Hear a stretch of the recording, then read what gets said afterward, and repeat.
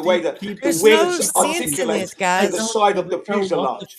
It Both of you are facilitates that the nose disrespecting will everybody in always be here. pointed upwards in the air, 3 degrees above horizontal. Both of Okay, you. so the You're speed both you not won't going to get be allowed very here. You know that, slightly right? up. But the plane itself is flying horizontally. We've checked it. We checked it when it was You're on not the helping, ground, AK. and then we've checked it again when it's in flight, and we put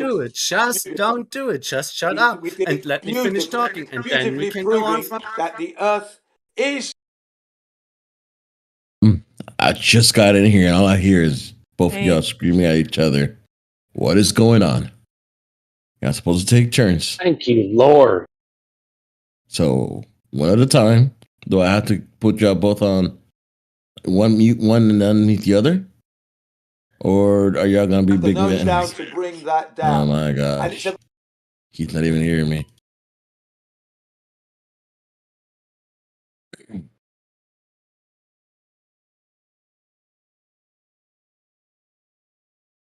very Jen, early, can you and hear? then by the Jen, time you get to the airport, Jen, the airplane lands perfectly Jen, level.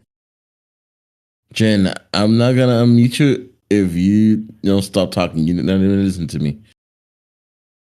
Stopped, and then you can take out all your luggage. Thank you for your.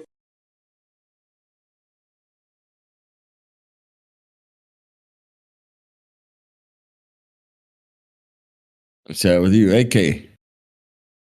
Sorry about that. He just Not a problem. I I was had to. just trying. Not a problem. I just Sorry. had to move him down because he's just hot micing and not paying attention. Yeah, See, that's a common problem. and He said he came in here to discuss, debate, and present, and he did not even let any coherent conversation form because he started interrupting at most after the second sentence of someone speaking, specifically me in this case, and I didn't allow him to do that at the moment. So that's why we just kept screaming at each other. And as you notice, he does not notice that. He just keeps talking. all right, he came back. Jen, Because can you hear me, because Jen? because he Jen, interrupted me. See, when he interrupts, when you hear my voice, it No, doesn't mean to start talking. Jen, When you hear my voice, it doesn't mean Jen, to start. Jen, hold on. I tried speaking to both of y'all, and you're not even listening to me. I put both of y'all on mute, and then I tried unmuting you, and you kept rambling on without even listening to me. I was trying to mod. You're not gonna mod me, mate. I tell you. I'm gonna tell you what. I can mod myself. I can actually mod myself. No, you can't. I'll tell you what. I'm gonna give you a timeout for being just obnoxious. Yeah. Fucking time them both out. Don't let them back here today. They should get warnings for that shit too. For prolonged for like 15 minutes. Get out of here. Grow up. Well, sorry, Yeah, I don't I have just- mod rights because otherwise I would have just muted him and forced it. But Yeah, I just got in, so all I heard was a big tobacco. Didn't hear anything other than that. So I just Sorry. refuse to let him interrupt me No. every other word or at most after No. one No, sentence. you interrupted and then him. I have to let him ramble on for like 10 minutes. You interrupted refuse him that. while he was here talking to a completely dead room, doing his gin thing. And he And talked. then you need. And he Are you trying to It interrupt me wasn't a now? dead room. Are I you was trying listening to? to him. It sounds like you're trying to interrupt me, but I'm not done talking. So, could you understand that? If you are here for very much longer, I don't think I will be here. You know what I'm saying? Like, you're terrible. You've been bad all day, and I just wish Ahmad was here to like see you act so like childishly. Terrible. You guys you don't get in an argument match. That's specifically from Geo to fucking tell you that if you guys happen to talk on the same beat, then you both should shut the fuck up for a second. No, you do not like do combative bullshit arguing like this. No, not here. Why? Go somewhere else and do that. You certainly can, right? Don't ruin our time. All right. May I respond? Okay, thanks. So, what happened is I interrupted him, and then he pointed out that I interrupted him, and then I let him finish. Then he was finished with what he was saying, and then I tried to respond, and he interrupted me again after a little bit more than one sentence. Then I needed to let him finish again, and then I was trying to point out to him that he's not allowing any conversation to form, any discussion or debate to form, and then he interrupted me after that sentence again. And then he rambled on for like 10 minutes. And I refused that structure of conversation to be the way that discussion is led here, because it's not constructive. It's not leading anywhere. So you think you're a fucking moderator here? Is that what you think? You think you're a fucking moderator here, and you're gonna stop somebody else from talking because they're talking and you don't want them to talk? I just can't accept any of this. I'm gonna speak to some other moderators. I'm not dealing with you. Fuck. I think the same way you do. You pointed out to me that you're still talking, I'm interrupting you, so I needed to shut the fuck up and let you finish, right? So I expect that we're equals in this case, and that you should do the same towards me as well. Okay. And yes, I can't enforce that because I'm not a moderator, but I cannot let him shut me up by keep talking when he is the one that interrupted me. Do you think you'll finish your fucking sentence soon, or no? Do you have another way that you want to say it? Is that possible? You're out. I want to know what was so important that he interrupted in the first place. Nothing. He just gets triggered. If you cannot moderate yourself, you need to be moderated. Okay. And if this is the fucking case, I'll talk to Gio just so I can fucking mute that. That is nonsense. Nonsense. And I've done it for longer than you have. I've argued like that shit that you did with Jin there for fucking 5 hours straight. Okay. He doesn't give up. Mm-hmm. So know that, like, if you're gonna just engage like that, because you're just nuking all kinds of like adult credibility that you might have had before. That's all I'm saying. And it shouldn't play here. Just You didn't shouldn't do let that. Jin dictate the conversation. That's all that happened. Yeah, your child dictating the conversation right now. Okay, I'm done talking to No, you. I'm not actually. I'm done talking to you. I think you should be fucking for sure given a warning, or just timed out for the rest of the day. Probably both. Okay, good for you, if you think so. I'm I glad you're second not a that. moderator. I'm glad you're not a moderator as well. Because I think this was very highly unfair, while Jin is not being disciplined in any sort of way because we behaved equally childish. Bro, shut But the the only fuck difference up. being Nobody cares. that Jin did not even notice his misbehavior, and when he got modded, he just rambled through it, while I was only targeting some moderation to happen because I do not have the power myself.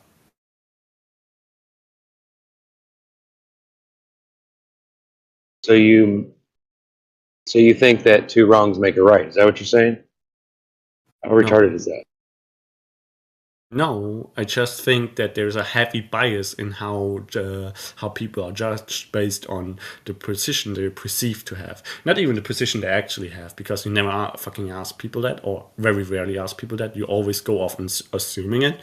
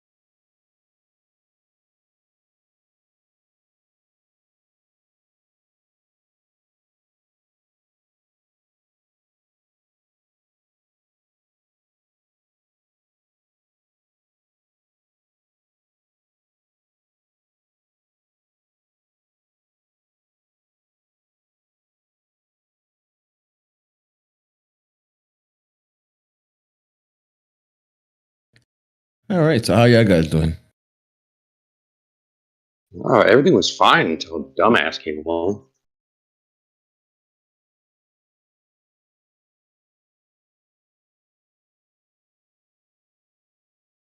I was actually interested in what Jim was saying. I don't know what happened. I'm interested.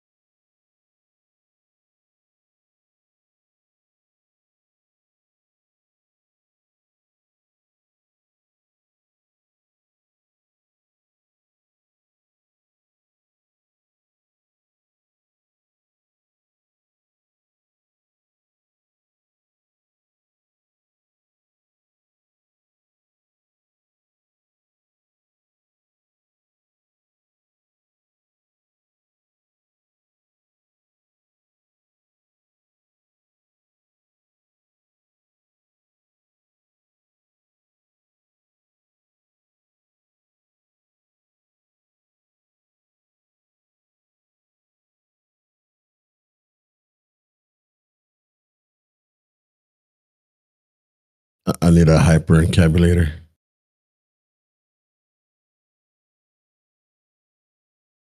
Like, I don't understand the tech with it, you know? The hyperencabulator, does it have semi-boloid shafts for the marsal veins to fit into? Proliferoid. It's like this encabulator is more like about cybersecurity.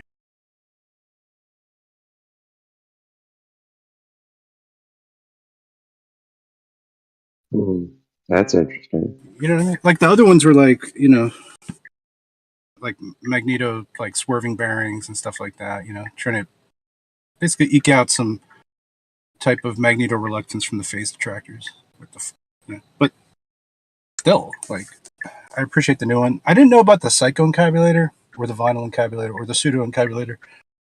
Didn't know about those. It's that Purdue modulator. That's just the module we need.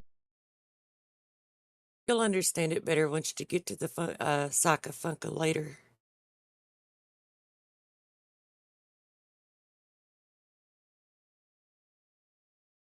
I thought they were called perplexers.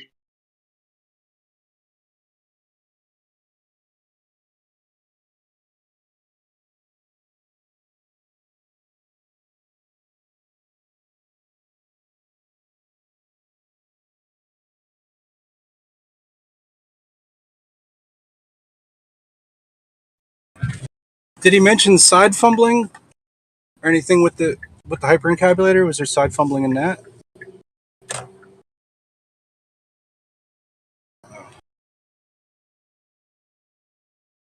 It's like new tech, you know what I mean? It's so cool. Yeah, it's the great phenomenology that he has in it. Oh yeah.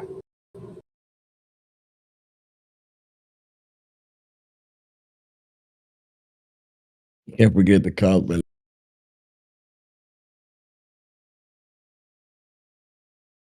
Yeah, elbow. That's what it was. 1 minute, I'm enjoying some hyperencabulator, and then this thing, you know, it's like Israel and Palestine up in here. You know what I mean?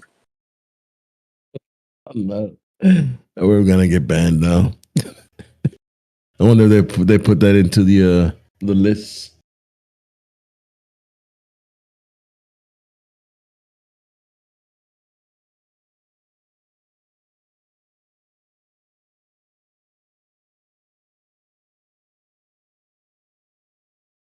What did it for me was the sock drawer. The SQL injections. It For the depends on side what you hide fungal. in your software.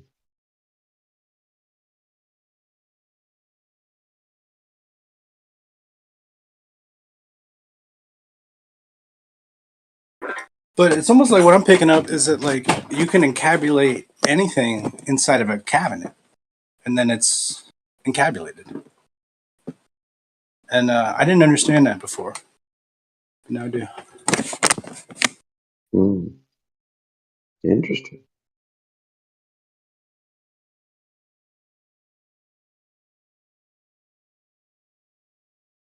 That reminds me of those multiplexers that they keep replacing on the ISS.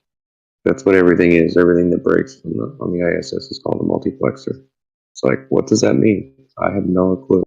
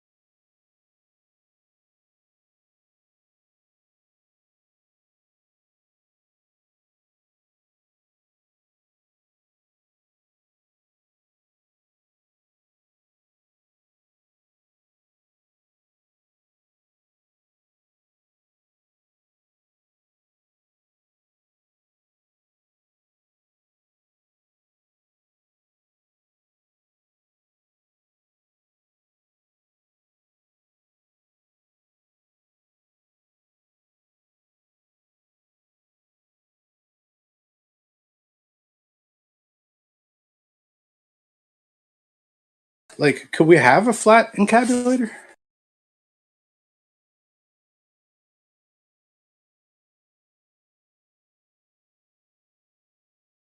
Or like, can you maintain gas pressure without an encabulation?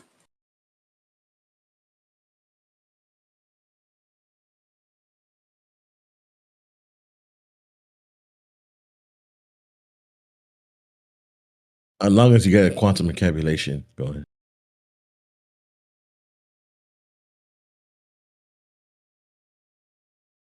Oh, quantum encabulation?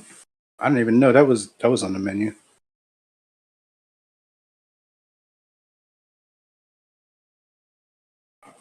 Yeah, the relativistic modal rotation caused by the fluxes. Yeah, I don't know why we ever switched off of the turbo encabulator. To be honest with you, you know what I mean? It's like planned obsolescence or something.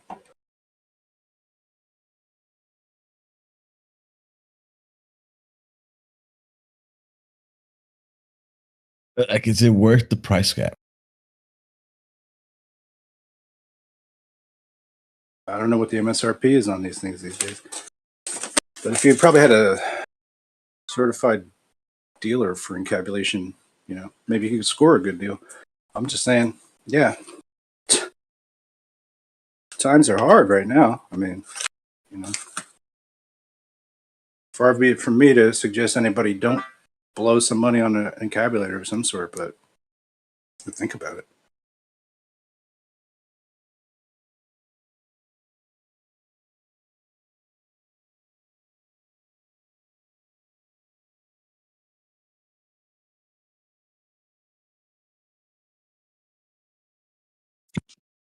What's up, Snacks?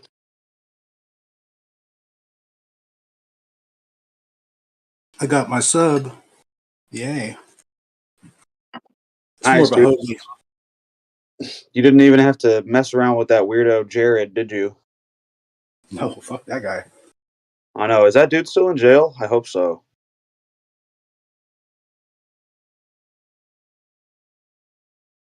That would have been fucked up, right? If you were like abused by the guy that sells Subway sandwiches.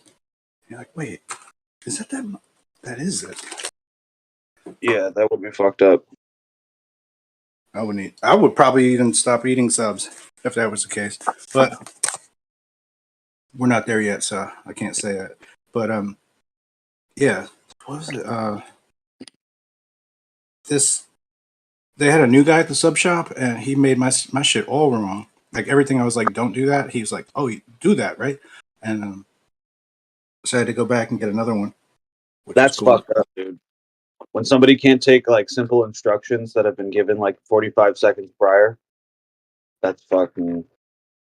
I feel bad. No, they were like written down on a piece of paper, and then No, it they was were written down. Oh Jesus! Oh Lord, help him.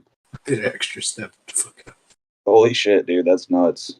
But here's the nice part: is that yeah, like I always go there, and I think it's the best place. And so I was telling them that it is. So they like me. They're like, "Hey, come, you know, we'll fix it for you. You know, come get a new one. Just give the other one away." And I was like seeing two guys like working, like moving some fucking furniture in a van, and I was like, "Hey guys, you want this? It's wrong." And they were like, "Thanks, man." I'm like, I feel so good for getting a wrong sandwich. Oh, that's awesome. So, Yeah, kind of. hooking a bro up with a sandwich. Fuck yeah, dude. It's so tight. Oh no. It just I wish feels I good. could hook. I wish I could hook all of the Middle East up with a sandwich right now. Oh, I bet you do. Yeah. But do they even know what sandwiches are there? Don't they just roll things That's up? And what this is all about, dude. They've listen to this, dude. They've been on ground up chickpeas for decades. They don't even know what. I don't even think they know what sliced bread is. That's what this is all about. Hummus. wow. Yeah. Also, All I this heard time. that Palestine changed its name. It's now Palestine. Kind of like the Kiev thing during Ukraine. Like they're doing one of those. It's Palestine.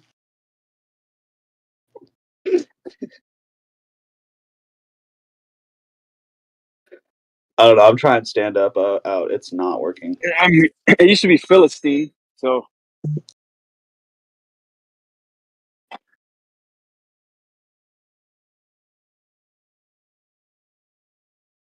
Yeah, no, I was joking. They didn't change their name. I just I made that up.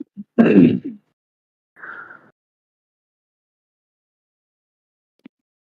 do you mean, just to be funny?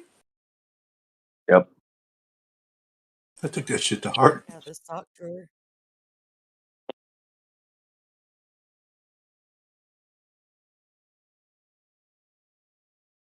Yo, I discovered Moroccan mint tea, and it's like I have a new favorite drink now. It's pretty cool. I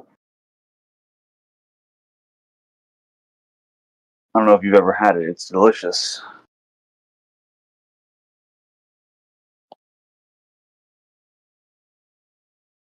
This is that quality shit. Moroccan tea. Was that your best Chinaman voice? 'Cause that was pretty. I honestly thought. That wasn't my Chinaman? No, that wasn't. No, this is my best Chinaman. So you don't know Just- much about China. Just say noodle, dude. Noodle. Noodle. Noodle. Right? Isn't that how you say it? I think they got noodle. It's a noodle.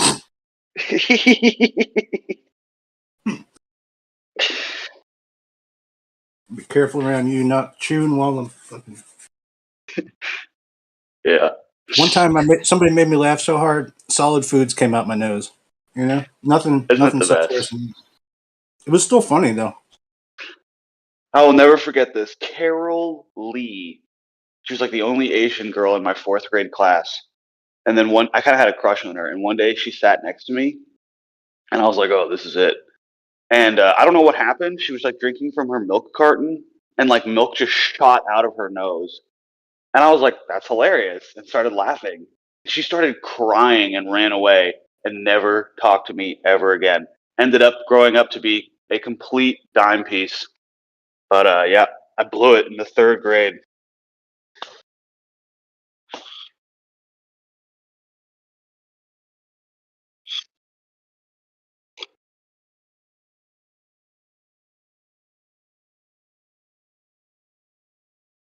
Yeah, she was probably all nervous around you.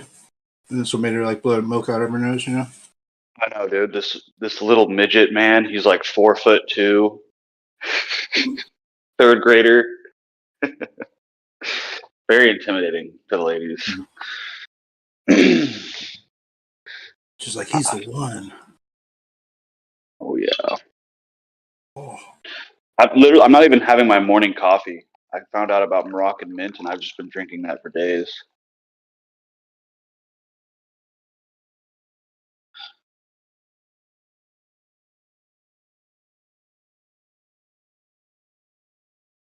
Is mint like a stimulant of some kind? Like real mild? I don't know. I don't know. I've always thought of it as a very cleansing herb. We use it to like freshen our teeth. You know. Oh yeah, that's right.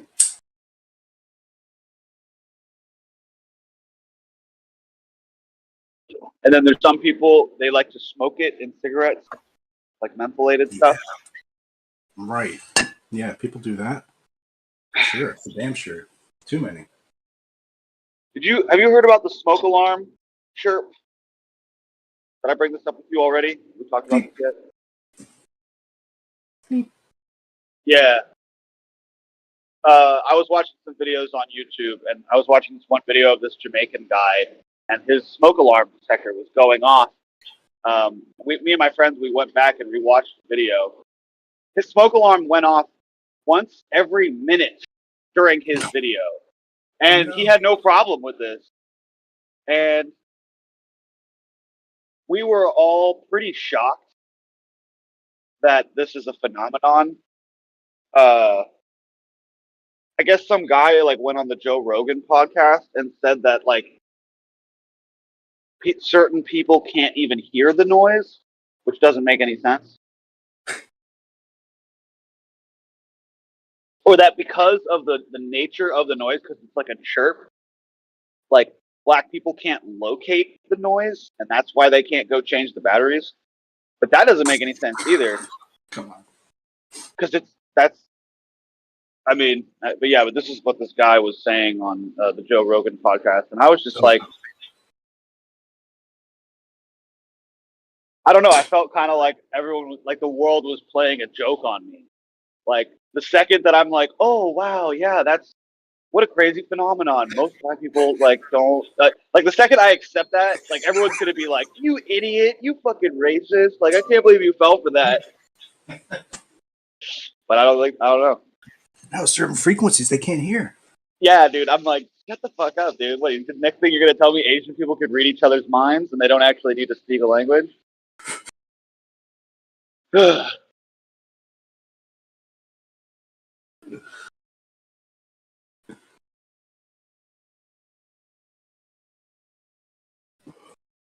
I went under my my car that I bought, my used car. It's been nothing but a struggle, and it is zip tie city down there, bro. It's insane.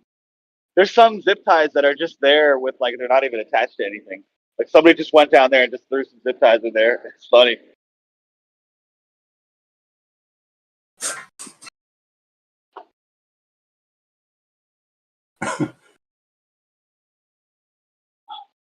Did you how's your bumper? I fixed the hell out of that, dude. I'm so stoked. Oh yeah? Yeah, that's what I was doing under there. Yeah, I got out the the drill and I put some holes through the header in my front bumper, and then took off the license plate and just put like self-tapping metal screws right through the license plate to like hold it flush exactly where I want it, not sagging at all. Because I'm gonna go to a pick apart today in the valley. Yeah, and I'm gonna go to a couple scrap yards out there and see if I can't find a new get bumper. like your ignition shit. Oh yeah, think so? Yeah, I mean, like that whole like it's like some kind of spinny bullshit that's in there. It like spins around. It needs like solenoid. a little. Talking about solenoid cylinder. That might be maybe. I like call it spinny thing because I'm not good at cars. But yeah, that stuff's like real cheap. Like if you're trying to get it at a parts graveyard or something like that. But like if you try to buy it on Amazon, you can't almost. Like you can buy like display pieces that appear to be the same item, but they will not function very well. Like they're almost like pretend. They're like pretend auto parts. That's what I call it. Yeah. But the stock stuff, like that always works. Good. Well, what's cool is that these Crown Vics are so the parts are so interchangeable. I found a guy who was taking like parts off of a 2011 and putting them onto his 97. Yeah, that's sweet. And I was like, oh, that's right. People won't even know what kind of fucking car it is anymore. Time I'm done with it. Some guy called my car a boat the other day, and I was like, yes, it is. It is a fucking boat. Tight. You need a captain's hat. I need a fucking anchor, dude. Yeah, or a little, dude. Yeah, get a wooden like ship's wheel.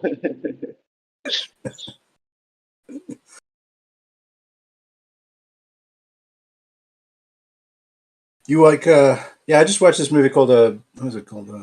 Beach Bum? No. Matthew McConaughey's in it. It's like a Harmony Coin movie. Whatever the hell it is. The one where he finds all the gold. What? That's where he's a bum. The one where where he's a boat guy. He's like a poet bum boat guy. Yeah, the boat guy.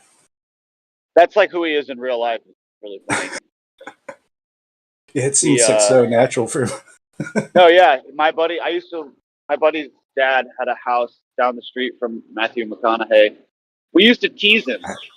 We used to tease Matt, dude. We would ride our skateboards past his house like super late at night, and we would go, Matthew McConaughey. I'm not even joking. This is just when I was like 15. Crazy. Yeah, it's funny, man. That's funny. Yeah, little did I know, like he was actually super chill, and I shouldn't have been doing that. He bought a house in Malibu. He bought a property in Malibu and just parked a fucking trailer on it. Just got an Airstream trailer. Like instead of like, spending a ton of money on building a mansion and like making the property value go up in the neighborhood. He just dropped the Airstream trailer and pissed everybody off. I thought that was tight. That's fine.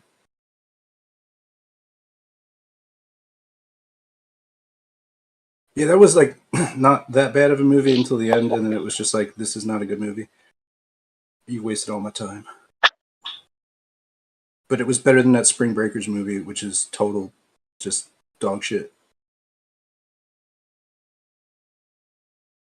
I would have watched dog shit. I did. Yeah. I did. It was dog shit. I mean, I kind of black out for some of the worst movies I've ever seen. You'd have to like ask me if I've ever seen it, and then I'd say no, and then somebody there would be like, "What are you talking about? I saw that movie with you. You hated it." And I'd be like, "Oh yeah." And then I'd say that, yeah. Is that the one with Selena Gomez and Riff Raff? Wasn't Riff Raff like Yeah. a drug dealer in that movie? I thought Riff Raff was in it. Yeah, he is. He was a drug dealer, bro. He was Riff the Raff one was my controlling boy. all the women. Because he's the one that does like Tiptoe My Jordans. Jordans. Yeah, yeah. Yeah. Sick tune. Now he's a funny guy, bro. Riff Raff is a funny guy, man. I thought that was Riff Raff, and I'm like, wait, is that fucking Franco? And I was like, damn, he like totally ripped off that guy's look completely. Oh, But I'm it glad was he Franco, but Franco was playing Riff Raff in that movie. Right. Now that I think about it, you're right.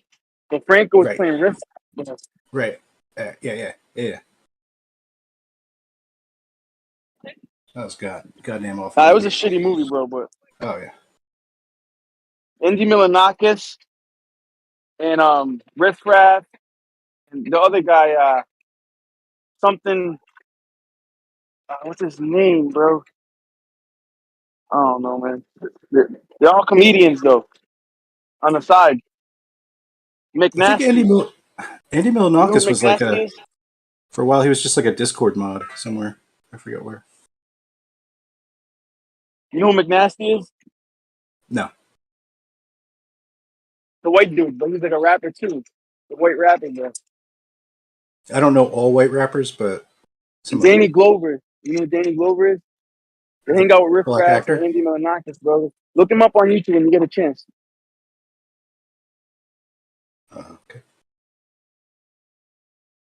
Just funny. They're just funny guys. That's all.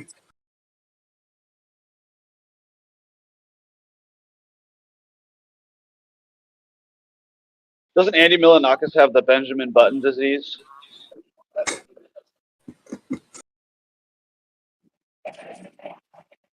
How old was he when he was doing stuff? It was like He was like looking 42, like he was like dude. He was. I remember when dude. Andy Milanakis has got to be in his like 60s by now. Dude was 42. Yeah, I'm gonna look it up right now. I wonder what he looks like.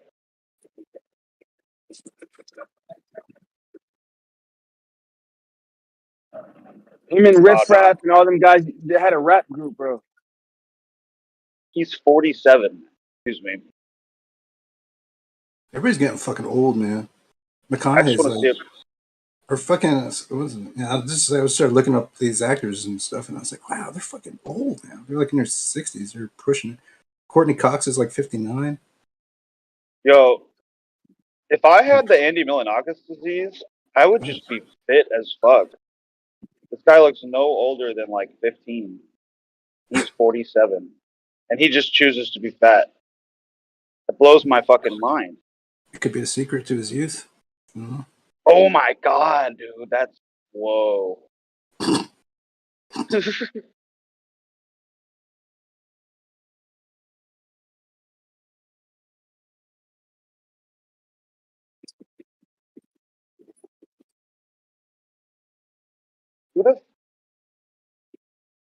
I guess Andy Milanakis is a weirdo. Yeah. I just went on his Instagram. Saw some very weird he's following one person, and that's Drake. Big red flag.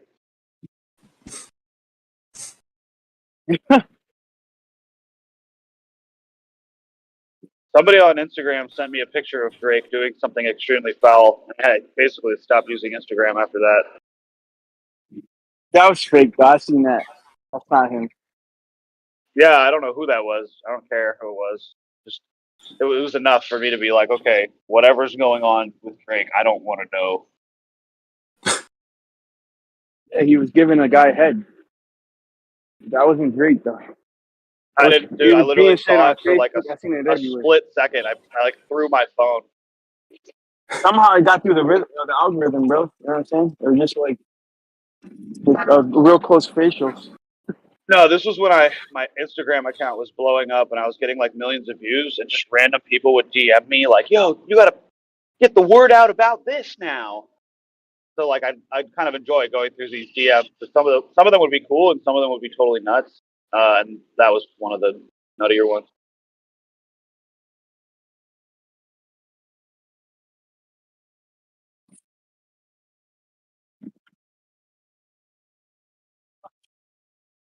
Nah, but yeah, he's an idol worshiper, bro. He got a big ass owl in his studio. Now he's all about the owl, bro. You already know where that goes.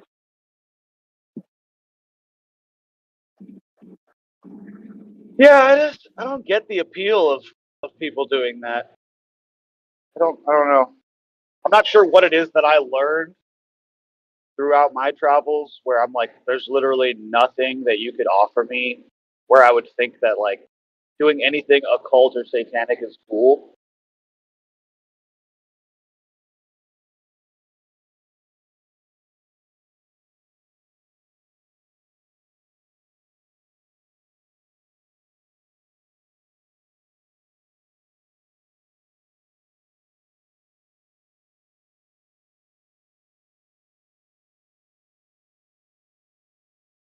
Whoa, did you just say something about satanic occult stuff not being cool, bro? That's not cool. Dude, I saw a tweet from the Church of Satan, and the tweet was like, "Oh, dude, I gotta go find it. Hold on, I gotta find this tweet because the responses are so hilarious." That's just, I mean, it's already funny that you said you had a tweet from the. That's funny enough, man. Yeah. That's hilarious. A tweet, like Satan would tweet something. Come on, yeah, that's unbecoming. Great. So, yeah, the Church of Satan tweeted back in 2022, as an individualist religion, racism in any form is entirely unsatanic. And the fucking replies were so good. It was like every religion got the call. Sorry, every race got the call to suddenly just be as racist as possible because nobody likes the Church of Satan.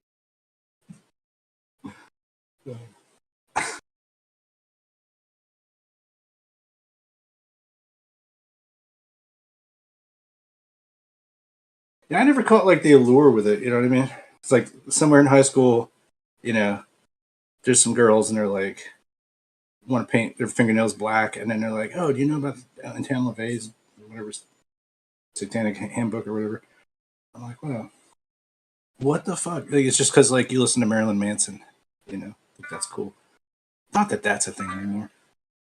Thank goodness, right? If Marilyn Manson bands just kept happening, I'd be like, "Fucking, it's over."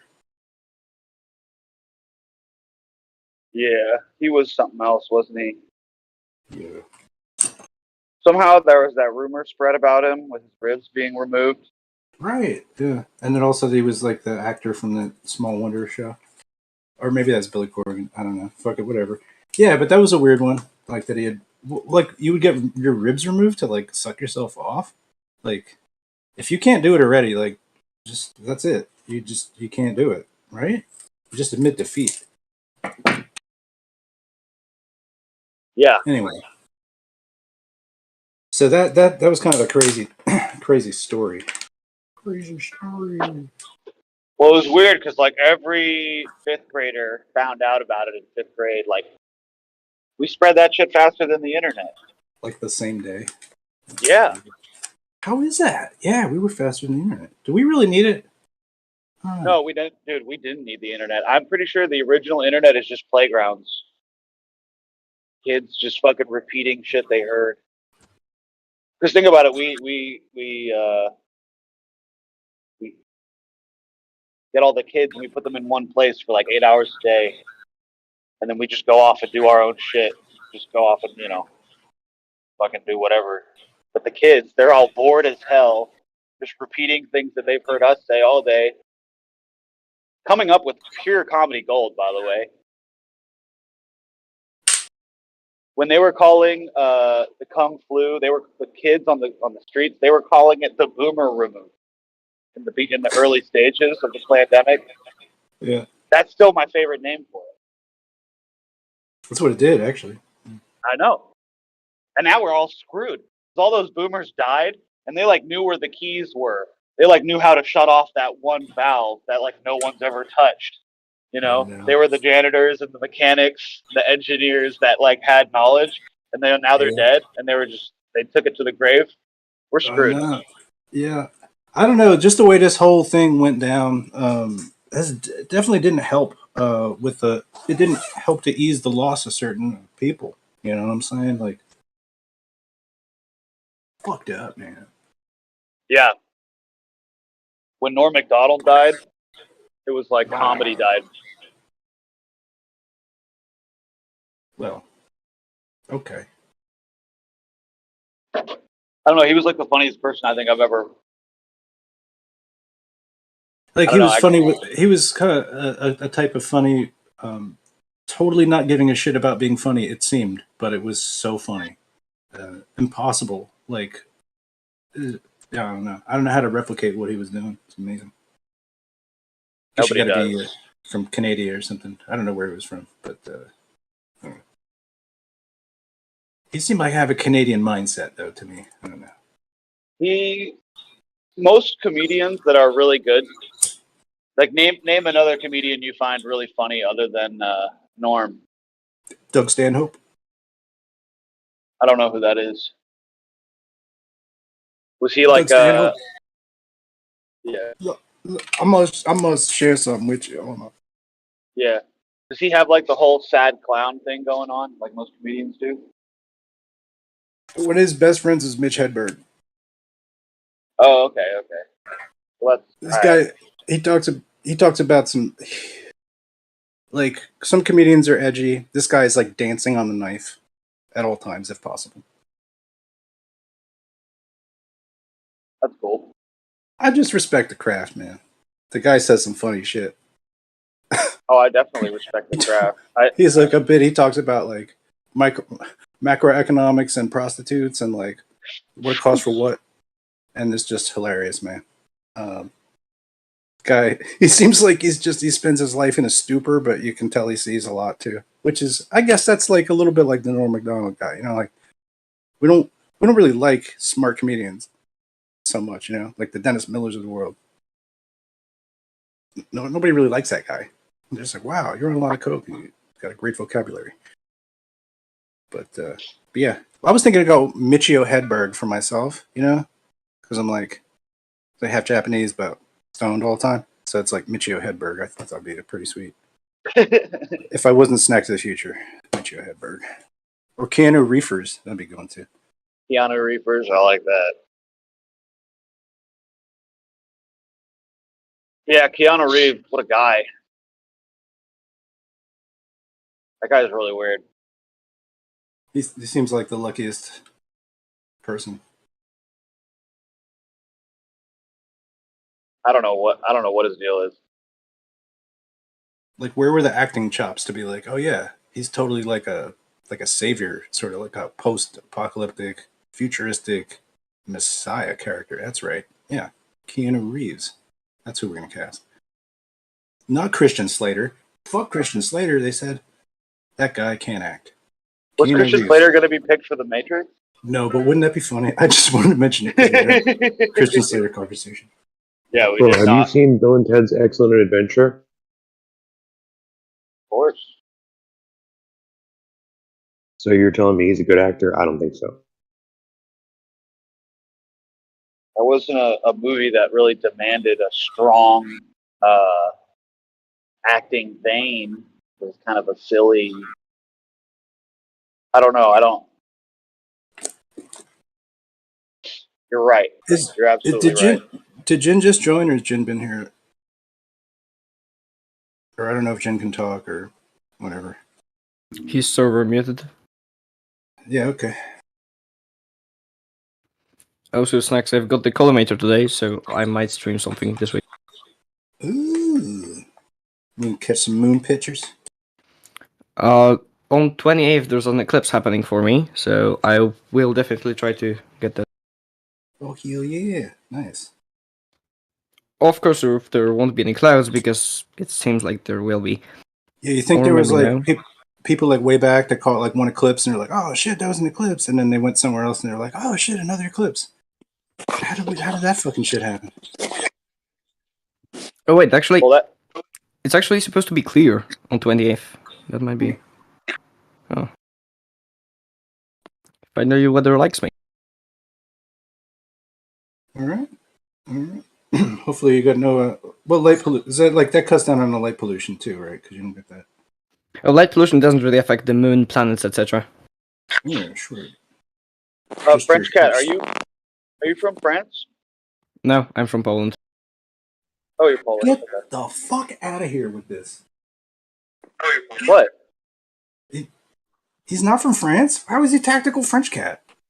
No, dude, you listen to his accent. He doesn't sound French at all. That's why I asked. You don't know what French sounds like.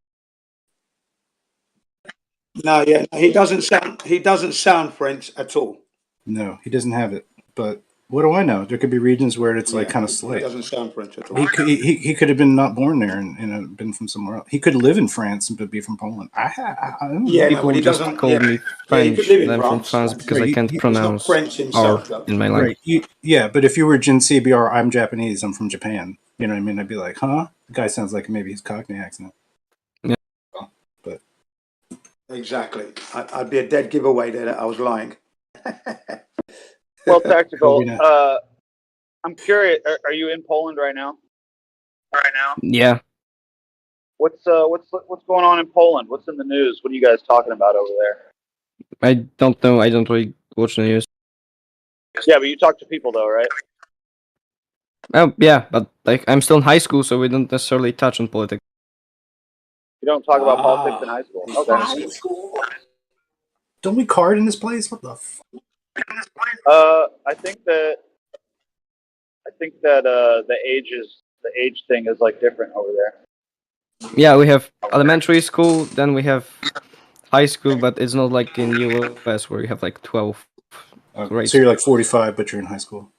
When do you guys get to drink? No, I'm just joking. 18. Sweet.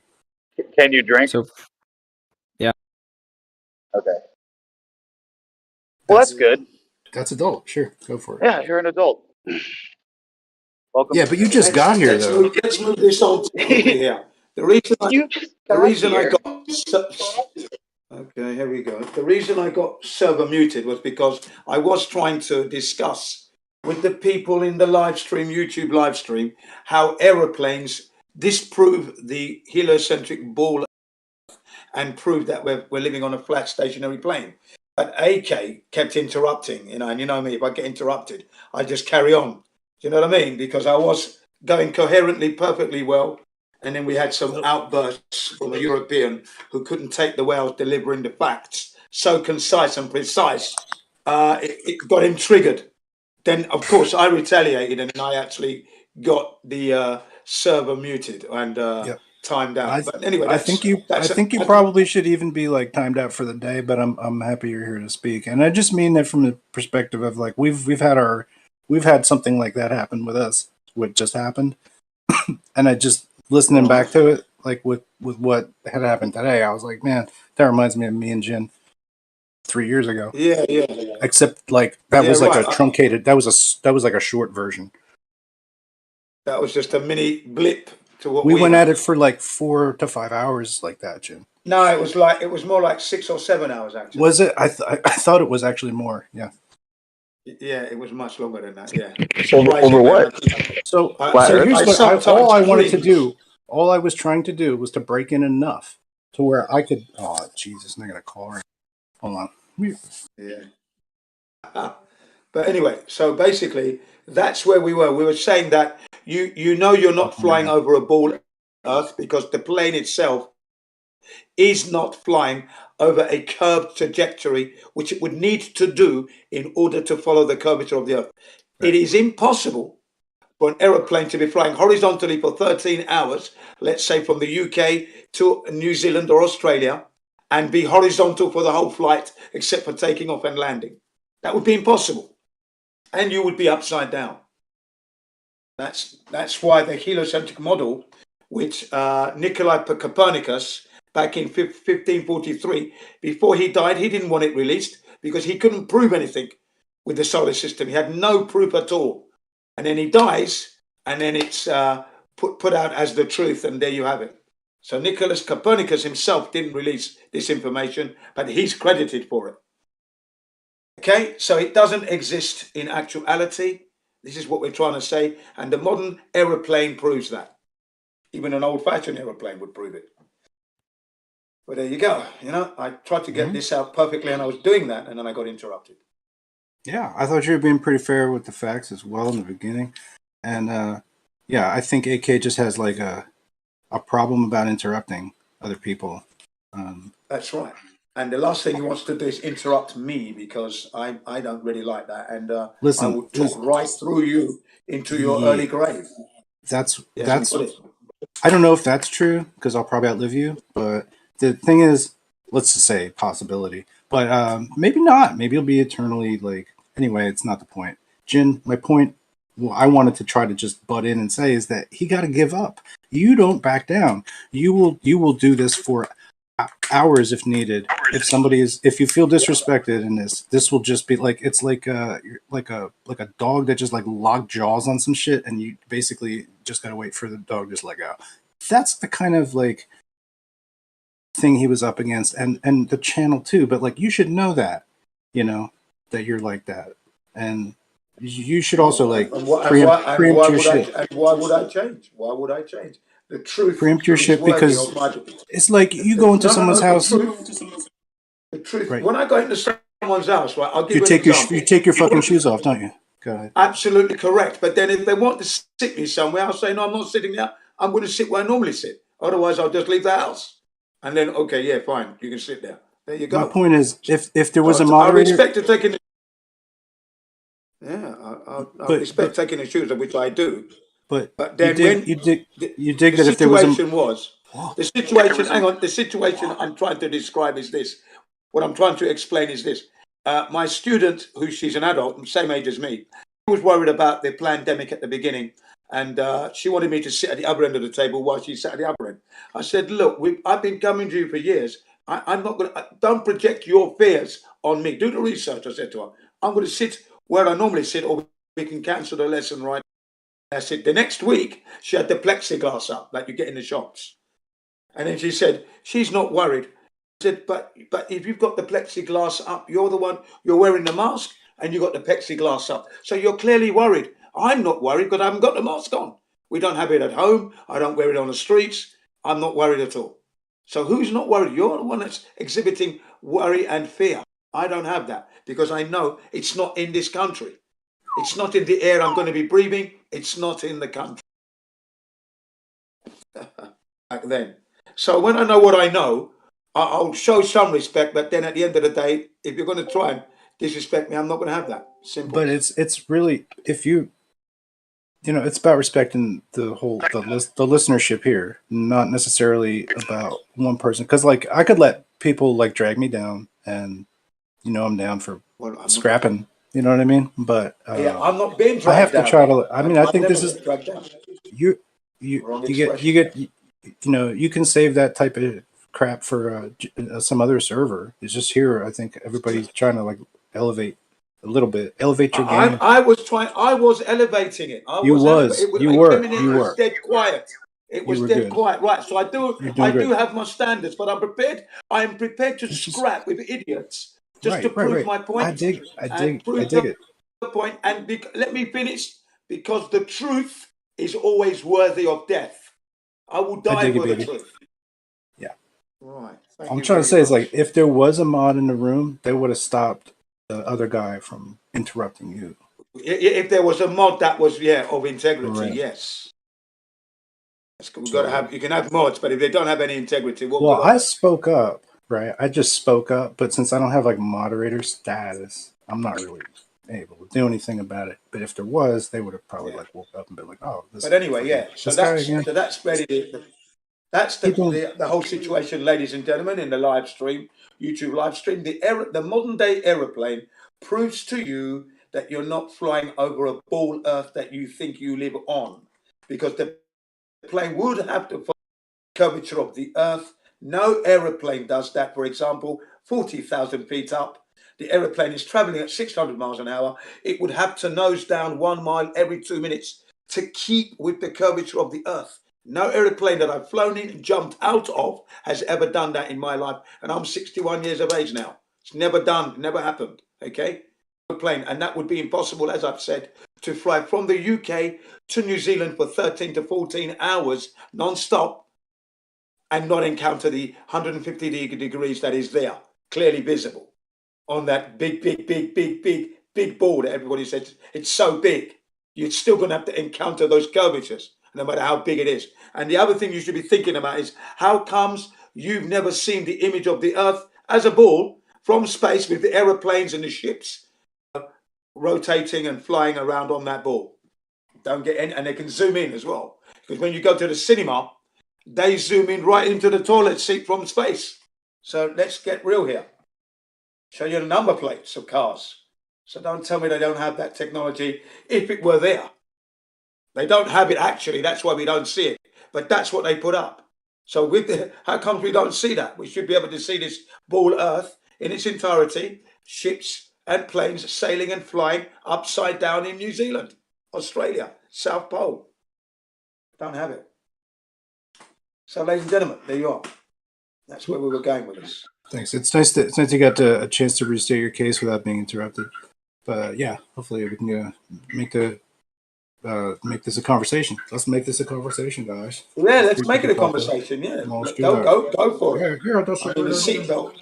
Yeah, the seatbelt is always have. If it was curving, you'd have to have your seatbelt on, wouldn't you not, ladies and gentlemen? Wouldn't you not? Disprove me there. Prove me wrong, please. You know? Yeah. Yeah, you're living on a ball Earth. You're on your way to your holiday destination, your business trip, enjoying the view, all flat. You don't realize it, but it's all flat. When you should be curving, it should be all curving.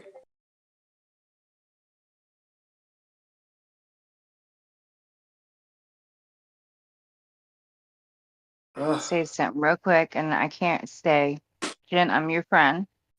But I sat and listened to this for a second, and I do understand where Snacks was coming from, and I actually understood him quite clearly.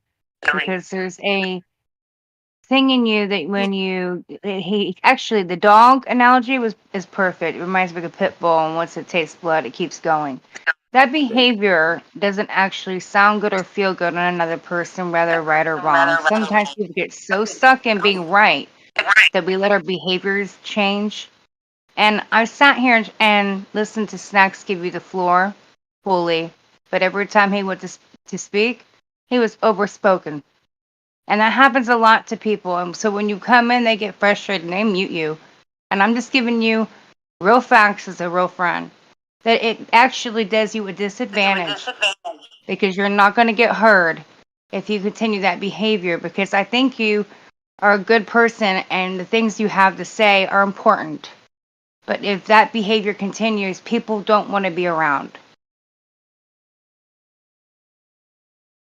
Well Thank said. you. Thank you. So wake I'm not up, going to Jen. change. Jen, wake Thank up. you very much. I'm not changing at all my degree, not in 1 degree. But thank you very much. You don't I have a will degree. operate That's the under my problem. standards as I usually do. Don't worry about it. All right, I am going to slide in here just before this goes into full-blown shit show mode and change the subject. Like a dictator, I'm just gonna come in, dude. Hard dictator, not a soft, like a hard. Anything other than the conversation you guys are having. If you guys want, there are other channels down below that are not streamed on live on YouTube, and you guys can go down there and talk about that as much as you want. Well, I'm quite prepared to discuss this aeroplane problem versus the globe. The aeroplane is a just and integral machine. It has to flow with the physics and follow the natural law. Otherwise, it will crash and you will all die. So there we go. Let's go with that. I mean, so it's one of my favourite ones. What's Why your don't point, we take Jen? it on? Why don't you make a point? Let's talk about it. Well, the point is the aeroplane doesn't follow the curvature of the Earth. Otherwise, you'll be Why in trouble. wouldn't it? Based on the globe model, what has been said about the physics, that the great density gradient, how airplanes actually fly, why would it know, or how wouldn't it know that the Earth is curved? You insult me with your questions. That's an insult question. It's retarded. It's below my It's not intellect. retarded. I'm If going things to are have close to to the center, disengage. I'm going to have to disengage until you level up with your intellect. Sorry. no, the intellect Retarded is this. question. How would it know? How would it Are you know? not going to let me speak? Well, I'm asking you your You can't question. just How would it know? say no when I'm ready to talk. Stacy just got done telling you to stop doing that. You're just going to continue? Go ahead. Go Thank you. ahead. How would it So know? if Go the ahead. model is, it's a ball, like a sphere, and everything is being pulled to the center, then if it was flying in an atmosphere, then it would follow the curve. There's no reason that it wouldn't, because it flies on the principle of a CG and lift and forces and vectors that would absolutely mathematically follow the curve. There's no question in anyone's mind, even yours, Jen, that wouldn't happen. Now the question is that happening? That's a whole different argument. But you are fundamentally Excuse flawed me, in your if I logic may just by add not that. Don't put understanding things how into that my happens. head. Yeah. You Please couldn't don't hold put back. things. Don't assume that I'm going to agree with anything you've said. Do not ever do that. I'm not you. I will never be you. I'm glad You I'm don't need not to be you. me. You need to be smarter than yourself. As far as I'm concerned, don't say even I would agree. Ladies and gentlemen, when he opens his mouth, there's nothing I agree with. Not with this individual. At all. So you don't I don't agree care that if I don't even airplanes care if he says fly? the sky is blue. The fact So you that don't he's agree utterly airplanes fly the test. with a series of vectors and forces through a differential medium across a surface, whether it be curved or flat. You don't agree with that? I totally disagree with all of that Well, then completely, because you that's not seem how I to would have say it. an ignorance that I cannot help you with. I don't need your help. I don't need your Well, help. What you I'm saying obviously to you, do, because ladies your and ignorance gentlemen, is showing that you do need what help. I'm saying to you, ladies and gentlemen, is that I'm fully aware of how the aeroplane flies, and I'm describing the experience that the people who fly in the plane may not know how planes fly, but they know what they experience. So not only am I giving them the technological aspect of flight, but I'm giving them the experience that they actually experience and how it should have been if it was on a globe, so they can discern. Okay? For when you put your hand on a beach ball and your hand has to follow that curvature, there is no point that your hand is level. It is following the ball and then it ends up upside down. That's what would happen if you're in an aeroplane and it's following the curvature of the Earth if the Earth was a ball.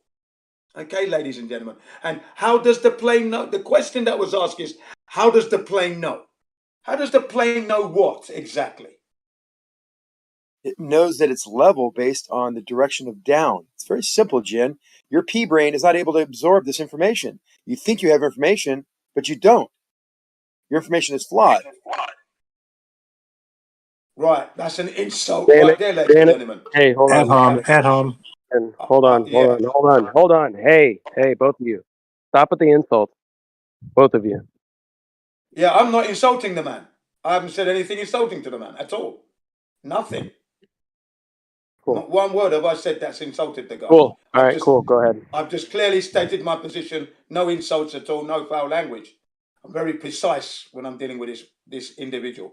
Ladies and gentlemen, the aeroplane knows. No, that's ridiculous. When the pilot is in control of the aeroplane, who is in control, ladies and gentlemen? Is it in control of itself, or is the pilot controlling the plane? This is not. We're not engaging automatic pilot. So if the aeroplane is flown by the pilot who's controlling the plane, who controls it? Okay, Jen, So I'll how answer. can you said it 4 times, Jen. Just stop. Yeah, I just want to make Well, sure it's crystal I've clear. flown planes, and I know if I trim the plane, so I'm You're keeping trimming the it. same. Can you please stop for a second? If I'm flying a Jim, plane, please we're stop talking about. interrupting, bro. You talk to pilots. Please, I'm a one pilot. at a Let me just time. explain to you. if I trim the plane to fly at a level orientation, and I notice as I fly for 5-10 miles that I can trim ever so slightly so that I stop losing or gaining altitude, meaning I continue to fly level. Now, if the ground is curved, I can continue to fly level over a curved surface because the distance between myself and the ground does not change. The amount of air between myself and the ground does not change. And the reason that it would fly by itself without any autopilot is because I've trimmed it to fly in that density gradient, that altitude spot, that there is no reason for the plane to go up or down in the atmosphere. Okay, ladies and gentlemen, everything the gentleman said there is a misconception to flight. Absolutely incorrect. Don't ever fly in his plane. I beg you, do not fly in his plane. Number one, the aeroplane itself, the wing, where the wings I've flown thousands of miles, Jim. All this I'm work. now trying to speak now. I'll let you speak. No, I interrupted you, but I You did imply, it. yeah, hang on a second. Can I not finish what I'm saying or what? Yes, I was just apologizing. Quiet, continue. Danik, don't interrupt. Now you're going to interrupt? No, I'm telling him, go ahead. Shut up. No. Don't tell me anything. No. Go ahead, Jin. Yeah, tell me afterwards. When you hear my voice, don't open your mouth. Sorry, ladies and gentlemen, for the interruption from this disrespectful gentleman here. But anyway, where the wings articulate with the fuselage of the aeroplane, this is a very important marriage between the wings and the fuselage because it facilitates when the aeroplane is flying, the aeroplane's nose being up 3 degrees. Without that 3 degrees, the pilot will find it more difficult to control the plane. Now, it needs to have its nose up to avoid the aeroplane suddenly going down, for example, and loss of control. So the way the wings articulate with the fuselage, point number one, facilitates the aeroplane flight. Please don't interrupt. I don't want to hear any voices here. Whilst I'm going to need 2 minutes to articulate what I've got to say. These are very important facts. Okay, and when you speak for a long time. So the less you interrupt, the sooner I can finish. Jin, you got 30 Jin, hold on a second. Jin, 2 minutes is a little bit too long, bro. And he's gonna go for another. Let's try to keep it short and sweet so you can have a back and forth. You have all day. We'll give you the floor, but 2 minutes is it's a bit too long, bro. Yeah, but I've listened to this guy. He just spoke for more than 2 minutes. Okay, take your 2 minutes. Okay, listen, Jin, take your 2 minutes, but after that we'll go like more briefly, like because then we get lost. There's so many points. We don't understand what you guys are talking about. Yeah, didn't Jeremy talk about a 45-second max limit, or I think Geo did that? Why don't you do 45 seconds, Jin? No, I don't want to do 45 seconds because what I have to say is definitely a minute to 2 minutes long. Well, you're confused because airplanes don't need to have nose up. Okay, listen up. I'm gonna mute both of you. Listen up. You're not going to control what happens here, guys, okay? Put that in your head, right? So now, Jin, this is what's going to happen.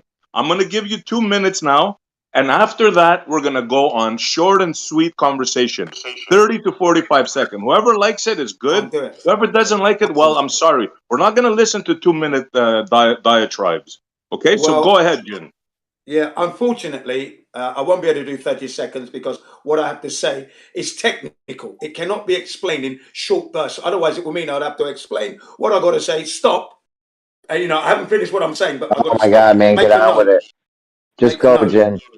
Yeah, go ahead. Thank you very much. Okay, so ladies and gentlemen, I was talking to you about how the aeroplane is able to keep its nose upwards slightly all through the duration of its flight. That's because the wings itself and the way they're married to the fuselage enables the plane to keep its nose up because that angle of 3 degrees is very difficult for a pilot to keep control of it by itself, by him or herself. So that aids the flight.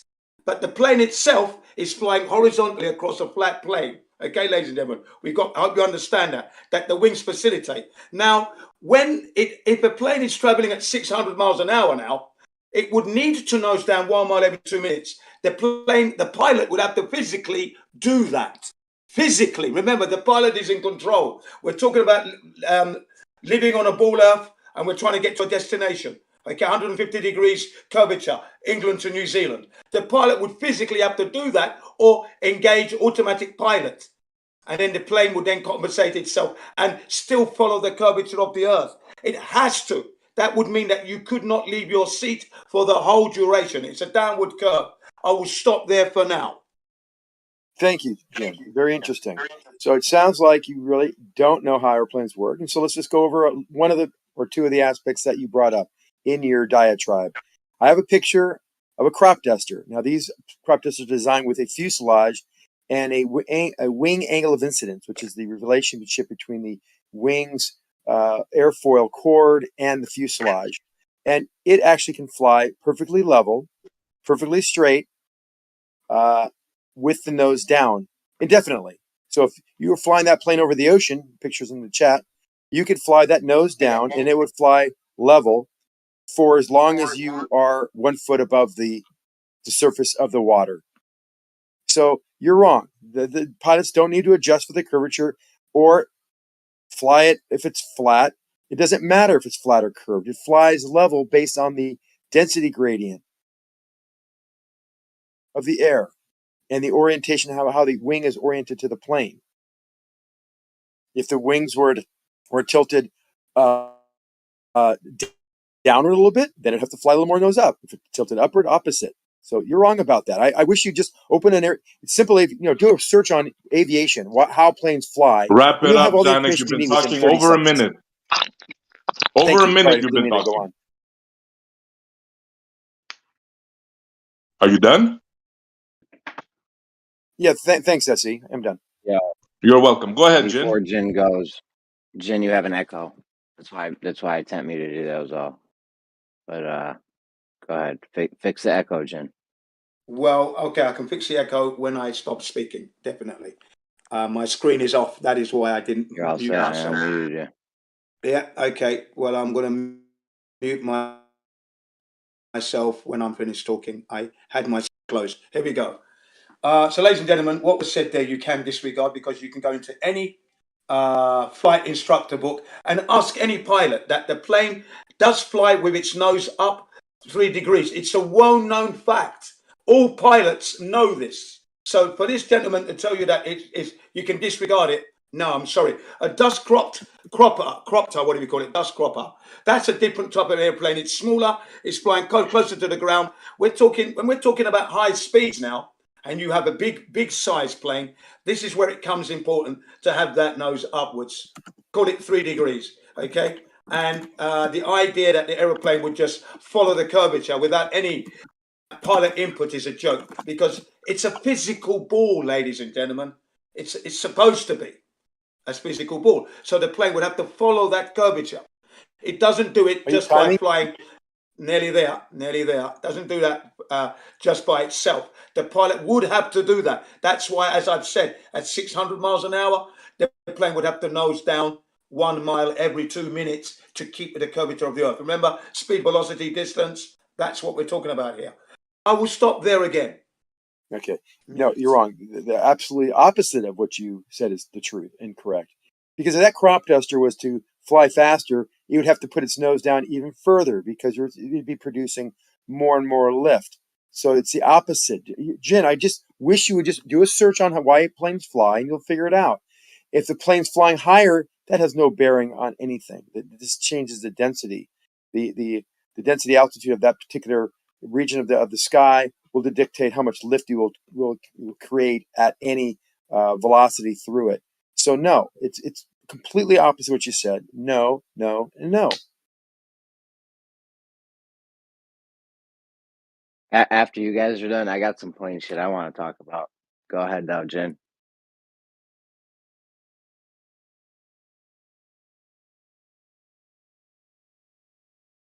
And again, I'll just take a few more seconds Hold on, to man. say Yo, that. oi. Well, Jin. no one's saying anything. Well, I know, but Jin, did you want to go? He's got like Yeah. some kind of weird You see, issue. this is the problem I'm having with my equipment. That my mute button sometimes gets stuck, which is why I leave it on because I can't. It's knackered basically. But anyway, ladies and gentlemen, the idea that you can be horizontal in flight. I've tested it. I've used a Spirit Level app on my smartphone for 13 hours, horizontal all the way.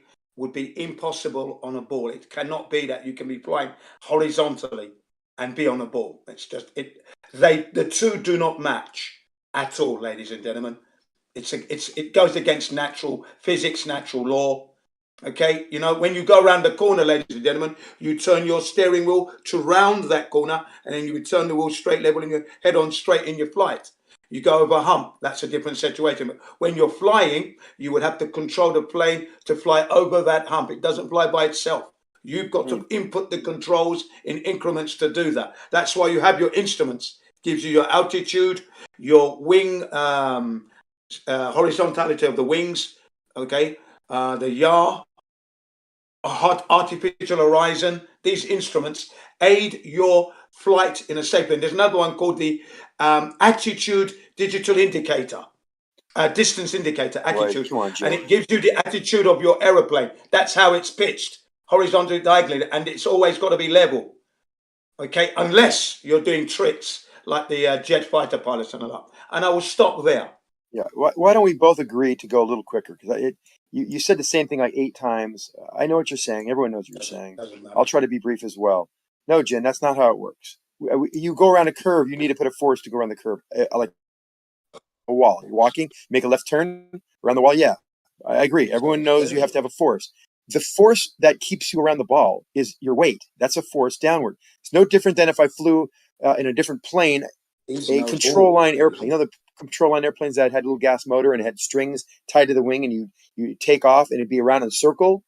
Well, that pilot in the plane, because there isn't one, doesn't have to do anything because it just follows the path around a circle because of the centripetal force of the string acting on the plane. There's no turning of the rudder. There's no turning of the rudder. It flies because it is tied by its CG relation to you. No different than an airplane would be able to fly if the globe model is true. I'm not saying that it is or isn't. We're talking about physics. You keep on espousing to know about physics, but you keep on double speaking and being correct about the reasons why planes would or wouldn't have to follow a curve and what the pilot's influence or position would be in doing so. So no, you're not correct, Jim. Not by a long stretch.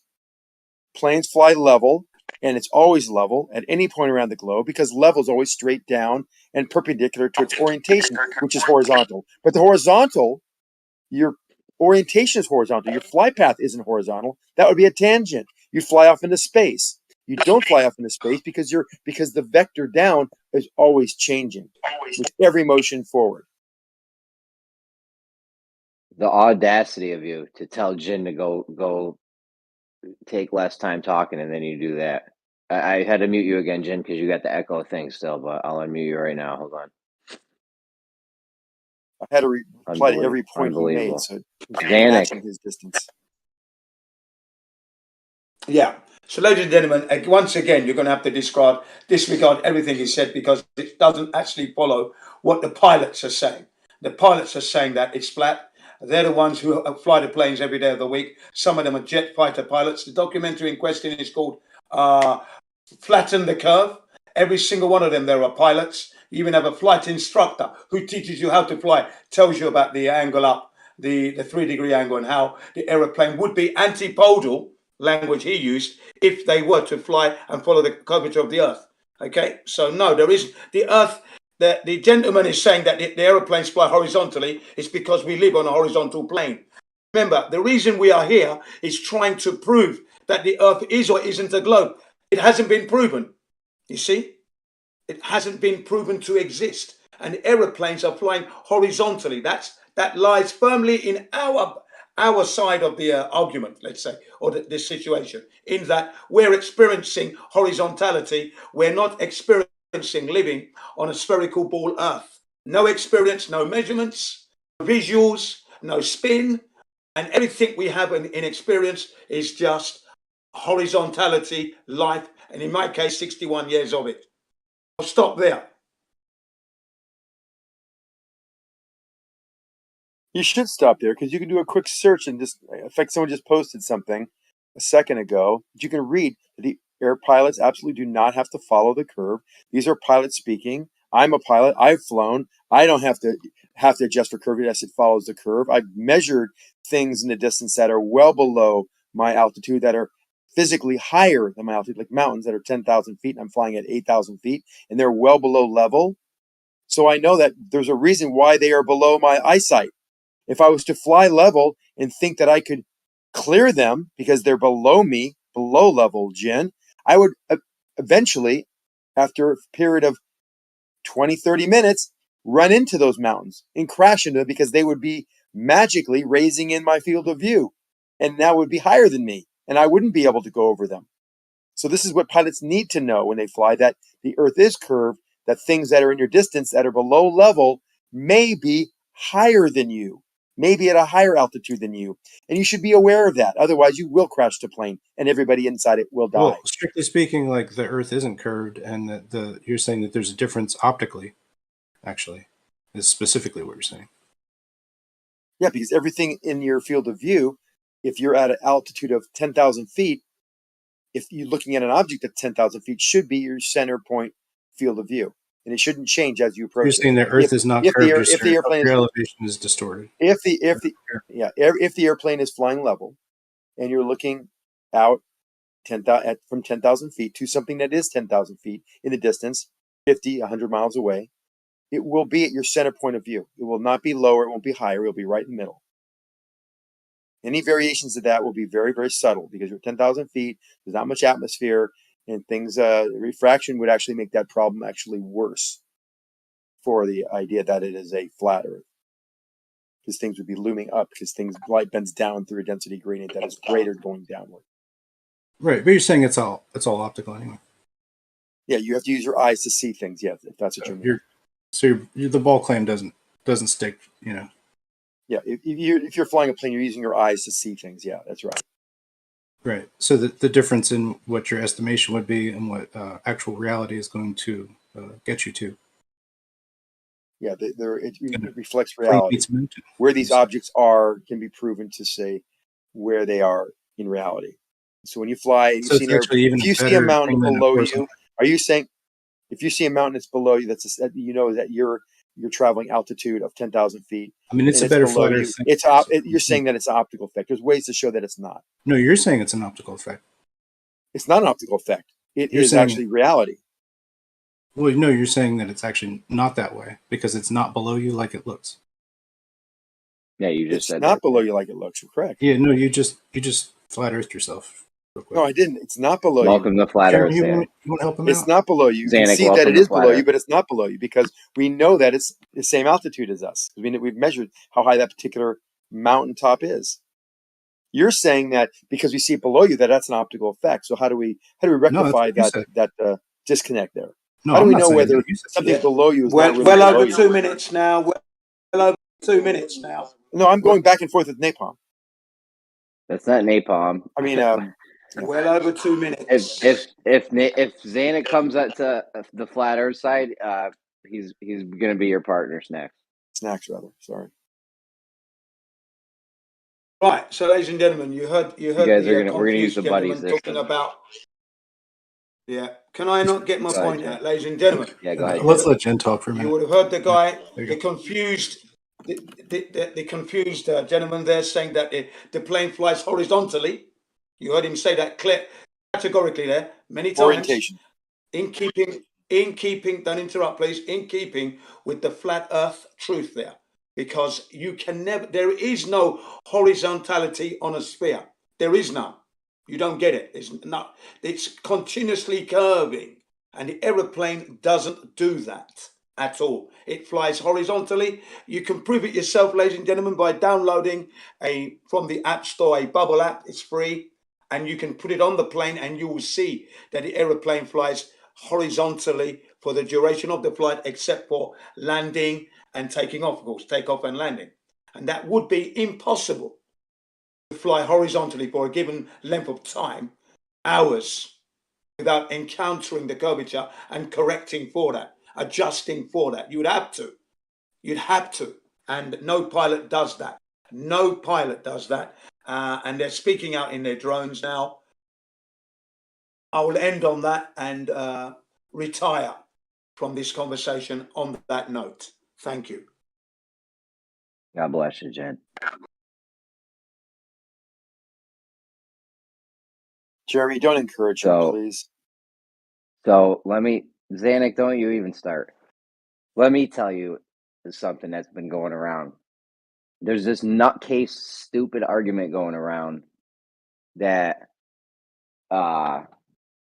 planes flying over a globe would drop so much from horizontal that everyone inside the plane would absolutely know it. Right, you guys heard that one? What's that again? One more time, Jeremy. There's an argument going around. This ain't for you. This ain't even for you.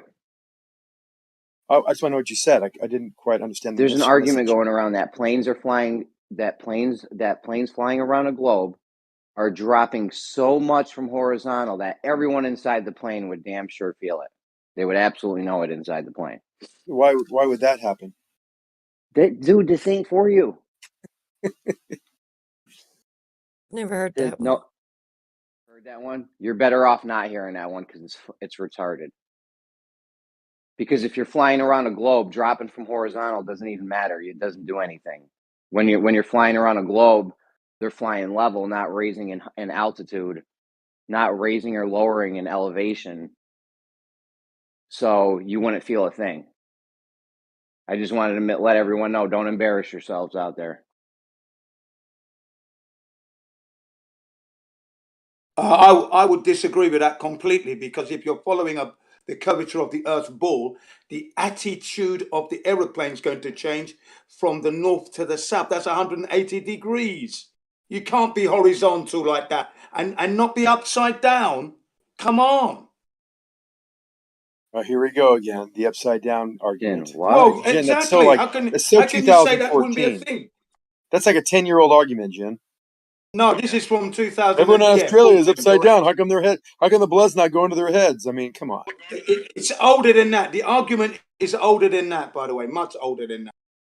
1950s and before that, even well beyond that, 1800s. But anyway, now, so to make that statement, Jeremy, there, I mean, that begs the question right there and then, because if you put your hand on the ball yourself, your hand would be the aeroplane, and you see your hand following the curvature, you will see that your hands and the attitude of your hand is changing.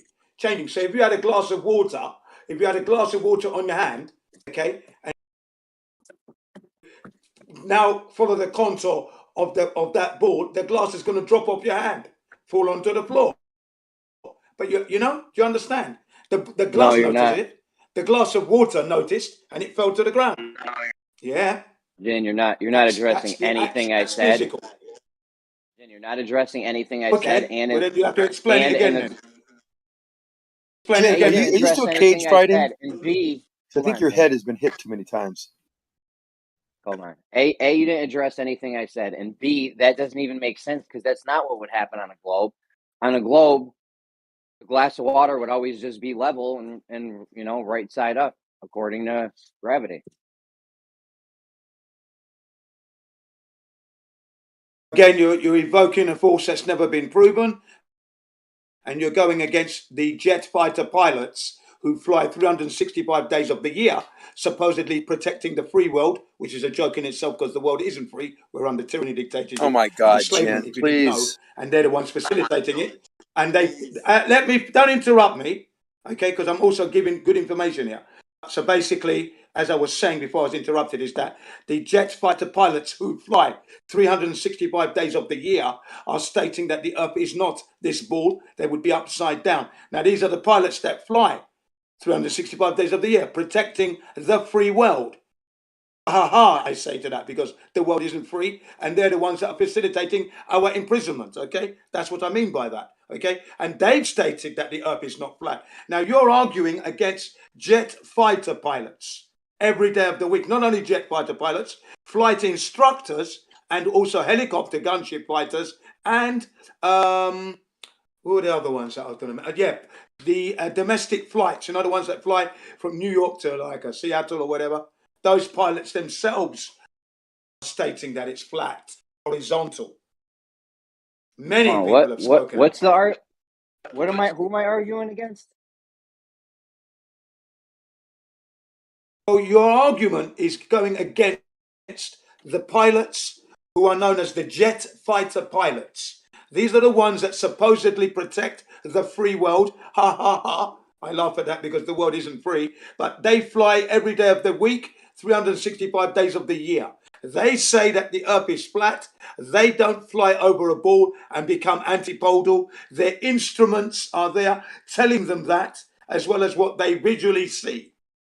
And Okay, but what do you if think you my? ever watch, I'm nearly there. I'm nearly there. 2 more seconds. And if you actually go and watch the documentary that I linked, that I had said, and I've linked it there before, it's called "Flatten the Curve." You listen to the pilots. Okay. Why don't you listen Okay, to them? Jen. That's it. All right, Jen. You said I'm arguing against them. What is my argument?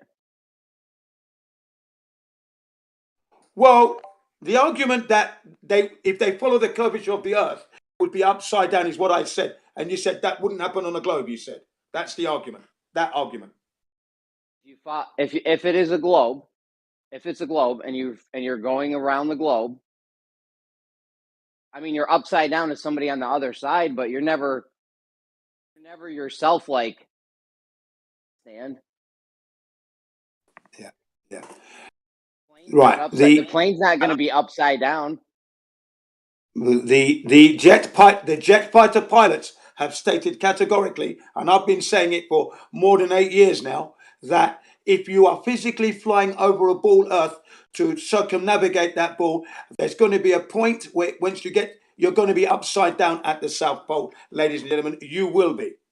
You will not be able to come out of your seat. It'll be the same as doing the loop on a roller coaster ride. You are firmly strapped in with the belts around your waist, and then the shoulder, big heavy shoulder straps that click in, boom, so you don't go anywhere in that thing. Okay, that's what would be happening. You would be upside down. You would have to be going in a loop around a ball. You're going against natural law here.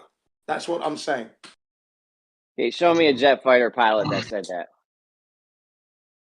I think he's talking about all the videos that are out now of all the pilots. But Jeremy, I never understood this, because reduce it, like scale it down to a tennis ball and hold it in front of you like that's the Earth, and then put a toy plane on top, which is what they had to say, we were always on top of the ball. But from someone else's point of view, that person is not always on top of the ball, especially when they travel 12,000 miles to the underneath. To the person that never changed his view of the tennis ball, that car or plane or whatever would be upside down, right?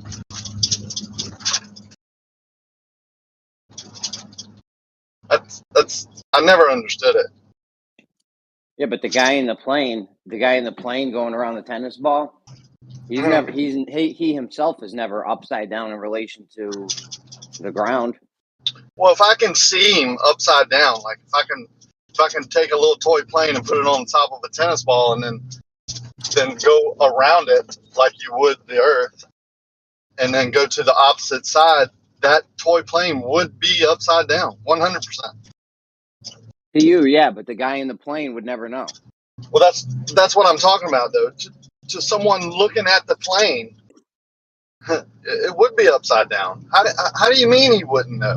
Like, I think that's the theoretical part. You're saying that you're assuming he wouldn't know because that's the theory taught, but how the frick would that happen? Like, you're definitely upside down to the other person. To other people looking from afar, you may be upside down to them. Then at that point, upside down is arbitrary. But to the guy in the plane, the ground in the globe, the ground's always going to be underneath him, just like the tennis ball. So you do agree, though? Yes, the ground is curving, isn't it? It's curving. So from the point at the North Pole, you are now horizontal, and then you're now following a downward curved trajectory, curving. You can see the ground always under the plane, but now the plane is upside down. It'll be the same as going on a roller coaster ride where you do that loop the loop. It's the same experience, exactly the same. Sorry. I guess I think we all get that, though. I think we all get it. What I'm wondering is, what is the theoretical, is it, you're saying it's gravity, I guess. Gravity is the reason that person wouldn't feel they're upside down or wouldn't be able to realize it, or that just doesn't make sense to me. Especially if you can view something from an outside source, which they're saying we can, like from the moon or from Mars or from the ISS. I watched a video the other day that was talking about all this spy, footage and photography that can zoom right in to so many this, that, and the other, can see what color clothes you're wearing from a satellite. Well, that satellite could damn sure show the top of a plane or the side of a plane or a different angle of a plane as it, goes from one side to the other, or travels 6 hours or 6,000 miles or 4,000 miles or whatever it may be. I mean, planes do that on a daily basis. Yeah, bro, I So, hear you, but go ahead. well, I would say just show it. If you can't show it by now, but you can show everything else. Like you can say you have all these videos and all these satellites and blah blah blah. Like we're saying, where are the cameras from these satellites? Well, there's videos out there that show that there's spy satellites that have been produced. They have these cameras. Well, they should be able to show this type of thing. I get the theory, right? I'm not arguing the theory. I'm just saying now it's time. If you're saying gravity makes you not realize, but I can see you upside down from this point of view, from this ISS or from a moon base or whatever they say they have, then let's see it.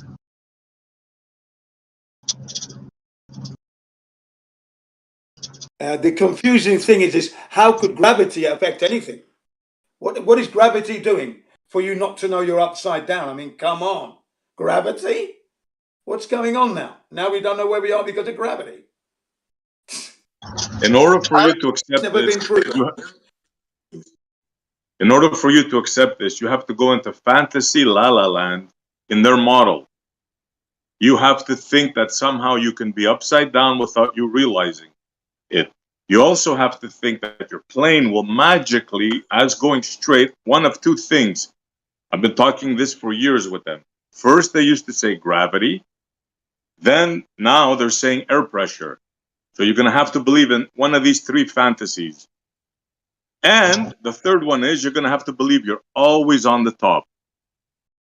Yeah, which is provably not the case. I mean, even when Sally posted pictures on top. Yeah, you got to Look, believe we're it. in the globe model. Believe in all that, we're in ladies the and globe gentlemen. model. We fly a plane. As it's 747 and turn it upside down and put it on the runway, right? And now there's a 747 upside down on the runway.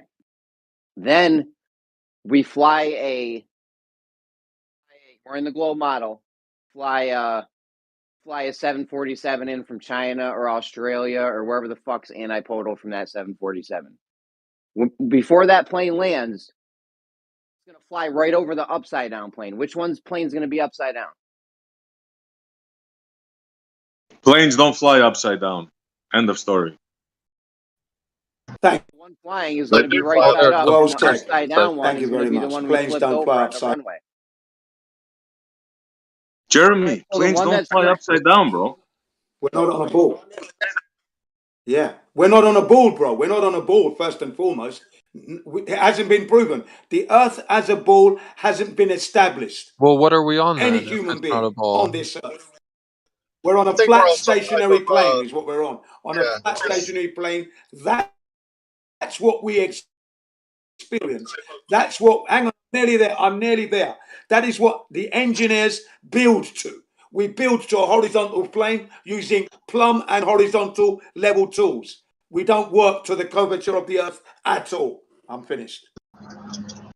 Yeah, it seems like even from the earlier scientists that Card and some others went up as high as they could and said it seems to be a plane with upturned edges and things like that. That seems to make the most sense, especially, is there some, I don't want to say magical, but if there's some powerful force that makes you feel like you're up, although you go antipodal, you're still right side up, you're always on the top of a ball, but that's impossible for one, like to always be on top, right? Because there's other people here, it's not just you. And then you can't view it from an outside viewpoint and show that someone's upside down but feels they're right side up. Not upside down, but upside down from where they originated, you know what I mean? It seems like the most logical explanation is that we're on some type of plane.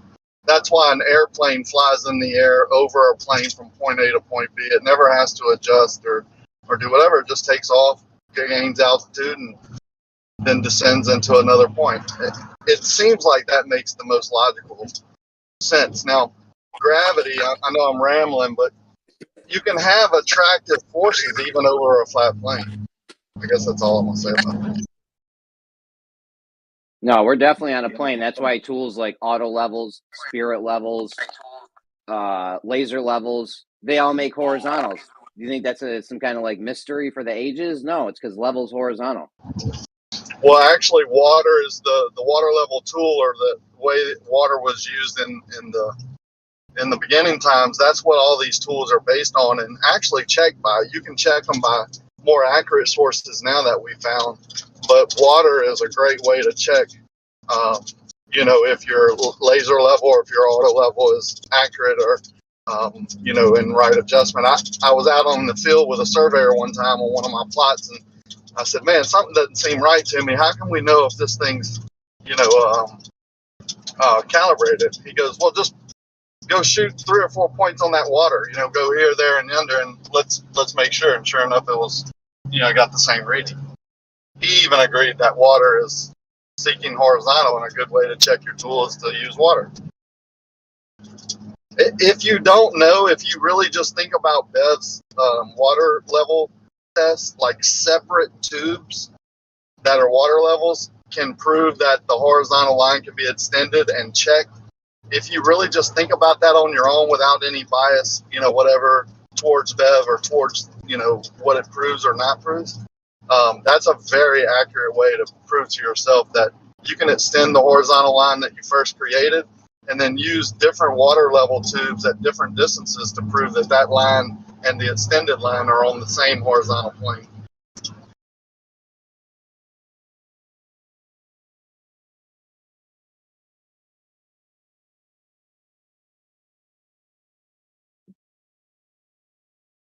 Okay, but everyone heard the drop with the airplane flying horizontal?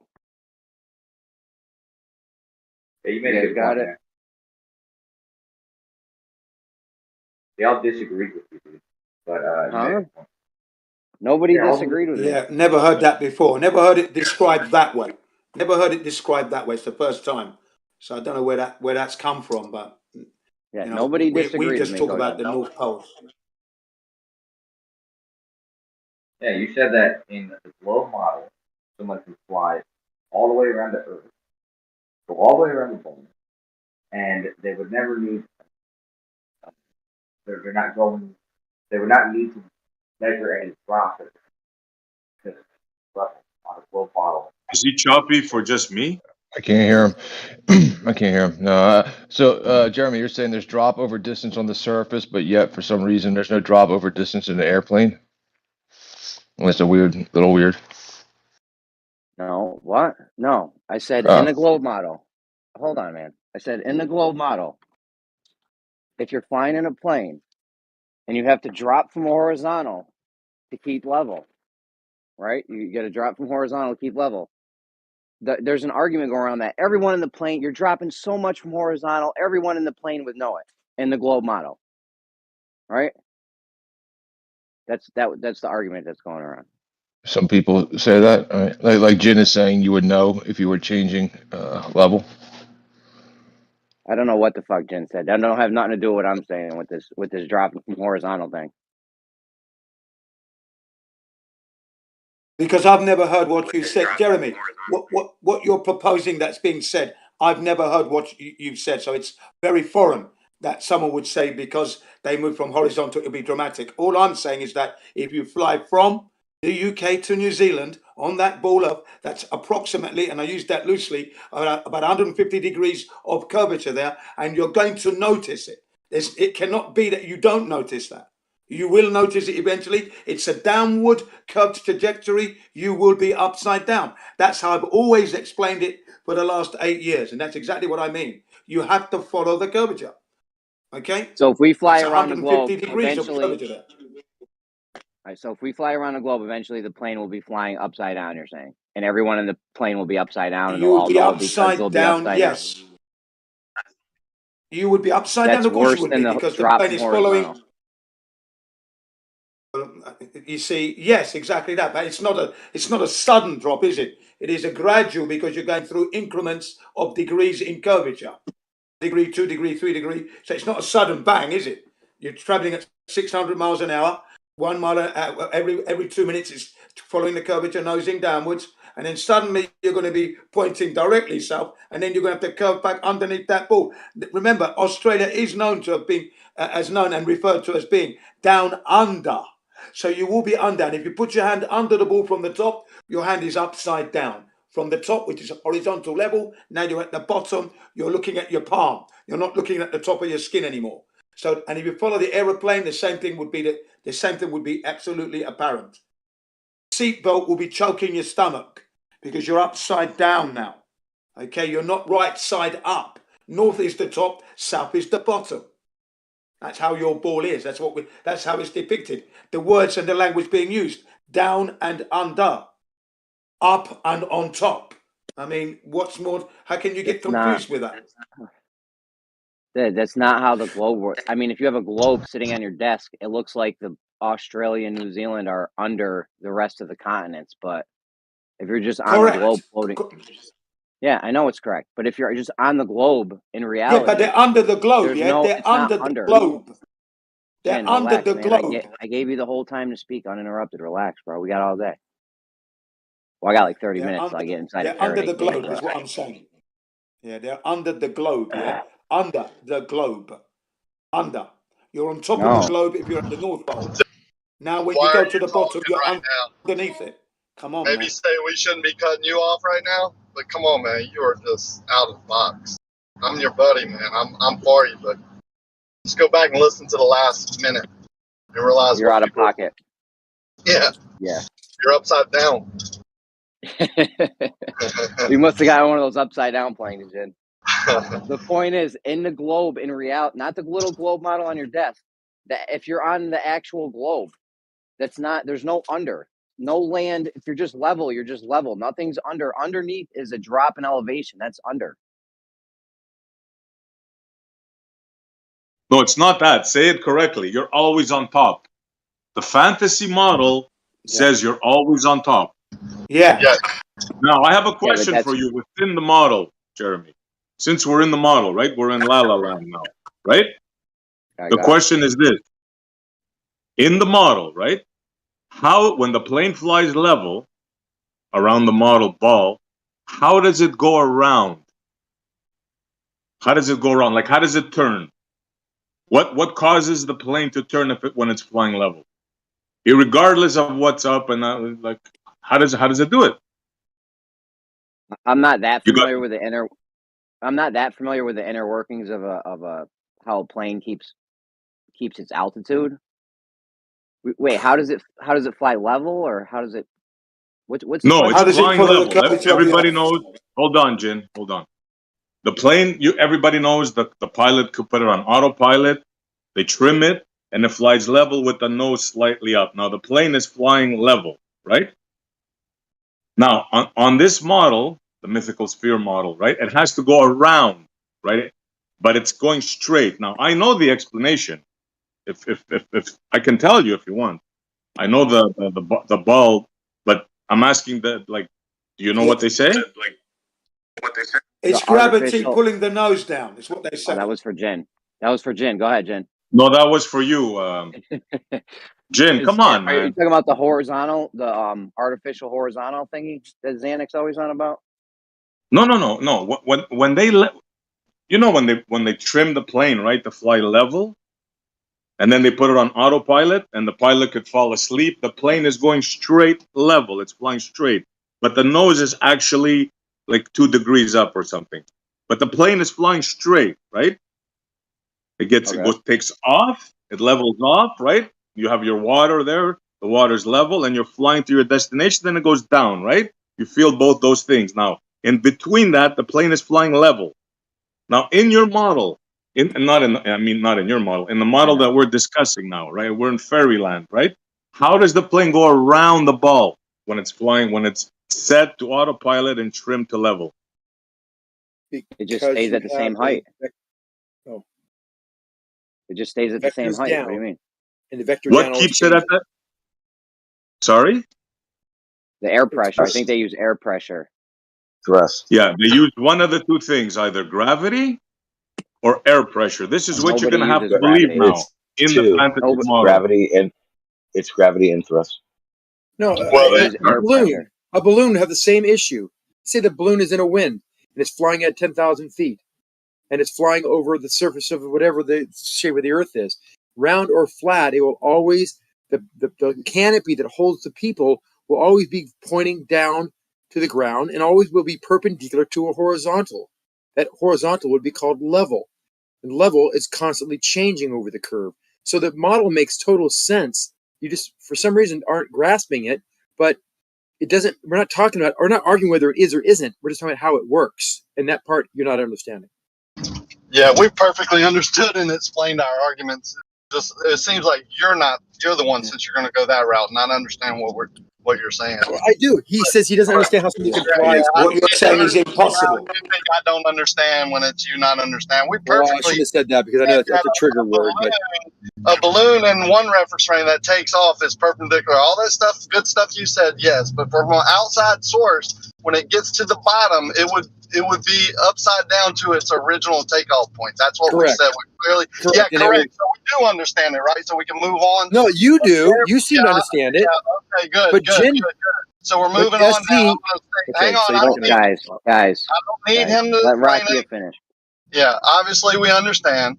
So when we're talking about air pressure, they had to change from gravity to air pressure. Blue did this because they taught us for years that gravity is overcome by the thrust of motors. Ballistics and airplanes are different, so it overcomes gravity.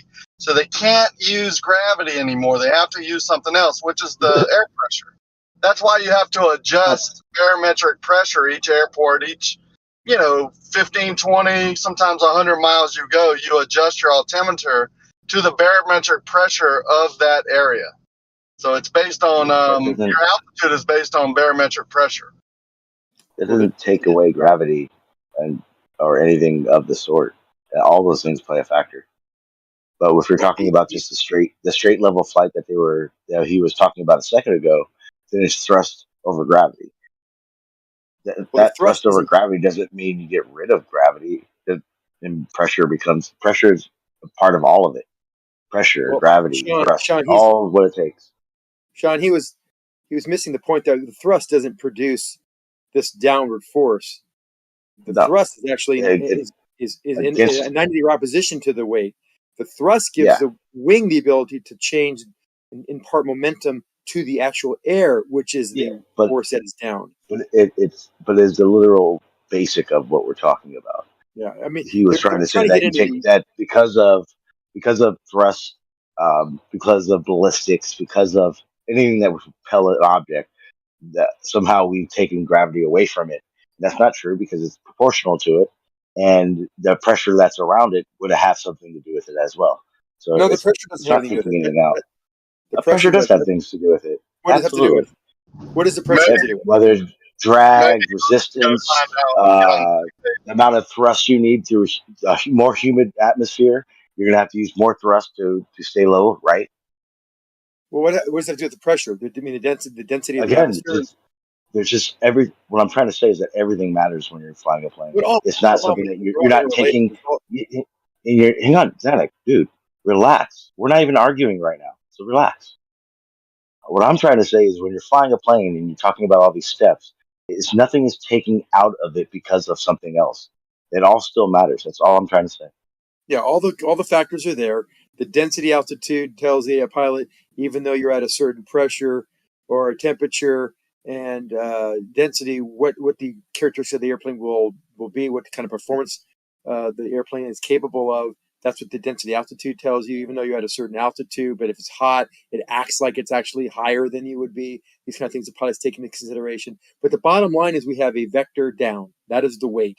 We have a orientation, which is level, which is flying horizontal or trying to fly horizontal, but you're never flying horizontal because you're flying level, and level is going to be curved over a curved surface. And it's curved because this vector, this weight vector, will always be changing as you move through across the surface. That's why we can measure plumb lines that are not parallel.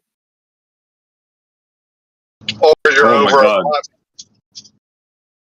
Yeah, or you're in an airplane flying in the air over a plane, and all the other things still apply, including whatever force that's not a Yes. force that you call gravity. Any weight? Yeah. It would all. Yeah, And It you're would right. all. You're right. Yeah, you're yeah, correct. just to let both of Iraqi y'all is know. right. We wouldn't know any Don't different. cut him off, guys, hold Don't on. cut him off, please. Go on, Rakia. Yeah, so if you just change that you're over a plane and not a curved surface, everything that they're talking about would apply. Thrust, weight, Yes. everything still applies. That's how it's developed. Except for your observation ahead of you. The things you're referencing would be different. Except for seeing into the distance, yeah, that's a complete different argument. Yeah, I agree Between with the you. flat and the globe, that's where it changes. Yeah, when the horizon appears in a different place at altitude, when it always appears at a different place, even at low altitude. Yeah. No, I'm just talking about mountains that you would see in the distance. I mean, Yeah, that's what I pretty said. obvious things.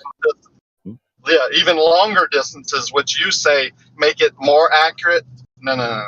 Never in the history of any type of measurement or seeing is distance increasing getting more accurate in your reading. Never.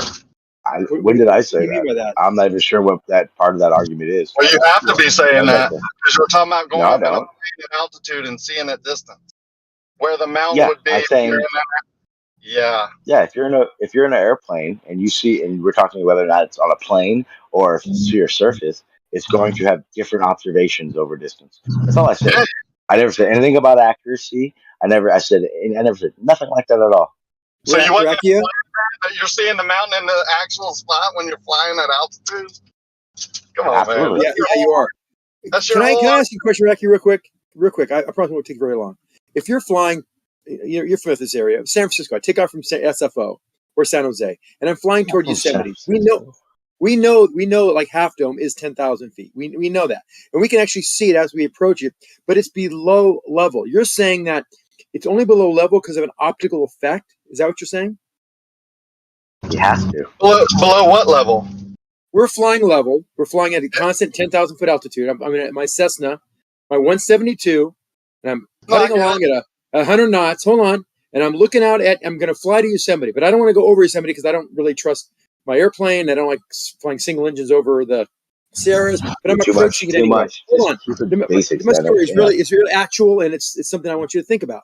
Now I'm looking at I finally get about 50, 60 miles away, and I see Half Dome, but it's below level. But I'm flying at 10,000 feet. I'm flying at its same height above sea level as the mountain is, but it's well below level.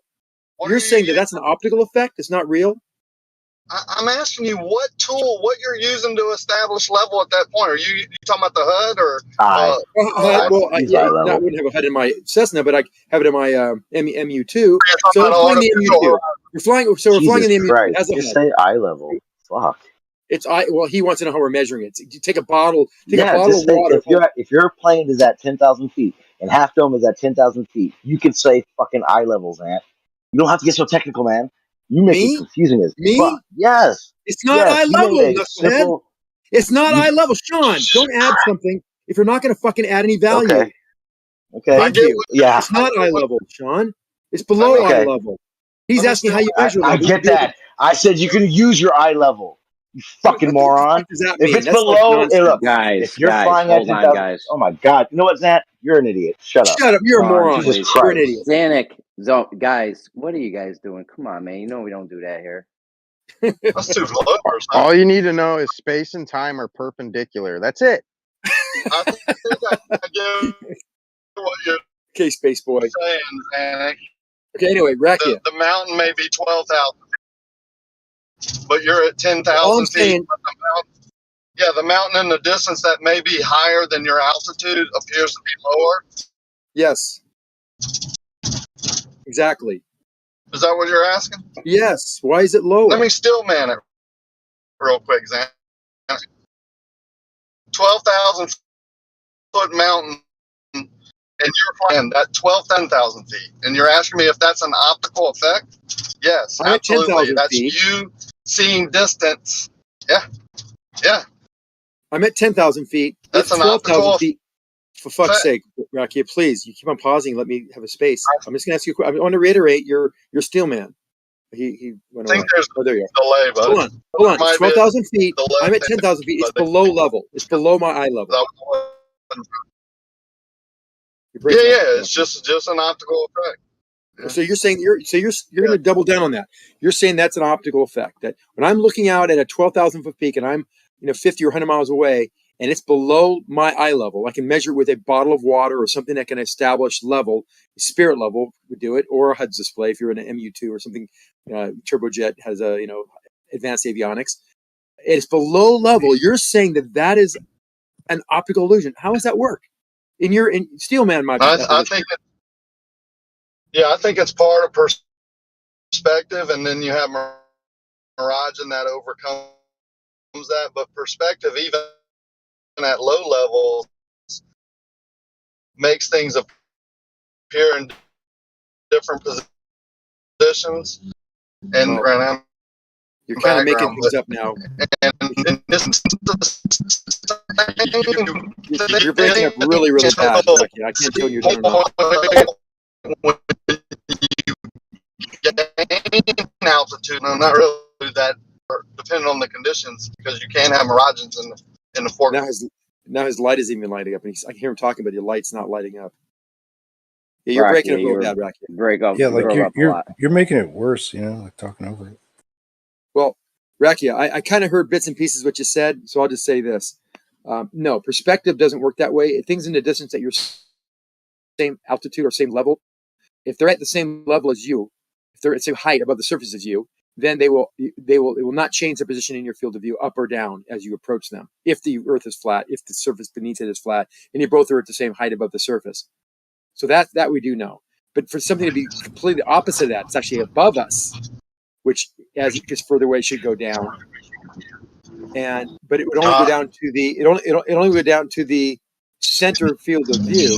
Yet we're seeing it below the center field of view. That's not how perspective works either. So the explanation you gave us doesn't seem to quite make sense. Well, I didn't say it was nice. I never said it was. Maybe I was cutting out, but I never said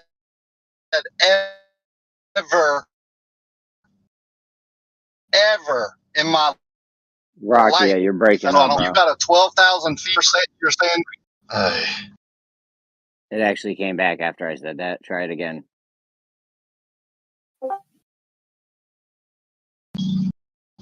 Can y'all hear me? Yeah, go Why ahead. don't you disconnect and come back, Racky? I did. Let me just finish because I'm pulling up on the job. If you have a 12,000 foot mountain and you're at 10,000 feet, but the mountain appears to be lower than you, don't keep flying at 10,000 feet and think you're going to fly over it, because guess what? As you get closer, that mountain will be above you, appear above you, and will actually be physically above you. You will hit it. Why is that, Racky? Because that's how we see over distance. It appears No, lower it's not or higher. it's not. Oh That's my not God. how it works. That's obviously how we're seeing that mountain over distance, because that's where it appears. And if you keep it 10,000 feet, you're going to run into it at 2,000 feet below the tip top. But why does it look? Why is it below level? Because it's visually below your eye level at distance. But when you get closer to it, it's going to be 2,000 feet above you. No argument, Racky. But why is that? Why is it below level, Racky? Because you're looking through an atmosphere over distance, and that's how we see over distance. That's not an answer. Yeah, how we see over distance. It is an answer. Come on. Sometimes it's higher, sometimes it's lower. At lower altitudes, you get more of a drastic effect. Never lower. Yeah, it is lower. No. It does appear lower in some cases, and it does appear higher than the horizontal. It never appears higher, ever. Show me a picture of one mountain that's above. You know what? That's your challenge. You go ahead. You made the assertion. Now you go find a picture. Oh, no, you're talking over me. Hold on. I never said a mountain because you're straw man. Racky, shut up. No, I'm not going to find me a picture. One picture in the universe that exists that shows me something at a distance that's actually higher than me that looks below me. I mean, above me, rather. Sorry, opposite. Well, at a nice distance, straw that's man. the same altitude. Yeah, I'm still talking now. Yeah, you are. Yeah, I know. When you stopped, I started, right? So now whose turn is it again? If you want to keep going, go. Okay. So what I said was, especially at lower altitudes, closer to the ground, you get these more drastic effects. But even at altitude, I would say you're going to reach a point where everything appears to be lower because that's just how we see over distance. Altitude is just one condition. Yeah, it's true. But never in the history of the world have we ever seen an object that is at our same altitude, same elevation above the surface, that is above level in the distance. Now, if you can find a picture that shows me something that's above level at a distance in an airplane, I'll give you $1,000. I never said I had that, but you're saying you're showing a mountaintop that's below your eye level. Have you ever always seen see that? Yeah, I know, but if it's because that's how we see at altitude. That's one of the conditions. If you change your No, altitude you're and making go things up. up. No, I'm not. I'm being very honest. At ground level, you have more drastic effects. So every now and then you're going to see an object that's above the crosshairs. But as you rise above all that density layers, those effects tend to go away. But still, increasing your altitude still has effects on things like a mountaintop that's higher than you appearing lower than you. But if you keep going on your altitude, which you agree, you're going to run into the mountain, which means the mountain, as you get closer, is appearing higher and higher and higher. Don't agree that you're going to run into it and then say it's not going to appear higher when you're starting off with saying it appears lower. You're contradicting yourself. No, I'm not. I mean, you said most of 80% what you said is true.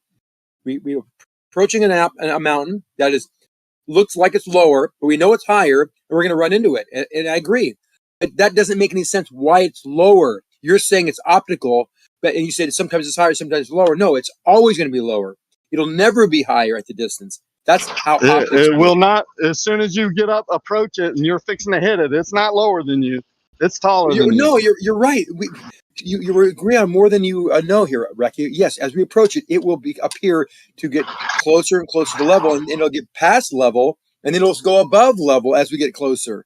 But the question is, why was it even at level or below level when it is actually 2,000 feet above our altitude or elevation above the ground? You're not answering that question. You keep on saying the same thing that we agree on, and that's good, but you're not giving me an answer of why something that is above you at level, an orientation of level, why is it below level in the distance? You're not giving me the answer. Well, you think it's Earth curve. I think it's how we No, see over distance. So that's the no, he difference. knows it's not Earth curve. You're trying to make me think or say or whatever. No, I'll say it again because it's how we see over distance.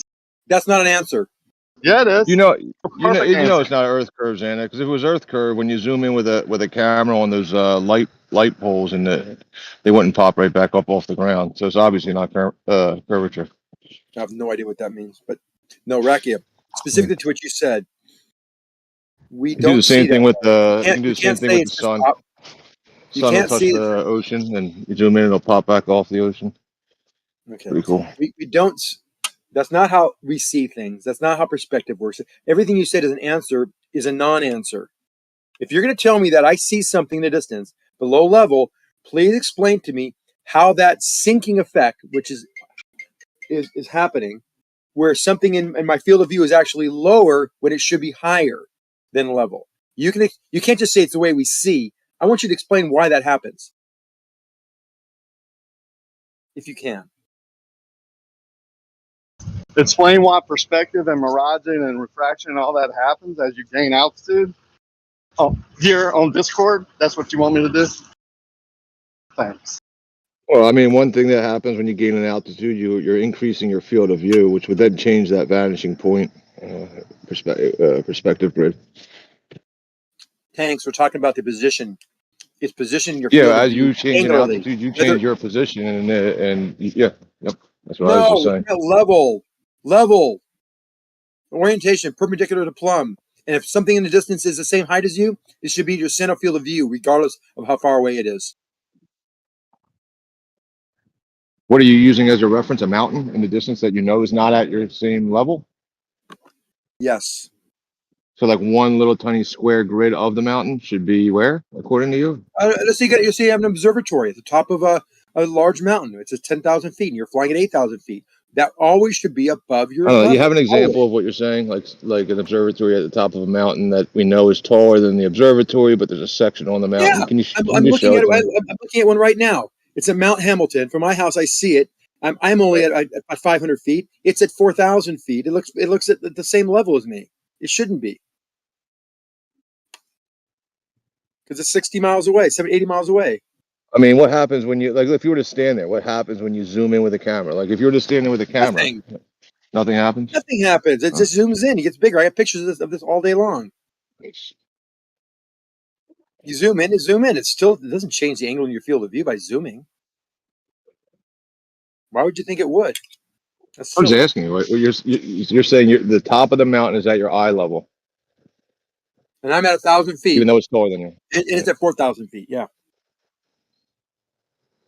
So the top of the mountain's at your So eye that was level. like, it's at eye level. Yes, the top of Oh, the mountain. okay. You want to know? You want to know when it goes below eye level when you increase your field of view. It doesn't change when you zoom in. I'm just saying it's at eye level roughly. Let's say I don't know what you're measuring on the mountain. It's just, but I hear Oh you. my God! I hear I what got you're an saying. observatory. We know it's at 40. I think it's actually 4,400 feet. And I'm at the actual altitude. I was at 1,700 or 2,000 feet. I'm at 2,000 feet, 60, 70 miles away. I'm looking at Mount Hamilton. It's at 4,500 feet, and it's at eye level. How is that possible? I'm not near It's the far possible distance because that kid said. you're seeing it, right? So it is possible. No. I didn't say Yeah. if it's possible. I said how. You know the word if and how. You know they're different words, right? How is it possible? Well, I'm just saying you're seeing it, so it's possible. We know it's No, not. how? Not We know that you just stated that the elevation is. It doesn't matter how. You're stating that it's possible right now. I don't know why you're asking how. You're the one claiming it. possible. You just said, "Well, I know my elevation here. I know that's taller in the Okay. distance, and somehow it's I'll give at you an my eye example. level." And there we go. I'll give you an example of an answer. You just did it. I'll give you an example of what the answer could sound like. It happens because the Earth is curved and there's a drop, and so that's why something in the distance will appear to be level, even though it is higher than me above the surface. That would be an example of an answer, Tanks. Okay, I'll tell you Like, how. I'll give you an answer. These objects in I'll existence, give you an they or answer. get there's smaller. refraction, and it sinking refraction. They made it sink when it looked through a corridor of air that was such that it would bend light upward. That's an answer. Yeah. See, these are answers that you get that are answering the question I asked. It's ridiculous. The things that you're answering, the things that you think have to be explained in the Oh way my you God, I think they gave have to be everyone's answer explained. possible. I know, but you I gave think you because three it's answers like that are possible. complicated and involves like things that you can't prove that it's correct. It's strange. You're making things up now. You're trying to piss me off.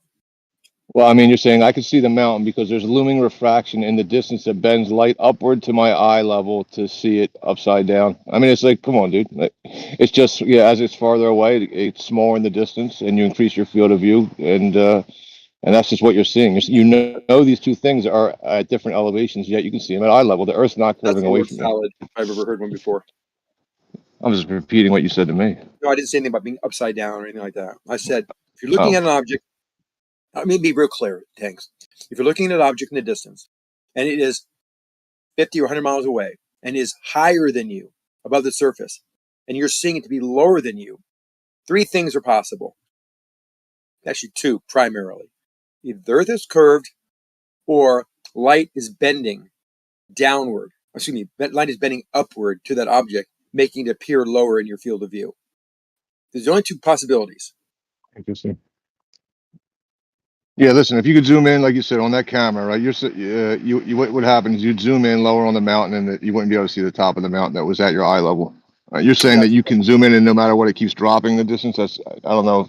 Could you It's show me? always below eye level, no matter if you zoom in or zoom out. My telescope has a 2.3 degree field of view. And when I zoom in, it's circular, up, down, left, right, right? And I zoom in to where it's 2.3 degrees. I got the whole observatory pretty much in, maybe 25% of my field of view in that friggin' camera. It didn't change its position with respect to level, whether I zoomed in or I was looking at it with my eyeballs and measured it with a freaking theodolite or a total station or anything that can measure level. It doesn't change as you zoom in. Why do you think it would? It's interesting.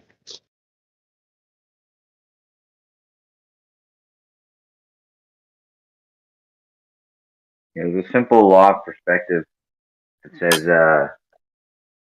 says you can't. There are things that are above your eye level are not going to be obstructed by things below your eye level, and vice versa. So if it begins above your eye level, it's only going to ever approach your eye level as it goes in distance. It's never going to appear below your eye level due to perspective. Maybe I'm misunderstanding Zanuck, but he's saying that won't happen. Like he's saying the mountain in the distance is above his eye level, but no matter what, it won't come down to his eye level, no matter what's going on. I don't know what he's. No, he didn't say that. I heard him say that it can come down to your eye level, approach your eye level. It wouldn't go below your eye level. That's what I heard him. Yeah. If we're talking about just perspective, those are the laws of perspective. Like you said, the only things that can cause it to do that would be refraction, or if the Earth were curving in the distance and it were actually, below your eye level, curving away or whatever.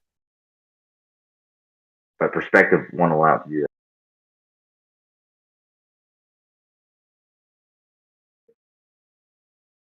Are you sure about that? My fucking God. Somebody should ban this guy, man. Ban Big. Actually, I don't have a counterpoint.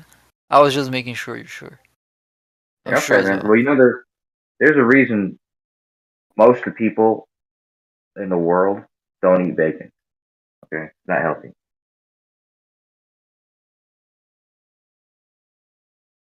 It's a nickname, alright? Actually, I'm wrong. Actually, the number one meat consumed in the world, the number one consumed meat is pork. So. Really? Yeah. You would think it's chicken, huh? But no. I would actually, yeah.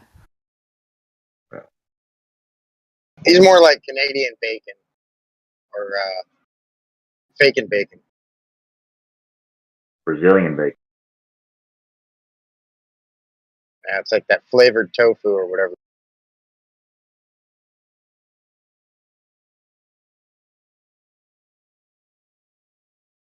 I just want to. I know you guys don't want to give Dan props, but he just whooped y'all, man. He just gave you guys a run for your money, and I'd be speechless too. Well, I just got back, so I don't even know. Coach, so let me ask you: Are time and space is time perpendicular to space? I mean, I'm sure it's described that way. I don't think I would feel comfortable describing it that way, though. Or official people who know more than I do describe it that way.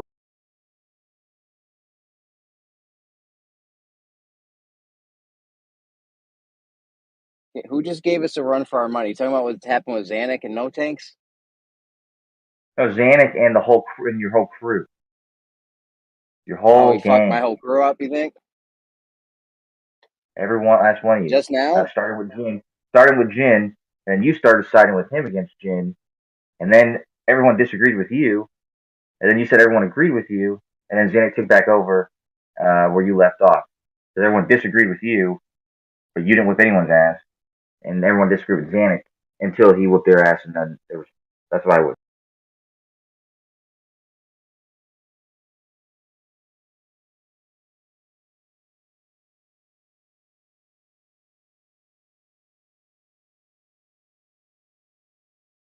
Well, if somebody disagreed with me, speak up.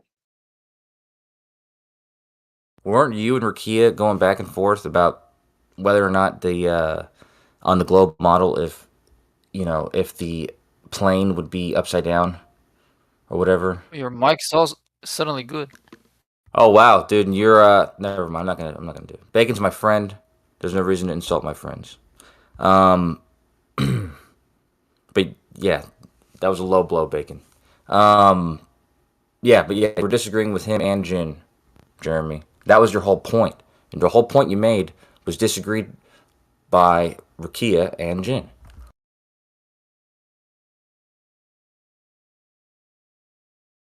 I think we ended up agreeing in the end. I'm not sure though. I'm pretty sure when I took a 747 and flipped it upside down and put it on the runway, and then flew a plane in from, let's say you're on the globe and you fly a plane in from China or whatever is antipodal, that only one plane is going to be upside down, and we know which one it is. So Yeah, I mean, I understand this stuff like it was, second nature to me. But what happened with you is they disagree with you, and then you found this is what Italian people do. They find a point that you guys can agree with. That way you guys can appear like you're agreeing with each other for some reason. I forgot what point that was, but it wasn't the original point, the one with the airplanes being upside down. So anyways, the point is you were right, though. And, yeah, they're not going to agree with it. no, they agreed with me. The people on the plane wouldn't know they're upside down. They'd be right side up the whole time. And you're only upside down when you have an observer viewing from an outside perspective, which upside down at that point is just totally arbitrary anyways. Well, I didn't exactly agree with that. Well, there's one. Okay, well, what don't you agree with? I agreed that in the model, well, actually, I didn't agree with anything. I made a statement. I said, in the model, right, when you fly a plane level, you trim it, put the autopilot on, I asked, how does the plane fly around the ball? What mechanism? Because it's level, right? We can achieve level no matter what the object underneath you is. So you fly the plane level. We know it flies 2 degrees up, right? Now, in your model, it has to go around the ball. Now, I want to know what mechanism makes the plane go around the ball because it's flying level. We all agreed on that, right? Autopilot? I mean, the jet fuel in the plane. I still don't understand what this question is. I know that's the problem, bro. It's flying level, right? It's flying Okay. level on autopilot. Now, in the model, I'm not saying in reality, we know this is nonsense, but in the model, it has to go around the ball. So how does it go around while it's flying level? By what mechanism? The It atmosphere. stays at the same altitude. It stays at the same elevation and goes forward. It stays at the same elevation and it goes forward. So And that goes would be it forward. would be flying level. Like when you take off, let's say you're in New York, the plane goes up, you feel it going up, right? It's going up, you feel it. Then it levels off, right? Then it flies to Puerto Rico, let's say, and then you feel it again going down, right? Now, during that flight, do you feel anything? No, right? You're going to be honest, right? No. Let's cut to the chase. Now, you're going around the ball. So what made you go around that ball? What mechanism made the plane turn? Because no matter what you say, that plane has to turn around the ball. There's no way around that. Oh, well, their story is they keep it at the same barometric pressure, so it stays at the same elevation, and then they just go forward at the same elevation. And So that makes now sense they're to you. saying pressure. Okay, now that's what I want to get to. So now they're saying Is pressure, that but how a plane keeps before, its elevation? Well, hold on, because I'm not 100% sure. Is that how does the plane keep its elevation? Is it from barometric pressure or? no, it keeps its elevation because the engines are providing thrust, and the wings are providing lift. And you trim the controls to Yeah, I know, fly but at a when they certain what? I know, but when they're flying, they know what elevation they're at. How do they know where their elevation is? Whatever that mechanism is, they stay at that elevation and they just go forward. So the air pressure, It's the best because way to do it. before back Not a couple 100%. of years I ago, believe it's I'm not 100%. I believe it's the air pressure, though. I'm not sure. Maybe they have some kind of laser radar thing. I don't know. Whatever the Okay, let me mechanism is, tell you though, what the that's what they ballers use. used to. Sorry, I thought you were done. Go ahead. No, I'm done. Go ahead. Let me tell you what the ballers used to say, because I've been having this conversation at least 4 or 5 years, maybe around there. They used to say it's gravity. Shout out Blue Marble Science. Ask him. If you think I'm not saying the truth, ask him. He used to say it's gravity. I used to say gravity. Okay, that's the mechanism. Now they're saying it's the pressure. So I just want everybody to know that they changed the story. Now Sean G before said both of them. That's the first time I heard that. He blended both of them. Good move there, Sean. So I don't know. You got to figure out, is it possible for gravity or air pressure or both of those combined to turn the plane around on its own while it's flying straight and level? You decide that. Me, I say nonsense. You know what's crazy is this is crazy if it's happening with planes, but it'd be the same craziness happening to boats too, right? Because boats, if the Earth's a globe and boats are going around the Earth on the water, at sea level, they're not trying to keep their elevation. They're not trying to change their elevation. They're not curving around. They're just going straight, and somehow they're going around the Earth. So it's crazy. I mean, if it's crazy for planes, it's crazy for boats too, and everything actually, right? And now you're Because catching on. Yeah. Oh yeah. Well, we just have to be consistent. That's all. Well, look, let's say you're in space. You have your space satellite, right? And you have a big aircraft carrier. Them suckers are big, right? And they travel with a fleet. Now, surely, I mean, come on, right? We have satellites in space that can look at a dime and tell you what year it is. Now, surely it could be easy just to zoom in and just show this, right? Here's your ball, here's the arbitrary down, and here's an aircraft carrier. Oh, and by the way, here's a couple of planes flying upside down. Can't do it though, right? Can't do But it, which bro. You know satellites? you can't do it, bro. What satellites can see the year on a dime from space? Is Oh, question you one. And weren't question aware? There two. was an article in the 70s. CIA was bragging they have a Mhm. satellite that could read a dime the year on it. You're not aware of that? It's your own government, bro. Check I'm it not sure out. that's true. But regardless, even if that was true, let's describe a satellite trying to see a upside down plane or upside down boat or upside down person swimming in the water.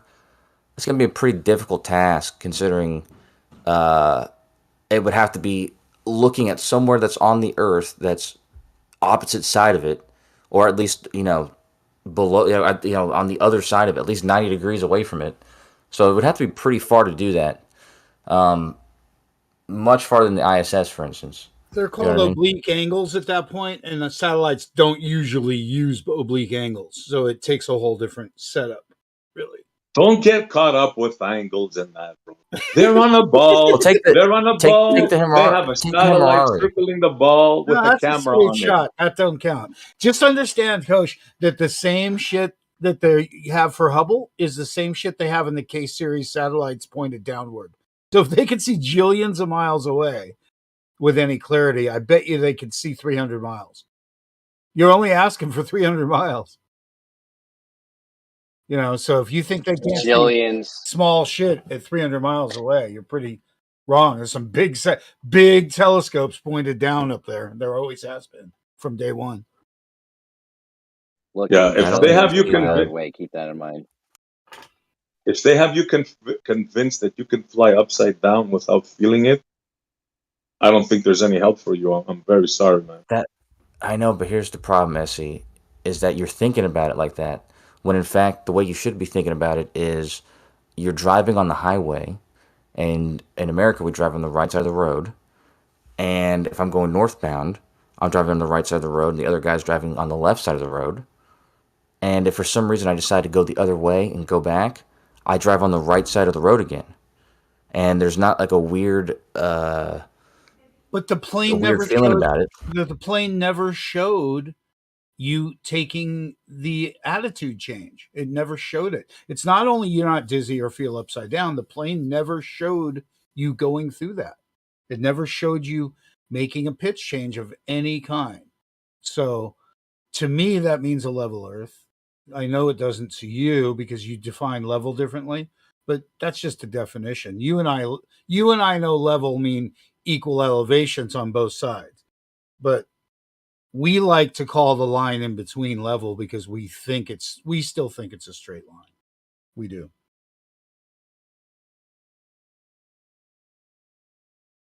I don't know how you can, not think of it that way. But I think the airplane one in particular they mentioned is key because it's not just about how we see it from the outside or how we feel when we get out or the controls, the airons and the position, the plane just never showed it went through any changes. Everybody that's been on a plane knows that that is true. The only way to change that is in your mind. There's no other place for you to make that plane not do what you know the plane is doing and what you know the boat is doing. What changes? Only in your mind, bro. Yeah. Don't forget as well, we also build Hold on. to level in engineering. Hang on, I've been waiting to get my words out here. Okay? Now, I was just going to say that let's not forget that engineers build to level, Everything's level when you're in engineering. So, we're not messing around with kind of nonsenses like that. Everything's horizontal. We know what it is. We build by it. We live by it. End of story. Cool. End of story. Okay, well, let's go back to the other story where the plane doesn't register that it's one around the Earth or whatnot. What means would you expect it to do this? Like, what sort of reading would you expect? Because it was the same thing when you're driving on the right side or the left side of the road. There's nothing in your car that tells you that you're on the left side or the right side of the road. I would never dream of measuring anything from the center of the Earth that I can't see, touch, or measure from. I would never dream of it. I don't see how you can. It's all measured from the center of the Earth. It's like the what of the what? The altimeter isn't from the center of the Earth. It's not. The question I asked was,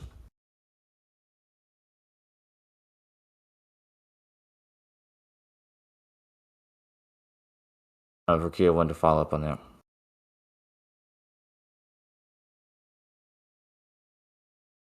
Fuck, I missed that. I don't know if everyone did, but you dropped out on my end. Well, I was just saying before the question I asked, though, Dan, was about what you guys were just criticizing about how there's no way there's no reading that says that you're going around the Earth on the plane. And I was asking you guys how would you expect this to be displayed? It is only 46 feet per minute. It's not a lot, and it could be a trim adjustment, but I would still expect it to be maintained and expected. I would expect it on a globe to have to navigate the globe if there was a globe. And I think Amelia Earhart. I think Amelia Earhart and Charles Lindbergh, the first private global aviators, knew this, and they were both silenced. So I think this is a big story. It could be a big story, but it goes back. Can I say something quickly there? Can I say something quickly? No, Jen, because it's going to be about something else. I'm trying to respond to what Dan just said. Can I say something? I've been waiting again for a while. Amelia Earhart. Yeah, Amelia Earhart. She was known to actually have said that the Earth is flat because when she did her trip from New York, let's say, to Paris, on her way halfway across the Atlantic, she said you could see the coast of Ireland. And she was more famed for getting lost, by the way, than her aviation exploits. She was getting lost, and she was told to make her maps as a flat Earth map, and she never got lost again. And she's on video saying this, that the Earth is flat. Okay? I'll leave it there. If you could find that would be great because I talk about her all the time, and I've never seen that. It's going to be hard for me to remember. I'll do that, yeah. I'm in the middle of watching, but yeah. And Lindbergh's story is just as intense and complex and controversial, like crazy. His life is totally wild. So I think that they were also wealthy and influential, like beyond governments. They had moved into international fame, which was out of the control of the narrative, the post World War II narrative, let's say, or actually what became the post World War II narrative, because this was still prior to that.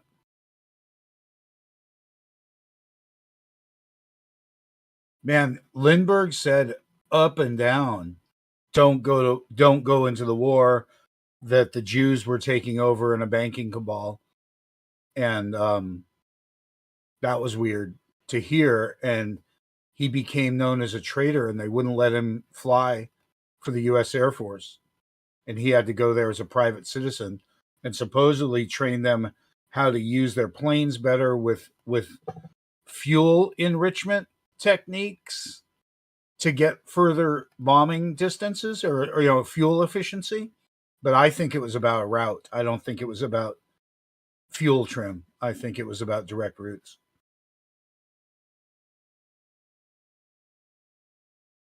And then Do you think? Go ahead. I was wondering, do you think that they shot down Amelia Earhart because she knew the Earth was flat? I doubt she needed to get shot down.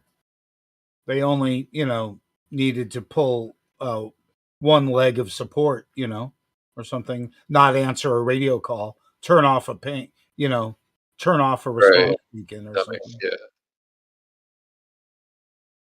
They were so on the edge, Imagine flying over vast amounts of water. At the end, I think Lindbergh had eaten his sandwich and put like another gallon of fuel where his sandwich belonged. I mean, every inch was about fuel because it was about life and death. It wasn't funny at all. I'm laughing, but if you could get another gallon, therefore 10 or 20 miles, it would be the difference between you landing in the middle of fuck all nowhere or making it. Anyway, I just think it's part of the flat Earth story. And no one talks about it, so I get excited to talk about early aviation, and that the first people to try and circumnavigate were private citizens.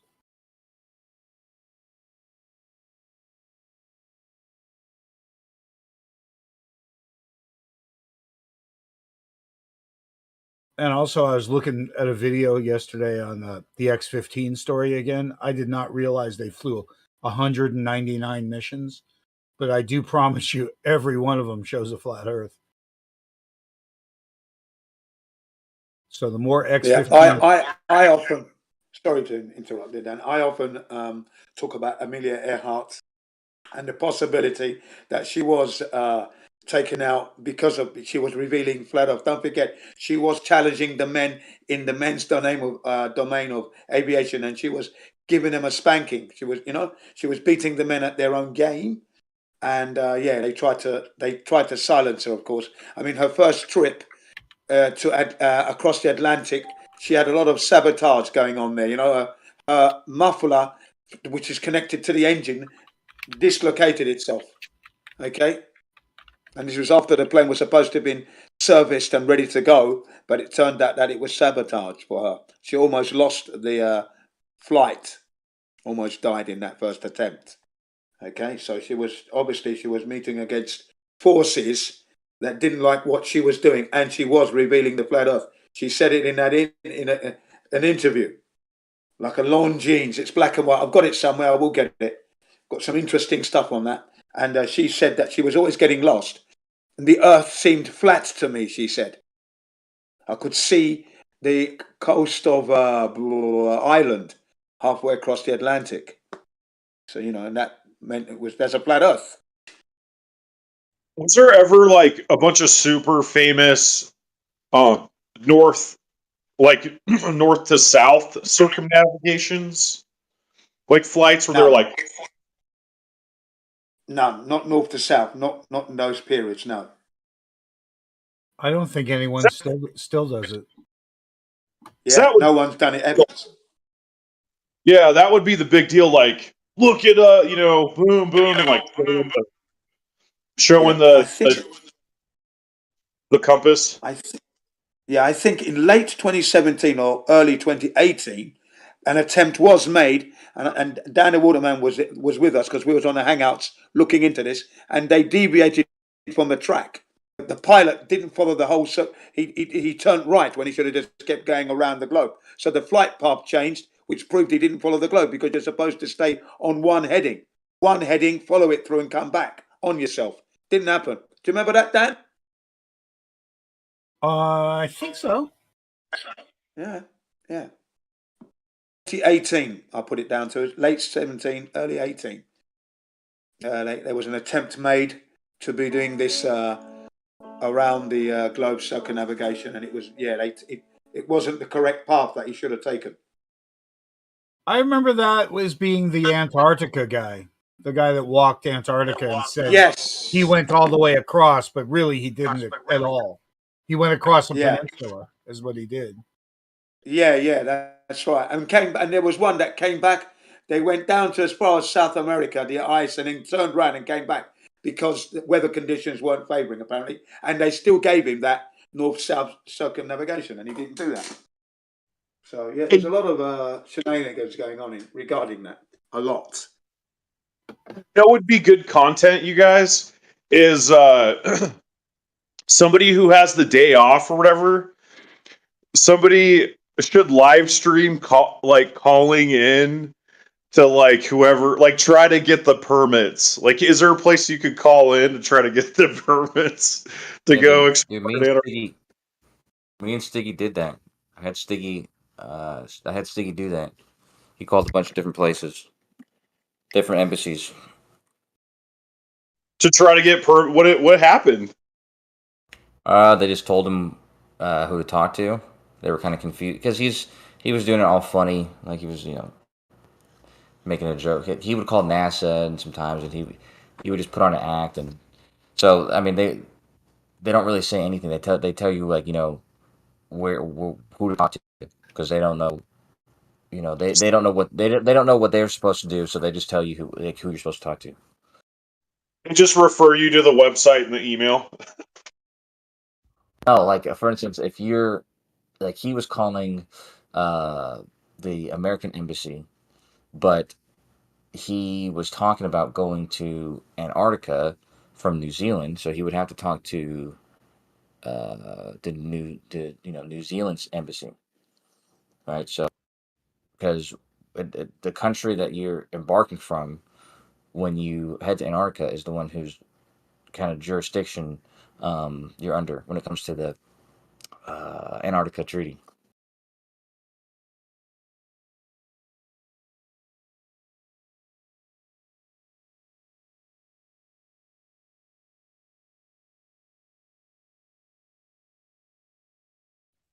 Yeah, we should get like a Google phone or something, and then like call Chile or something.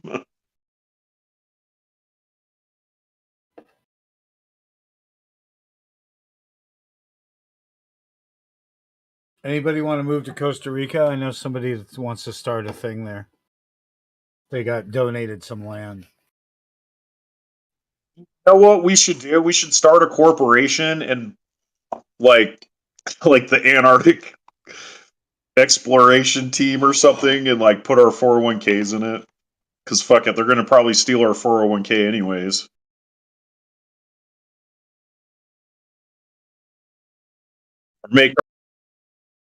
Just make our own corporation that does our own shit. Well, you could do that as a local credit union too. If we had our shit together, they taught the mob how to be credit unions so they don't get busted banking. We could have local credit unions without even breaking any rules. We could also have local lotteries. I mean, imagine if one of the families from your kid's school, gets $100,000. Something crazy like that. And it's funny you said that because I was going to make a lottery app, and I was going to base it in Costa Rica.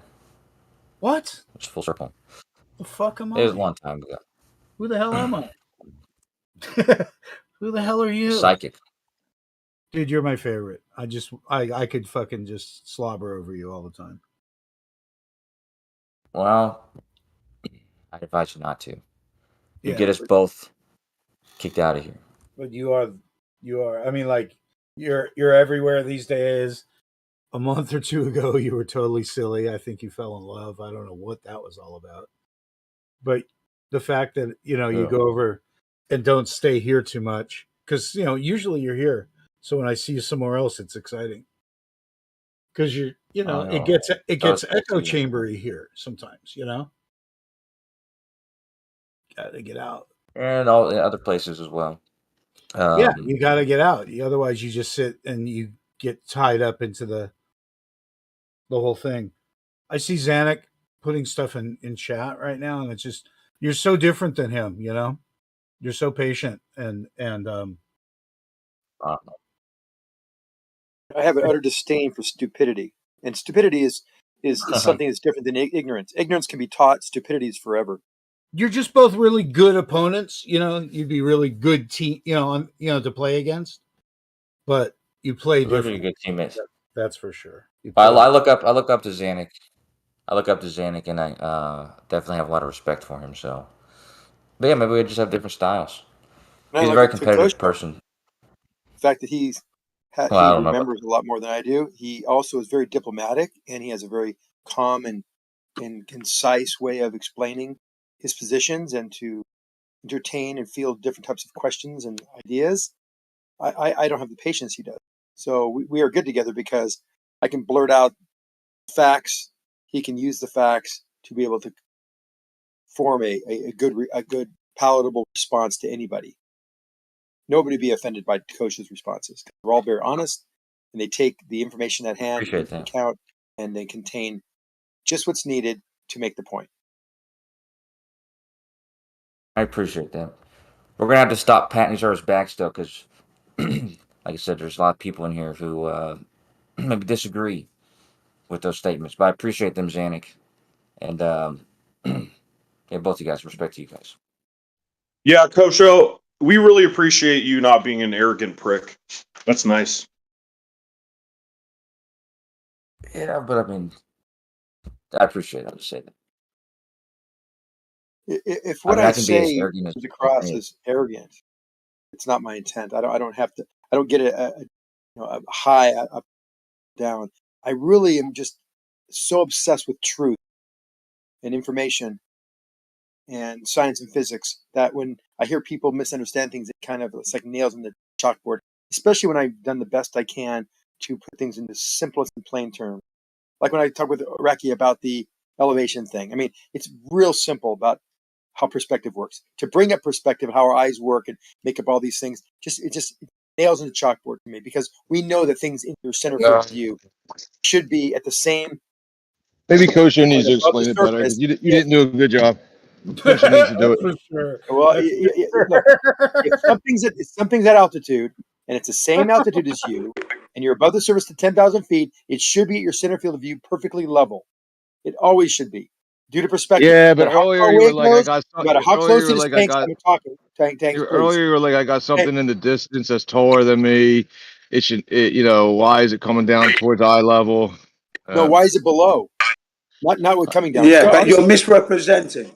You're no. misrepresenting. Again, let me really be clear. Yeah, you Let do. me You be do. clear. Let Let me be clear. Jin, I'm Misrepresent what talking. Rakia was Just saying quiet, Jin. anyway, Please, and you Jin. always I'm confuse begging me. you to be quiet. Why don't you let me Have speak? Why don't respect. you let me Have speak? You're always respect, Jin. speaking. I'm still My talking. turn now, yeah? Jin, My that turn was not your now. turn. I A was new talking. voice. A new voice. Yeah, a new You'll voice. No, you weren't never talking. yield, You will you? wasn't I will talking when yield. I I'm was the better. talking. You wasn't. Stop lying. You wasn't. You're lying now. Basically, you misrepresent Rakia's position every time you spoke today. That's all I'm going to say. Thank you. Yeah, you're like, why would zooming in, put it back up towards eye level, and then when I zoom out, it seems to go back down towards eye level. No. How would a camera make that happen? I mean, it just Never happens. said that. I don't know. That's what we were Never talking said that. about. And you were like, no. Never. I'll say it one more time. If you have an object that's the same height above the surface, All same right, whatever, but you're altitude. changing it because you were Wait. said before, I'm I on want this to make the point real clear so you don't observatory. forget it and miss it. And No, I'm talking. no, So don't, I'm trying to Thanks. remind I'm you in the what we middle were of a talking sentence. about. You clearly spoke over me. You started talking. Yeah, Didn't like it. but You're remember still where you talking even were. now. You're still talking even now. Let Yeah, me remember speak. what we were I was talking about, talking. though, not You know something what? I'm gonna new. let you talk. Then you tell me when you're done, and I'll try to. Okay, guys. Okay, guys. Please go on, Zanuck, and whoever's next, please. Thank you. So if you have an Yeah, object, just yeah. see, here you go. What we were You told talking me to about, though. select, and you're talking Stop over me again. freaking talking, You bro. can't control yourself. Yeah. Thank you, SE, for doing that. So if you have an object, I'll make it really clear and really short. It's at 10,000 feet, and you're at 10,000 feet. No matter how close I get to it, or how far away I get from that object, it'll always be at eye level if you're on a flat surface. Always. Now, if it isn't, and we know that's reality, it isn't, because I think everyone's agreed that sometimes usually it's below, always is below, actually. Reki insinuated that maybe sometimes it could be higher. Never been seen in the history of the universe. So why is it below level if it is far away? And as you get further away, why does it continue to get further and further below eye level when that's exactly the opposite of how perspective works? Awesome. So you said a bunch of things. What we were talking about earlier is you said you were at a place that was below a distant mountain that you measured it in reality to know that it's lower than the distant mountain, and there's a distant mountain that's higher than you, and that it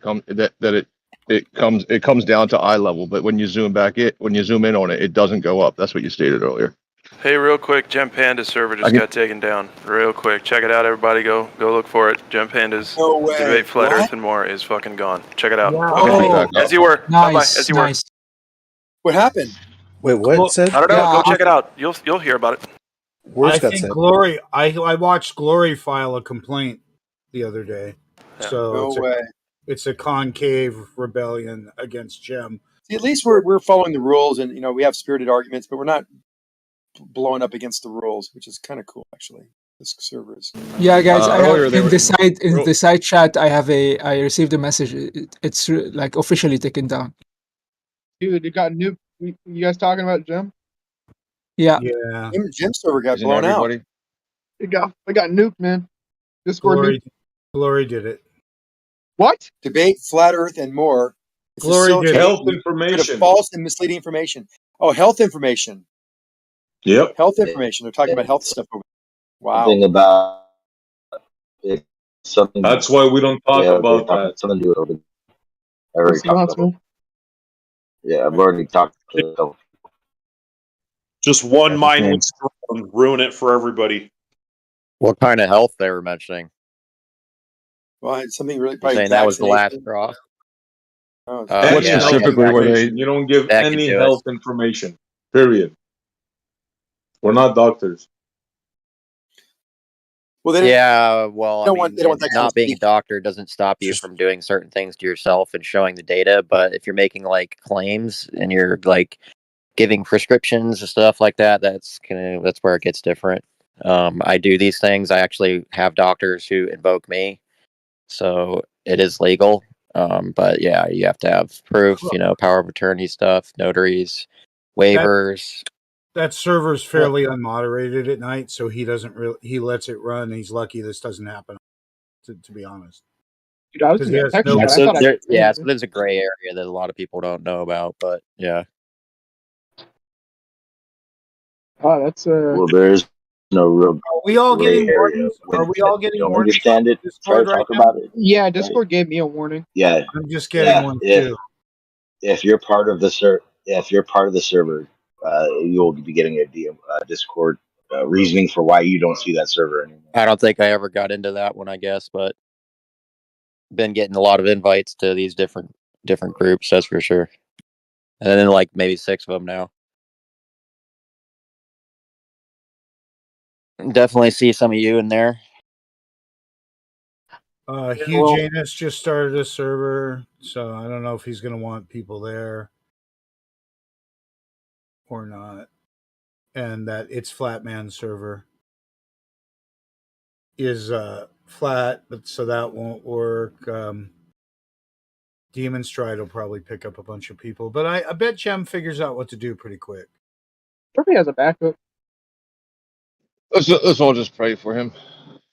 He doesn't deserve that. I mean, he does. Actually, I have a hex on him, so maybe I helped on this because he can be a dick, and I told him next bad thing to happen to you, I'm taking credit for. And I called that like 3 weeks ago. So he knows I have a curse on him. I'll take credit for this, even though I didn't do it. You are Jewish, is that right, Dan? My parents were. Yeah, so that hex has some validity. I'm throwing Jewish stars. Well, that was a good run.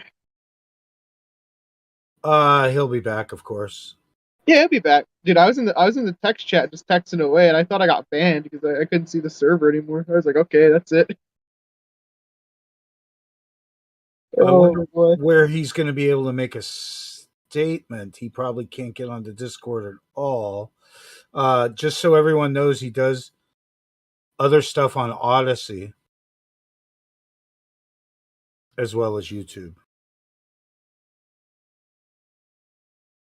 Otherwise, I don't know whom he's going to communicate through or what he's going to do.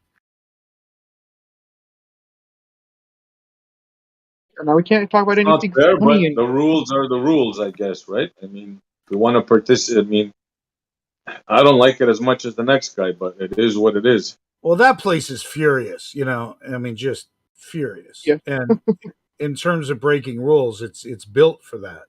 So rules are curved, by the way. There's such thing known as rule refraction. Seems to happen on the internet. Even though they seem like they're straightforward. Wait, how does that work? Some rules can be bent, some can be Yes. broken. Yeah. Yeah, but how exactly does rule refraction work? Well, Globers think they can say whatever they want, and they explain it any way they want. If you send a message through a differential logic, it'll bend towards No, the they end think they can like logic. change the percentage of refraction anytime they want, basically to fit their to fit what they're saying. Like there's no scale, you know, like we had to go and ask a fucking AI to generate a scale for refraction because nobody else could figure it out.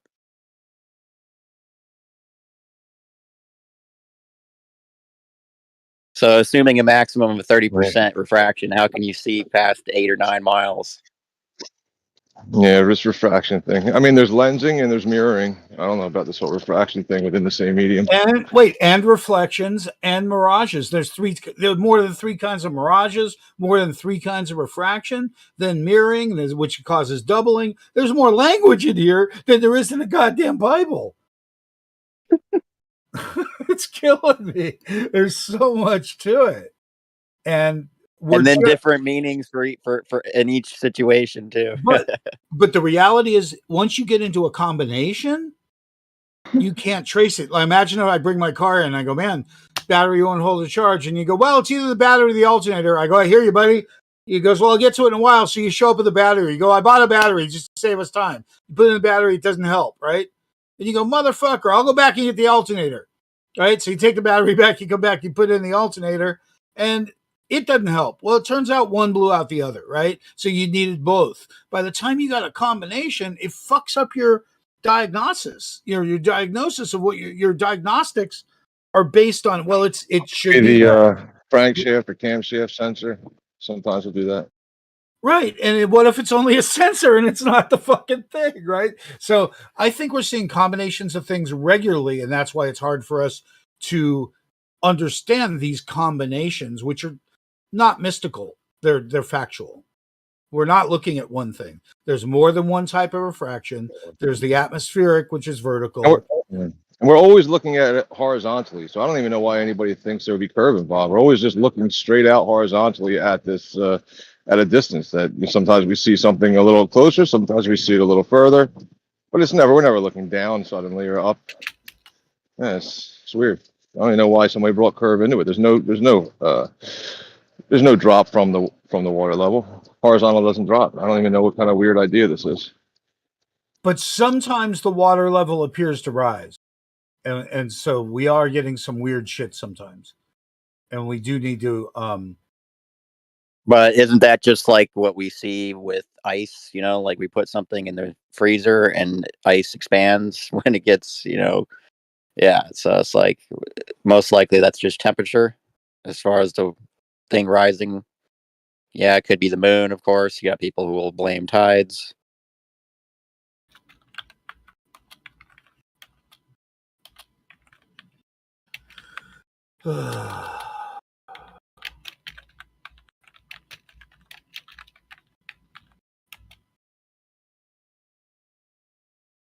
people are starting to reach out, trying to figure out what to do.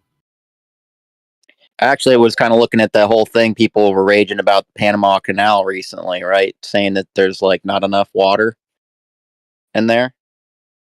In the canal? Like boats are having problems. Oh, okay. Well, to having problems crossing the canal now. They're saying because there's not enough water, right? So, like, I looked into all the different narratives to try to explain it.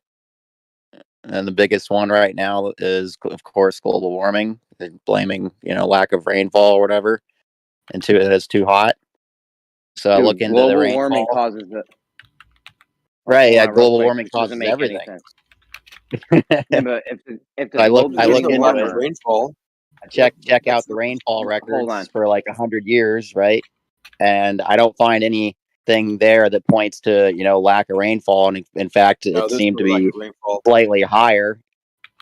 So the next thing I Okay, thought of but was like, okay, well, how much weight is on these ships, right? Tonnage. The more weight you put okay, on a but ship, the if more it's water it's going global, to displace.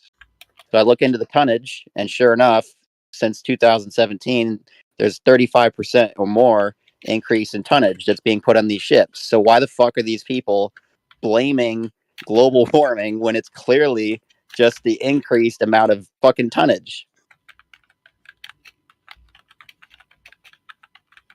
Because then they might have to acknowledge that they're buying more garbage.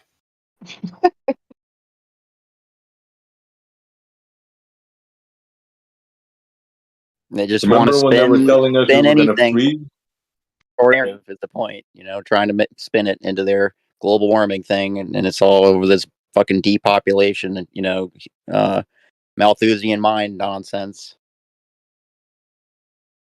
Well, bro, if we give 70% of our money to unelected bureaucrats, they'll lower the temperature of the earth. So, Right, quick, exactly. real quick, before anyone else gets in, the global warming thing doesn't make any sense because if it was global warming, the sea level would be rising. Panama Canal, isn't that connected to the oceans, the sea level? Yeah, that's the whole point. That's what they're saying, and they're blaming global warming. And You enough can't blame people are global buying it, warming and they're because the eating it sea up. levels would be rising, not falling. There would be more water. It doesn't make I any know, but sense people what they're believe saying. what they're told, though. That's the fucking problem. They don't think. Like, so many people don't think anymore. And if they were truly concerned about it, they wouldn't be doing weather engineering operations where they heat the atmosphere. have you guys seen 3D? Yeah, and that's a whole nother conversation. Trying to blame, like everything's so bad that they got to block the sun out or part of the sun. Have you guys heard of 3D ocean farming?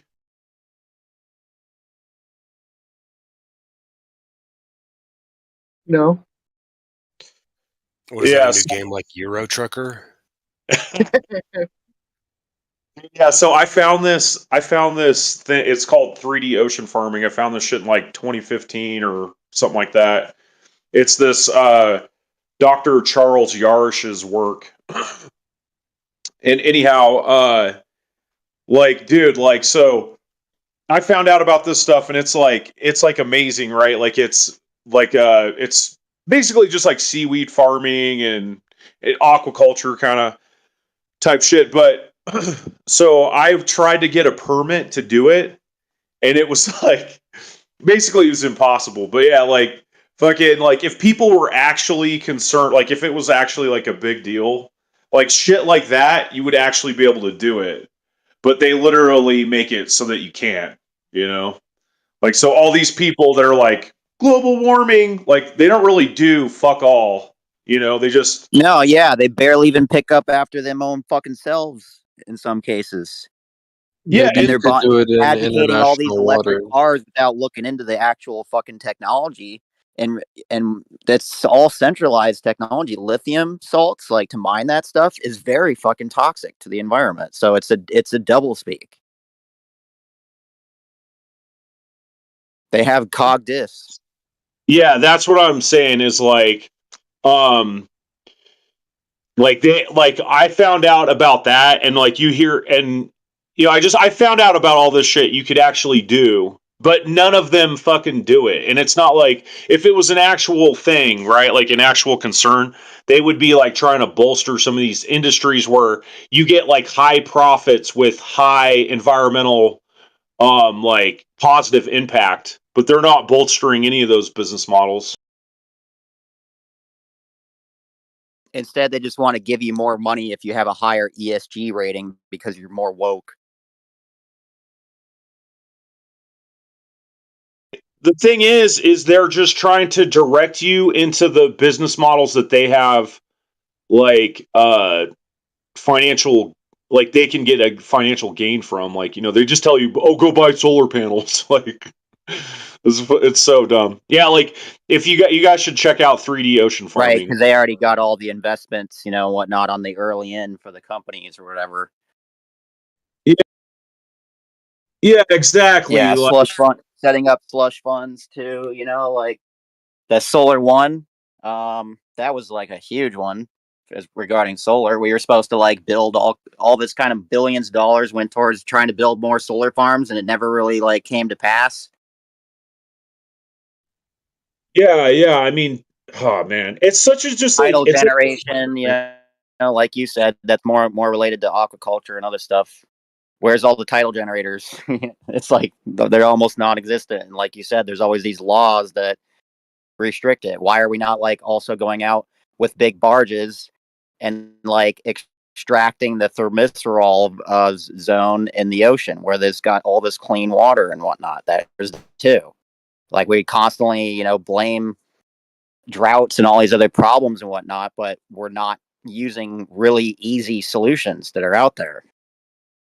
There's not like a huge amount of salt that's in the thermisterol, you know, zone and whatnot. The water's already very clean. It's just works through density and whatnot, as far as how it gets cleaned. Yeah, like dude. I'm pretty sure we can just drink that as is. I mean, I've drank it before, like without filtering it, without purifying it, and whatnot. Yeah, so like I got the head of the Department of Agriculture for Oregon actually called me because I was like, dude, I want to do this, and I like, you know, left a bunch of messages, and they're like, what the fuck is this guy talking about? And so like he actually talked to me for a long time on You the trying phone. to do it in the lake, or you live on the coast? On the coast, yeah. And so like yeah, like I had like the money for the gear and the boat and blah blah blah. And I was like, man, I just need a permit. I sent him like Dr. Chart. I sent him Yarsh's shit and blah blah blah. And he called me. He was like, "This is so cool."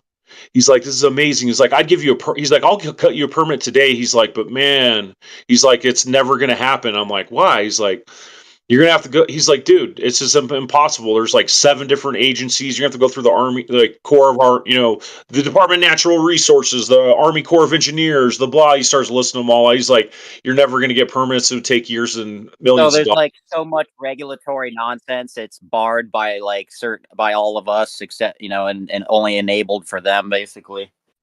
Yes, yeah, like yeah, exactly. And so then like You know, the so typical 2-tier bullshit. yeah. So the governor of Alaska was so excited about it. He like made this special team to like look into it, and made the special team and all this, and like to get through the government bureaucracy. The team concluded that the shortest period of time, with the help of the government itself, it would take 5 years and like $1 million. It was like wow, okay, never mind. But clearly, they don't give a fuck because otherwise, they would actually make solutions like easy to do and bolster it.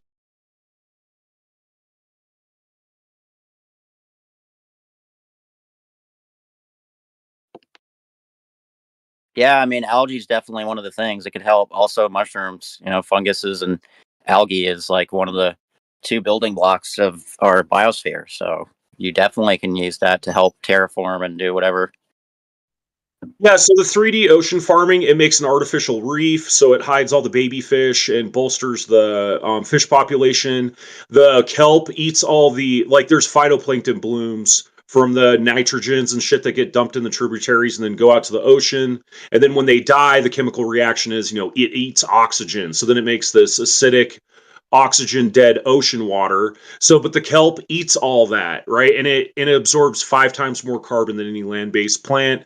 You can eat it. You can use it for fertilizer. Like it has like a million different fucking purposes. And then on top of that, like when you do the 3D ocean farm, you have the shellfish, which then like literally where they set these things up, you can But see if you grow that though, they can't steal. They have no justification to steal your property and take your livelihood away from you because it's non-carbon. That's what it sounds like, that they've blocked you from finding a non-carbon related solution because they want to be able to fucking carbon tax us and steal your land and all that shit at some point.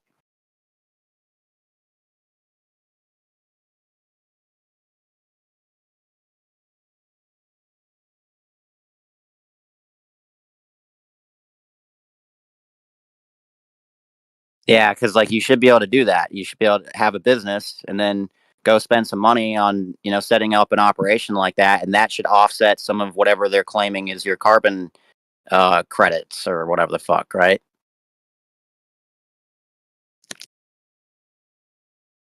I don't know, that's kind of the way I'm looking at it. Might be a reason why they set that up, made it so difficult.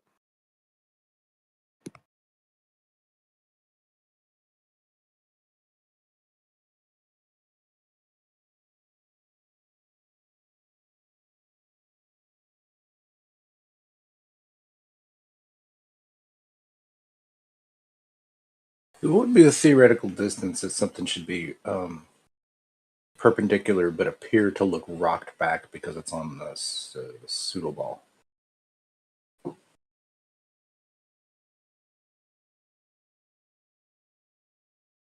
Pseudo is not the right word.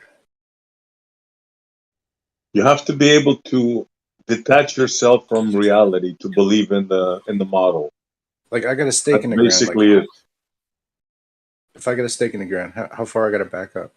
See it. You have to be crazy. Pitching.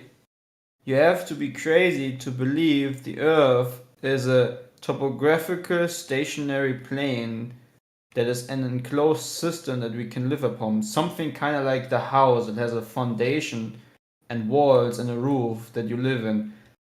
Imagine thinking that and how crazy that would be. But you're actually normal and a completely logical, reasonable human being if you believe that the Earth is a spinning, wobbling, tilted space ball flying from an ever-expanding universe while hurtling around other planets by having simultaneously being pear-shaped or blade spheroid or other kinds of shapes stated by several heliocentrists. But that's totally fine. That's totally cool and normal and logical, And by the way, the moon was formed out of the Earth, something big hit the Earth, and then the Earth kind of looked like Saturn at some point, and then from this ring of material, it formed this perfect round moon that then reflects the sunlight, and it's that perfect night sky that makes this perfect night light. Isn't that some great coincidences? Oh, and then we have the sun, that makes life possible because it's like a gas ball that is constantly burning in space. Isn't that great? Isn't that easy to believe? Sounds good. Sounds like a good story, right?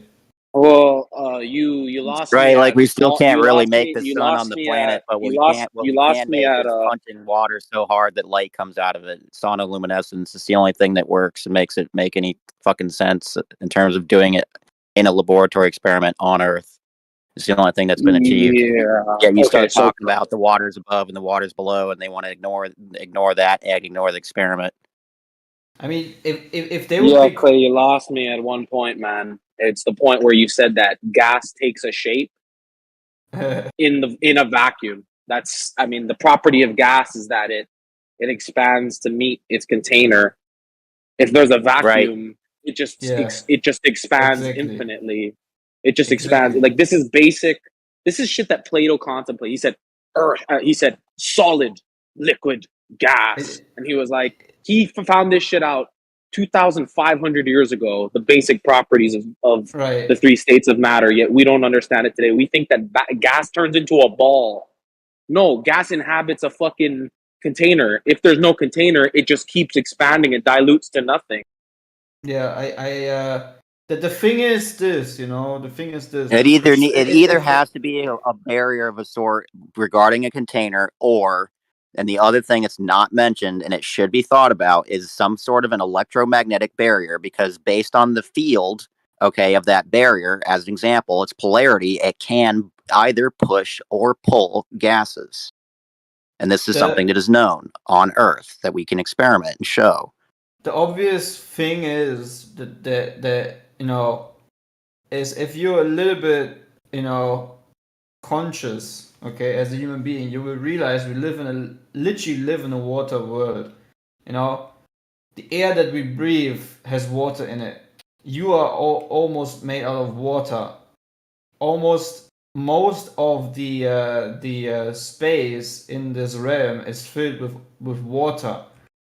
The sky above is according to, you know, the book that has been you know, which has changed society forever, right? Is water being separated, you know? And then when you go deep into the oceans, we have lakes under the oceans where there is a different kind of water layer separated from the water. So you can literally have puddles of water and a waterfall underwater, like in SpongeBob. You know, SpongeBob was actually very right with its depictions of water underwater. So if there's water underwater, and if air is also almost, you know, nothing, then a big part of it is water that you breathe. Maybe it suggests that we live in a water world, right? Yeah, well, they say everything comes from hydrogen, and Hydra is water. Well, truthfully, plasma starts before hydrogen, and there are also plasmatic states of water. But that starts getting into the electro, you know, magnetic aspect of things, of course. So you have to have supercritical temperatures and also pressure in order for water to reach that plasma state, but it can happen. Normally it doesn't, though. The thing is, then you have a model that tells you that the moon, for example, is made out of a water world, and for some reason the moon itself represents nothing, not even an inch close to what the substance of the Earth represents. Funny, isn't it? Why if truly, let's even say the moon has been formed out of the Earth in the very beginning of the Earth, when the Earth was just a clump of lava or unidentifiable mass or matter. Why has the matter of the moon, or why is that moon so completely different? You know, almost like the complete opposite to the matter of the Earth. And where, like, how did the Earth fix itself up again? Like, if such a big piece of rock hit the Earth, why is it this perfect round spherical shape? How does it even work that you get perfectly round spheres in a non-friction environment? The only way you get perfectly spherical rocks, or let's say not even spherical rocks, but like perfectly smooth round rocks, is at the sea, when over time they're being pushed forward and backward, rubbing against each other. What is rubbing the Earth, or how does even a perfect ball forms in a non-friction environment like the vacuum of space? There's so many things that literally make no sense, but still I need to buy them, right? Because just saying the Earth is a topographical stationary plane, that is crazy, right? That is a pure ridiculous assumption that, you know, and it's not self-evident at all, you know. Listen, you can't understand it because you don't have enough math. Yeah, meth. Enough meth. You know, that's the, you know, the indoctrination. Yeah, calculation versus measurement. Indoctrination. So that's the problem. The Yeah, indoctrination math can of work. Obviously, it can explain theories, but it's not a measurement. the indoctrination of young people Can have I made give them an so example of math? stubborn. You know, the stubbornness that comes from the pride of science and, oh, I've learned all these mathematical Just do it, no, but just equations, do it softly. you know. Let him go in the background. I'll go let him use it.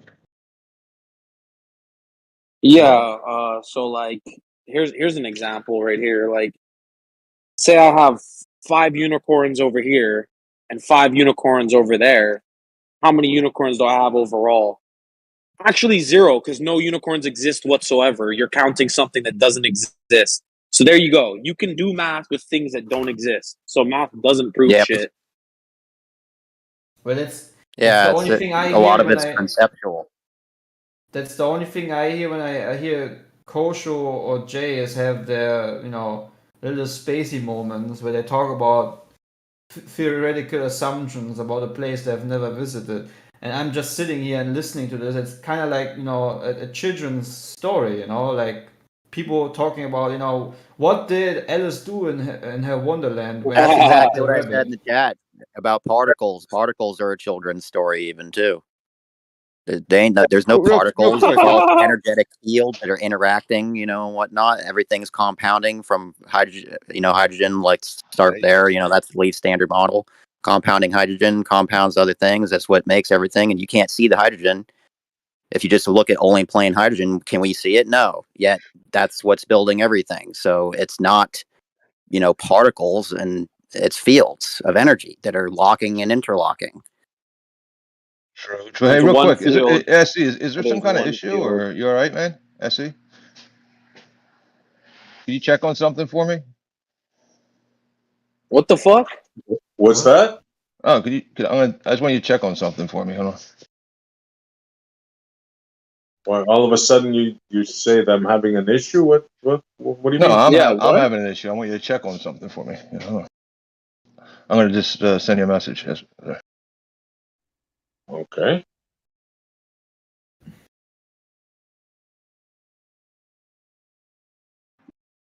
SE, you okay, man? What's going on with you? No, yeah, Yeah. I have an issue. No. Oh no, I don't think did anybody kick tanks.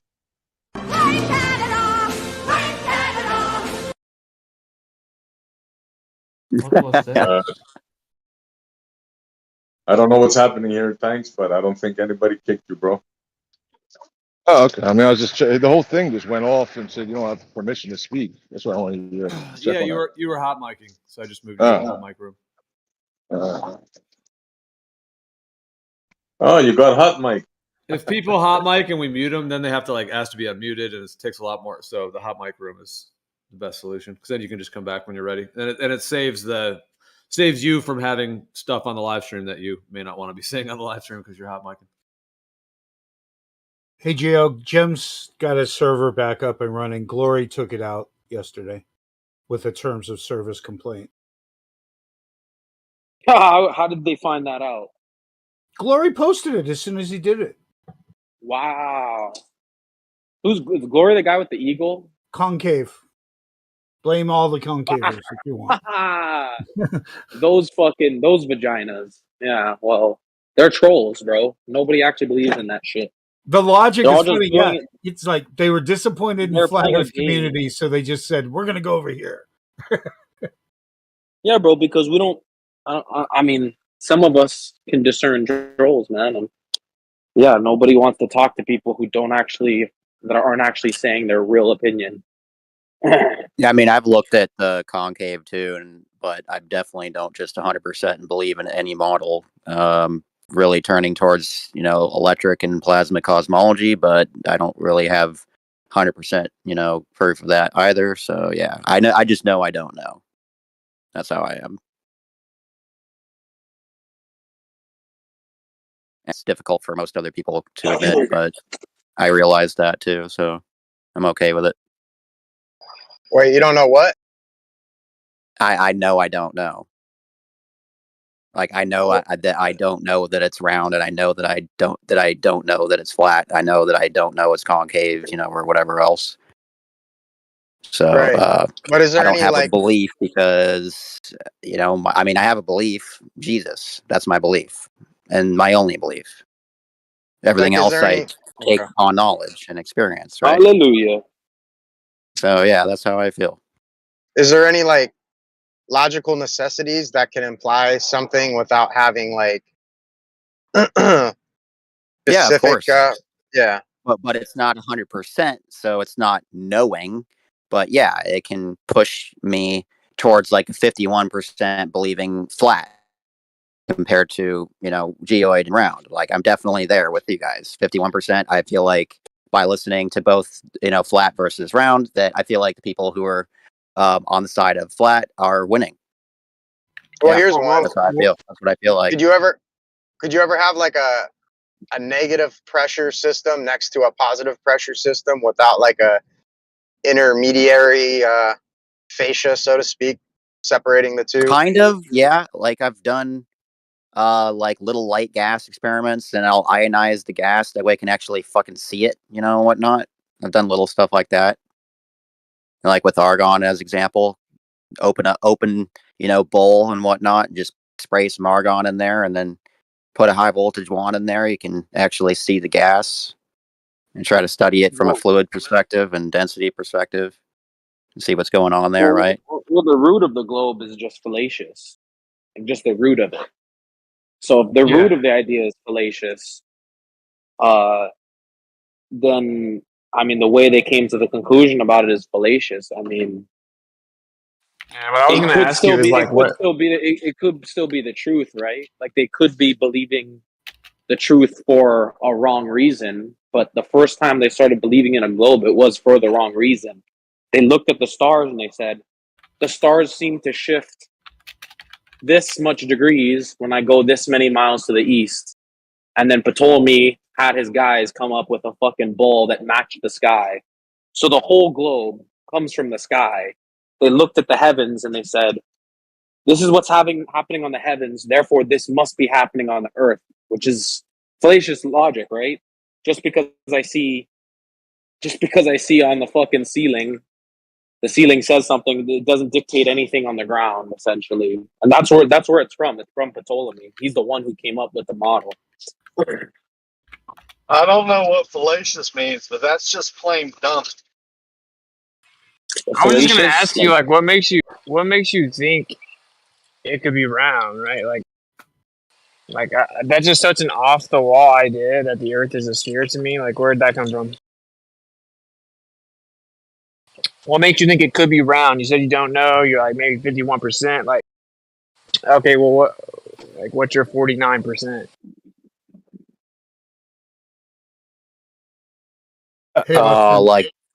Like I was explaining a field theory. Yeah, it's the only way. Why does field theory make the Earth a sphere, though? Like, I'm asking, what makes you think The same way that it makes everything else is from primary points. Yet we can't really see those primary points, right? Like you can't see the stuff that makes the electrons, and the stuff that makes other things. Well, you believe in electrons, bro? Are you saying that? Can a field not exist on a flat Earth? I'm just asking, what makes you think it's right? What I'm asking. Okay, check this. You agree that the default position, the default is that the Earth is not moving. The default is that the Earth is not moving. That the horizon is horizontal. That we see stuff in the sky move around us. That's the default, right? Like, we agree on that. Right. Like, if we go based on how we feel, yeah. No, just based on empirical evidence, and empiricism being that which can be physically tested and sensory input, measurement versus calculation. Right. So then if someone's going to suggest to me, they're going to come over and be like, well, actually, the Earth is a sphere that's moving, and it's the exact opposite of the default with all the empirical evidence. Okay, all right, prove it. That's wild. I would never just grant them 50-50. It seems weird. Well, I'm just coming from the perspective of they came Well, to for me, us. for They me, it came. is 50-50 Why do I keep because getting I fucking have run not over, man? personally done laser experiments. I haven't personally done interferometry. Like, so that's why I don't know yet. I can believe that's why it's 51%, but because I haven't been there for that particular experiment, I can't say that I know yet because I wasn't physically there. That's what knowing is. Hey, Limitless. Are you able to hear Noah? Because he was Yeah. speaking, and okay, all right. Just wanted to make sure you could hear him.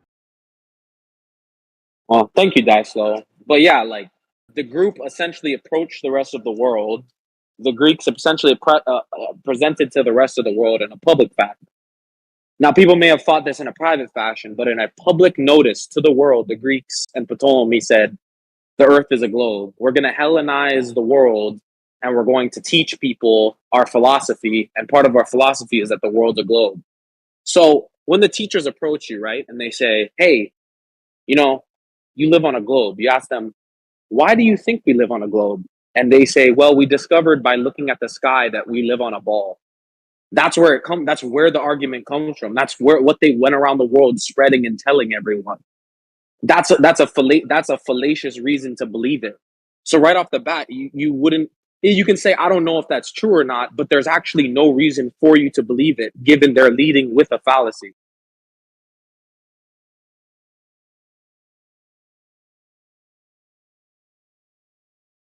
Yeah, what I was trying to break down to you is like, you're looking at it like, oh, I haven't done this and this and this to prove that it's flat or whatever.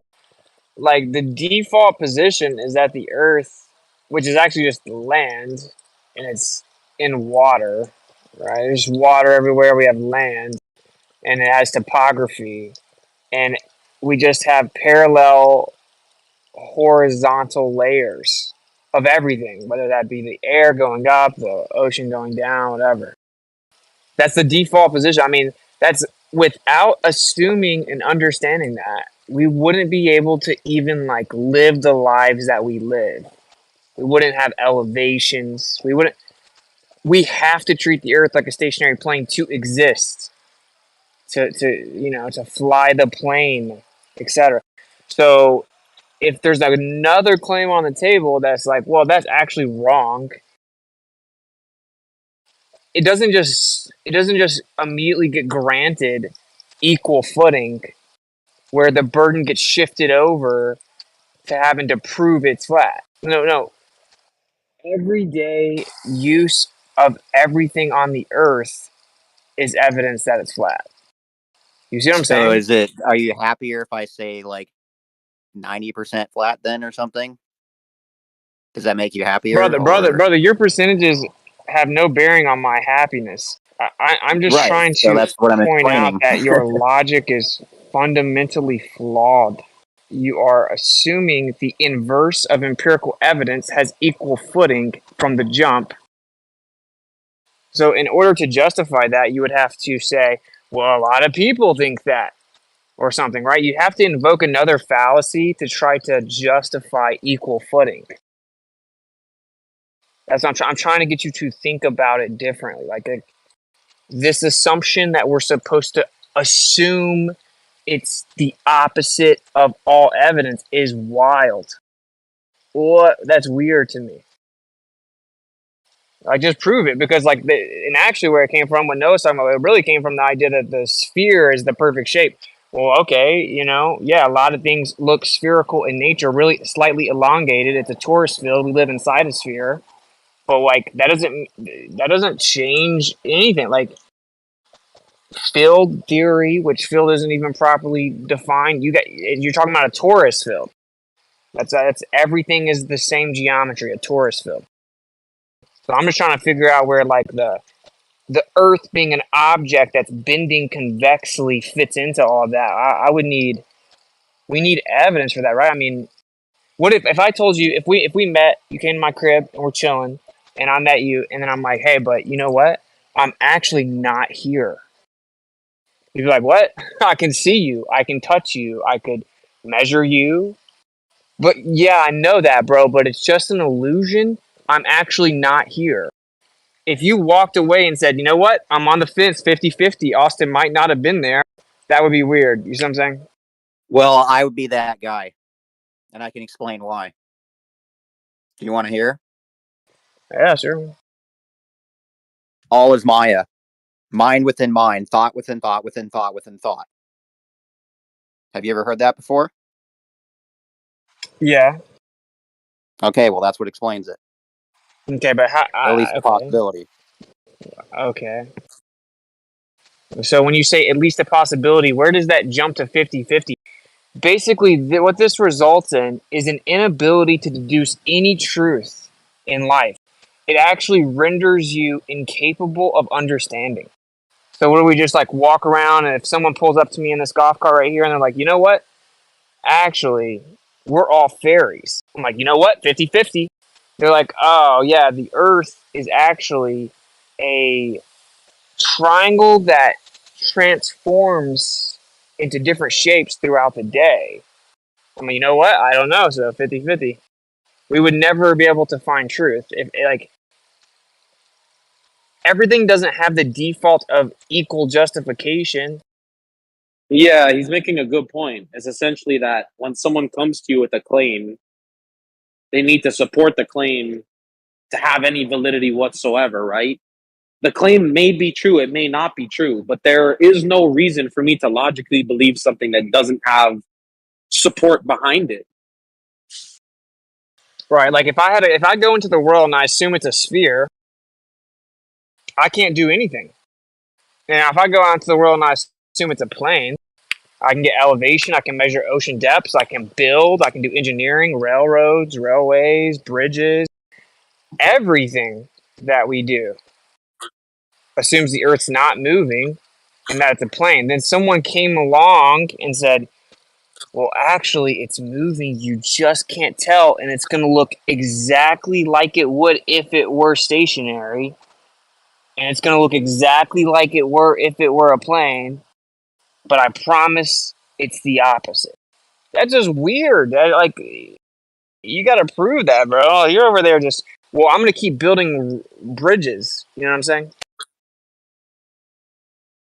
Yeah, essentially the approach is, yeah, it could be true, but do you have any evidence to support that claim? And if it's that, they bring forth the evidence, and the evidence is full of fallacies. Like, there essentially is no support. Something that contradicts itself is meaningless. Therefore, if your support is a fallacy that contradicts itself, there is no support. And if there's no support for the claim, there's no reason to believe it. The claim may be true. Who knows? But in the situation, there's no reason to believe it, that it's true. There's no reason to, essentially.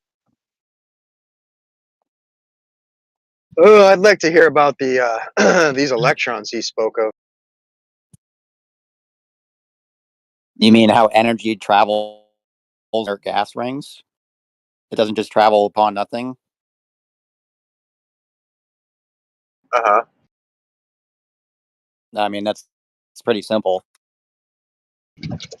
That's all that's saying. So like, it's energy doesn't it flow through wires, facilitates. you know what I mean? Okay. Or no? What's that? Like, do you think that there's electron balls that are going through the copper wire and they're smashing against each other, and they're No. literally physically moving through the wire?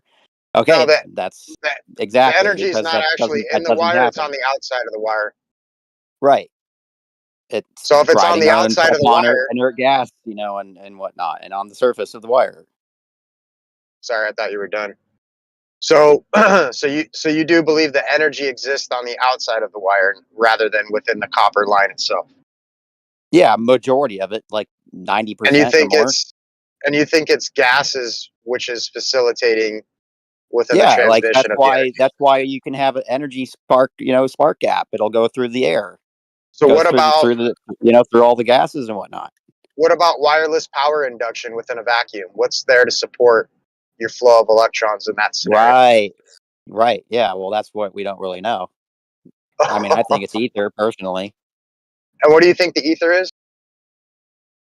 I don't really know. Okay. Well, check this, bro. So you seem to be interested. You said something about plasma. You lean towards the idea of plasma electric universe. I don't know if you use Yeah. the word universe, but Yeah, and then you use the word ether, right? So you're on the right path. You're certainly on the right path because it's abundantly clear that those things are the case. Yeah, I mean, Plasma is just I've done ionized most of these gas. experiments myself. I can Yeah. create high voltage drivers, you know, and then, like I was saying, and I'll put it in the bowl with some argon, and I can see the argon is very clearly staying in the bowl unless I like wave my hand, you know, and blow the air around and whatnot, right? So, you know, there's your density, and it's showing that a medium can stay down, but it's based on its density. If I were to put fucking helium in the bowl, that's not going to happen. It's going to float to the ceiling. You know what I mean? And then I have to put the wand and put the high voltage driver up at the ceiling to see it. Then, in that Yeah, case. but check this. It can stay in this position relative to the surrounding medium, but then we're begging the question because the question on the table is like, well, what is allowing that medium to be there in the first place when it comes to the material medium of any type of gas? Right. So either there's some kind of like roof, you know, to like in this experiment, or it's got to be electromagnetic, or like the firmament. It's the only thing that could make it possible. There has to be some kind of energy wave that is literally physically pushing away the gas, or it's something physical. Yeah, and it could be both.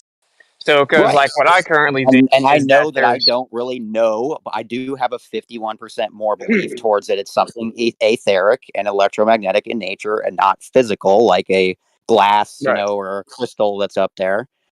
But that's my It could be belief. both. It could be both, I right? can't really prove that, you know. I mean, I But can kind of prove it by showing people that, yeah, look, see this magnetic field will push, you know, this oxygen away from it, and then if I generate the south, you know, magnetic field instead, it'll suck the oxygen towards it. Like I can try to demonstrate that, but it's not proof, because unless people do it themselves, it's not really proof, because they will Why are just you not trying to believe it. prove?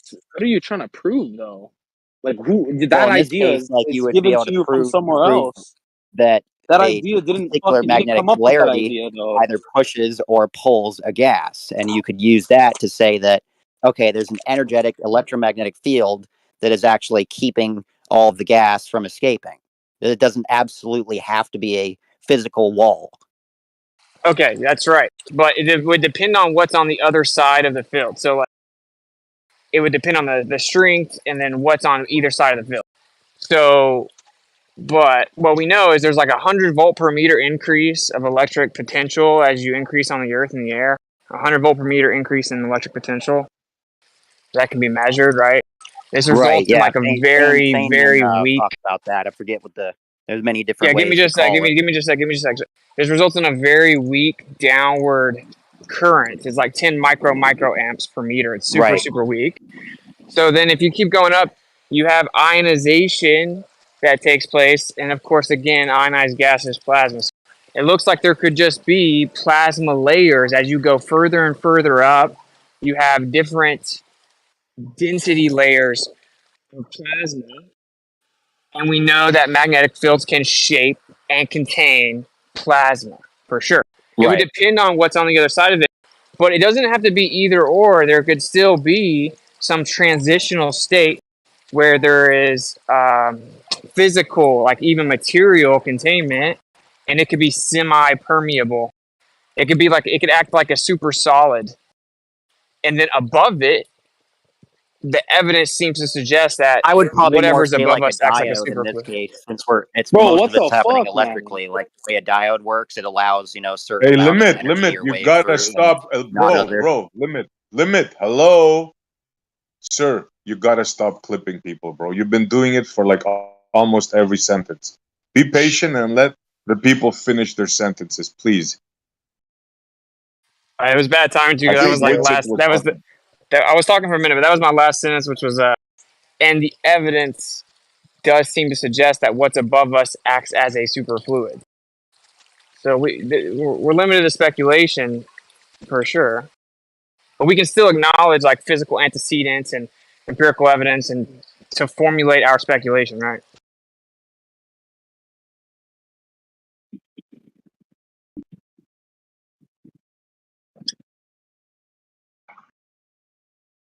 Yeah, he's a little new. Got him a little slack. I just think he's But excited. yes, No, it was a good convo, but you know, like just Be patient and let the guy finish, and then you can go, bro. Like right now, you can go. Go ahead. Yeah, I was just mentioning a diode. You know, the way a diode works, it allows energy through and other energy not through. Yeah, exactly. Yeah. And so this is another thing. Have you fallen down the rabbit hole of everything that we've been told about electricity and magnetism is incorrect? But it isn't really that there's some new discovery. Oh, of It's course. just, yeah, they knew it back in the day. So you've heard of like, Nikola Tesla, Oliver Heaviside, et cetera, et cetera. These people back in the day that understood, like Oliver. Magnetodielectricity, not electromagnetism. Exactly. Yeah, Charles Pardo Steinmetz, for example. So the dielectric and the magnetic, and it's a conjugate geometric expression, which is just a fancy way of saying they're intrinsically joined at the hip. There is no removing them. There's no pulling one from the other. If one's there, the other's there because pressure mediates. So the existence of one causes the domino effect of the other. So you have the dielectricity, the dielectric, and the magnetic. You have the toroid, the hyperboloid, the divergence, the convergence, right? So like this is the real, and this is, I would say, pretty important, seeing as how we live in a world that literally operates on these very things. 100% with you now. Yeah. So then I started trying to figure out, well, why did we run away from that, right? When these people, I mean, like Nikola Tesla, he gave us what we use today, but he's like, that's lame. Like that's not even that impressive. It has loss or whatever. And so I'm like, well, why did we reset? That doesn't even make any sense to like throw away all that profound knowledge, use the technology, but then pretend we don't know. And the answer is, to make the Earth a spinning globe, they had to do that. To claim the Earth is a spinning globe that goes around the sun, they had to throw out all of electricity and magnetism. That's when the rabbit hole got super real for me. That's actually when I started making videos. Because I'm like, oh man, this is so much deeper than I thought. What's it matter? Yep, exactly. That's a big deal. Yeah, it's a big deal. And yeah, so I think that now, what do you know about this though? So like magnetic fields, they have something called the block domain wall. So it's an inertial plane. It's a plane of inertia. It's an unchanging plane in the center of the magnetic field. So if we know that everything is magnetic and we live within a magnetic field, well, where's the plane? Where's the inertial plane? It's where we live, bro. We live on top of the plane, the inertial plane. And you wouldn't be able to penetrate it materially. And then on the other side would be, the same thing. Be as above, so below. So all of a sudden, one side of the conversation makes perfect sense, checks all the boxes of ether, dielectricity, magnetism, the inertial plane. The other side's like, oh, magnetism is the exchange of virtual photons. So it's like, it becomes very obvious which side is correct, or like at least going in the correct direction, right?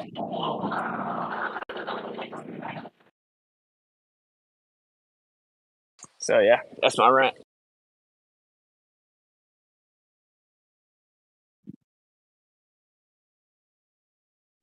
If only magnetism was their only issue. They have a lot of other things that are just absolutely just not congruent with physics. They're not in the same sphere as reality.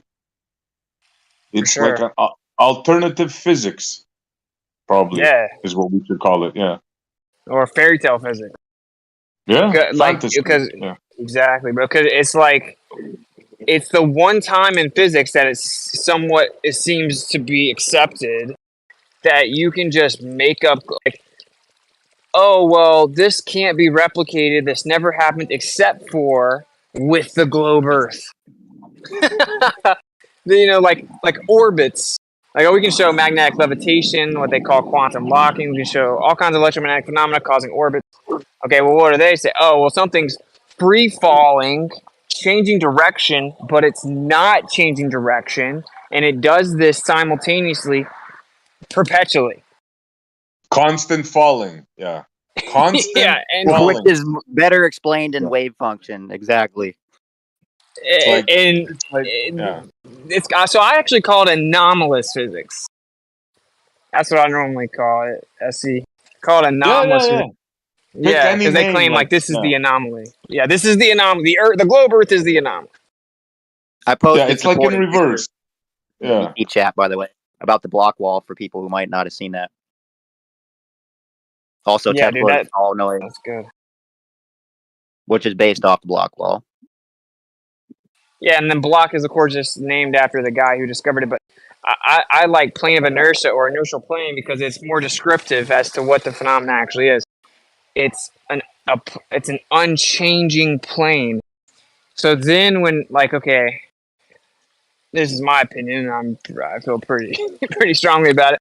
The first natural law, the actual one all-encompassing natural law, is that all things seek equilibrium via pressure mediation.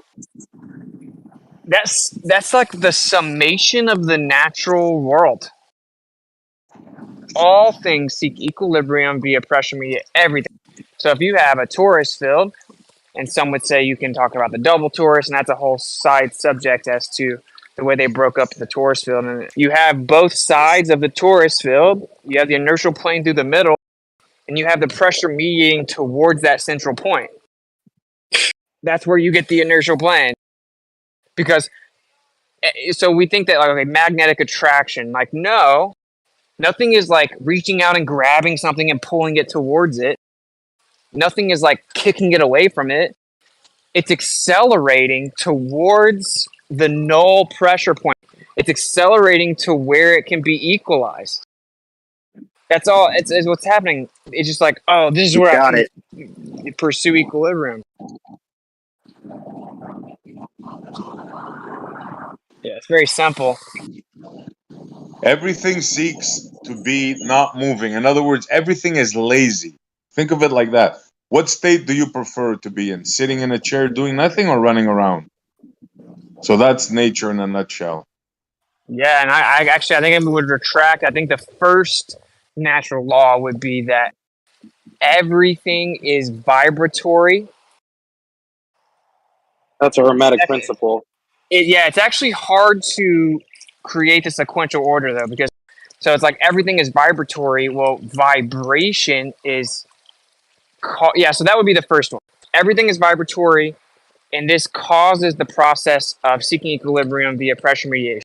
If I start to shake something, if I put sand on a table and I play a song, the sand moves around, right, and it equalizes relative to the sound waves.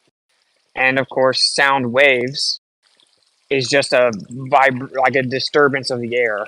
It's just the air moving. It's the air. There's no such thing as a sound wave. It's just the air. But anyway, you get what I'm saying. Everything is responding and reacting to the vibration. Then it equalizes or attempts to equalize based on that because it causes pressure.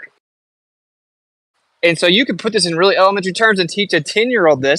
And then the next Nikola Tesla was 10 years old, understood the entire natural realm of physics, and then would change the whole world by the time he was 16.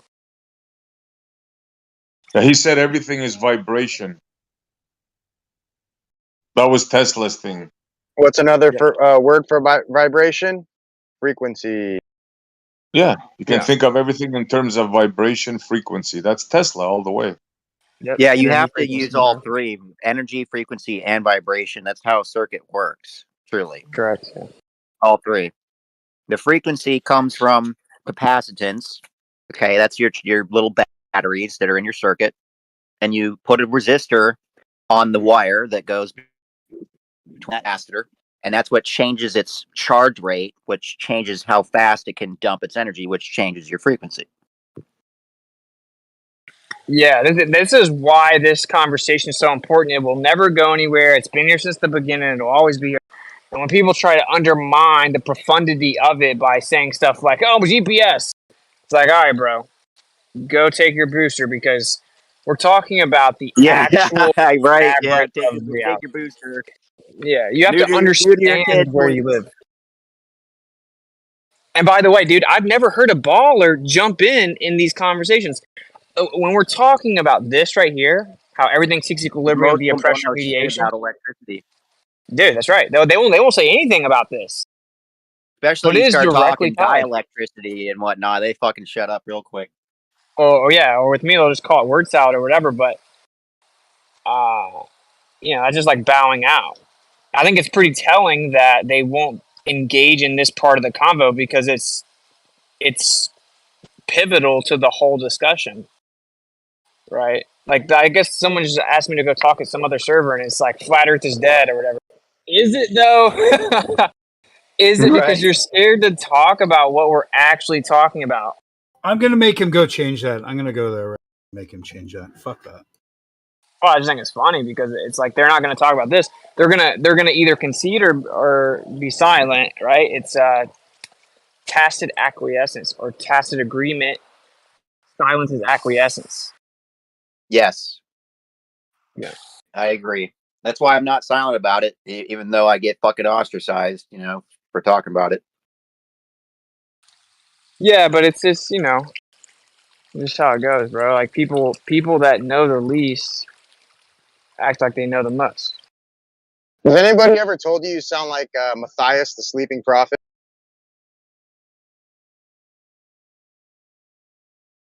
Which one of us?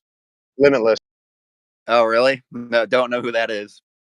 Okay, that's good. That's not bad. Should I know? Is he good? I mean, I was a fan of him.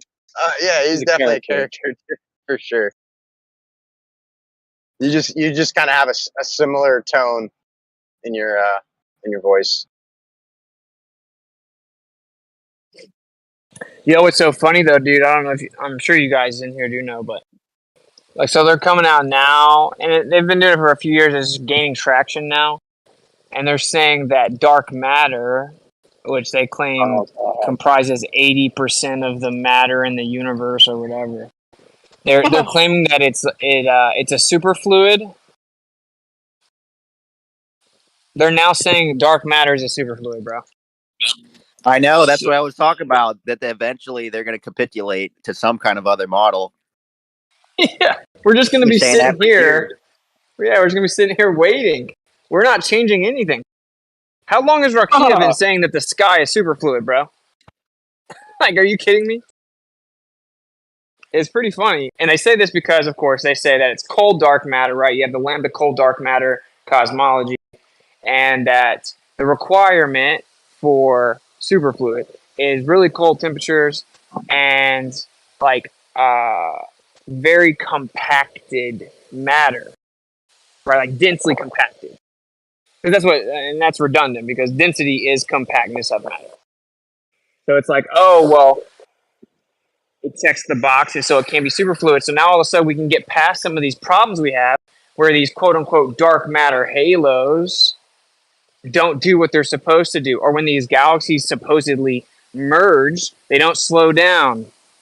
When we look at these dark matter halos, there should be viscosity and resistance because of the material, but there's not. There isn't viscosity, so they're like, wait, what's going on? Meaning, yeah, like just like the guy said, the perfect analogy: you drop the penny in the jar, or the empty jar, or then you drop the penny in a jar of honey. So it should be like it's going through honey because there's so much dark matter allegedly there, but it doesn't. It drops like it's just an empty jar. So that's why they need dark matter, because then they can say, oh, well, there's no viscosity. Because, that's why they need superfluid. Superfluid has no viscosity. Yeah. Yeah, but they have a problem there. If they say it's superfluid, then it would be able to be detected. But their dark matter is undetectable. So, Yeah, of course. But they have to assume it's everywhere because, relativity only accounts for a percentage of it, and there's way more stuff unaccounted for. Well, I spoke at Flattoberfest. And Danny Faulkner was in the I know he sits in here. I don't know if he's in here right now. But Danny Faulkner was sitting in there while I was giving my presentation. And I'm still just waiting on rebuttals. I know he's gonna write an article and all this stuff, but it's like he thinks he knows what he's talking about, but he doesn't. That's what he told someone. Dude, what I just said is objective. Many people within the field of astronomy are turning towards the idea that dark matter is superfluid because they need a lack of viscosity to explain the observations. Okay, and that's I mean, it's pretty But telling. even that, bro, even that doesn't mean anything. Because how are you going to go from non-detectable to superfluid? How are you going to do I know. that? Well, okay, but that's what I'm saying. So this is the reality of the situation. The reality of the situation is that what they're claiming the force is not what the force is. Okay? There is a force. There's objectively a force, flat Earth included, above us. Things don't just move perpetually in a cycle in a giant circle just for no reason. There's a force. It's obviously electromagnetic as everything is. They claimed it was something called gravity.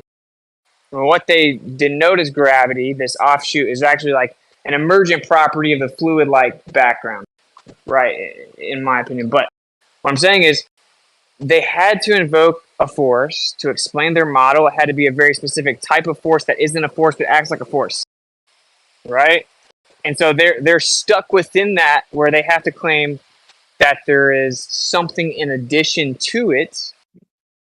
And they couldn't just define it as like an all-encompassing medium because then they have a problem with their cosmology. I hope that was coherent. My point is that, like, yeah, they say that there's something there they can't define, or they can see that their theory of the force that's not a force doesn't work. They can see that. They can see that there's something else going on, but they can't conceive that because no one can conceive of an alternative to explain the Earth being a sphere that's tilted, wobbling, spinning, and revolving around the sun. No one can, and no one ever will. And that's why Einstein's so famous, because he came up with something. He came up with something to try to explain away the evidence. No one will ever replace him. Ever, ever, ever. It is impossible. It's intellectually impossible. So. What do you mean to replace Einstein? Yeah, What's meaning impossible? he did such mental gymnastics to explain the Earth supposedly revolving around the sun, right? Where it's like relativity, and you just start going crazy. We all know relativity is just a shit show, No one's gonna be able to come in and then like offer something else to fix the new problems. Never, bro. You can't. There's way too many paradoxes. There's too many paradoxes in relativity. That's why they're like, oh, we'll just wait, and relativity is pretty good, and we'll try and modify it slightly and all that stuff.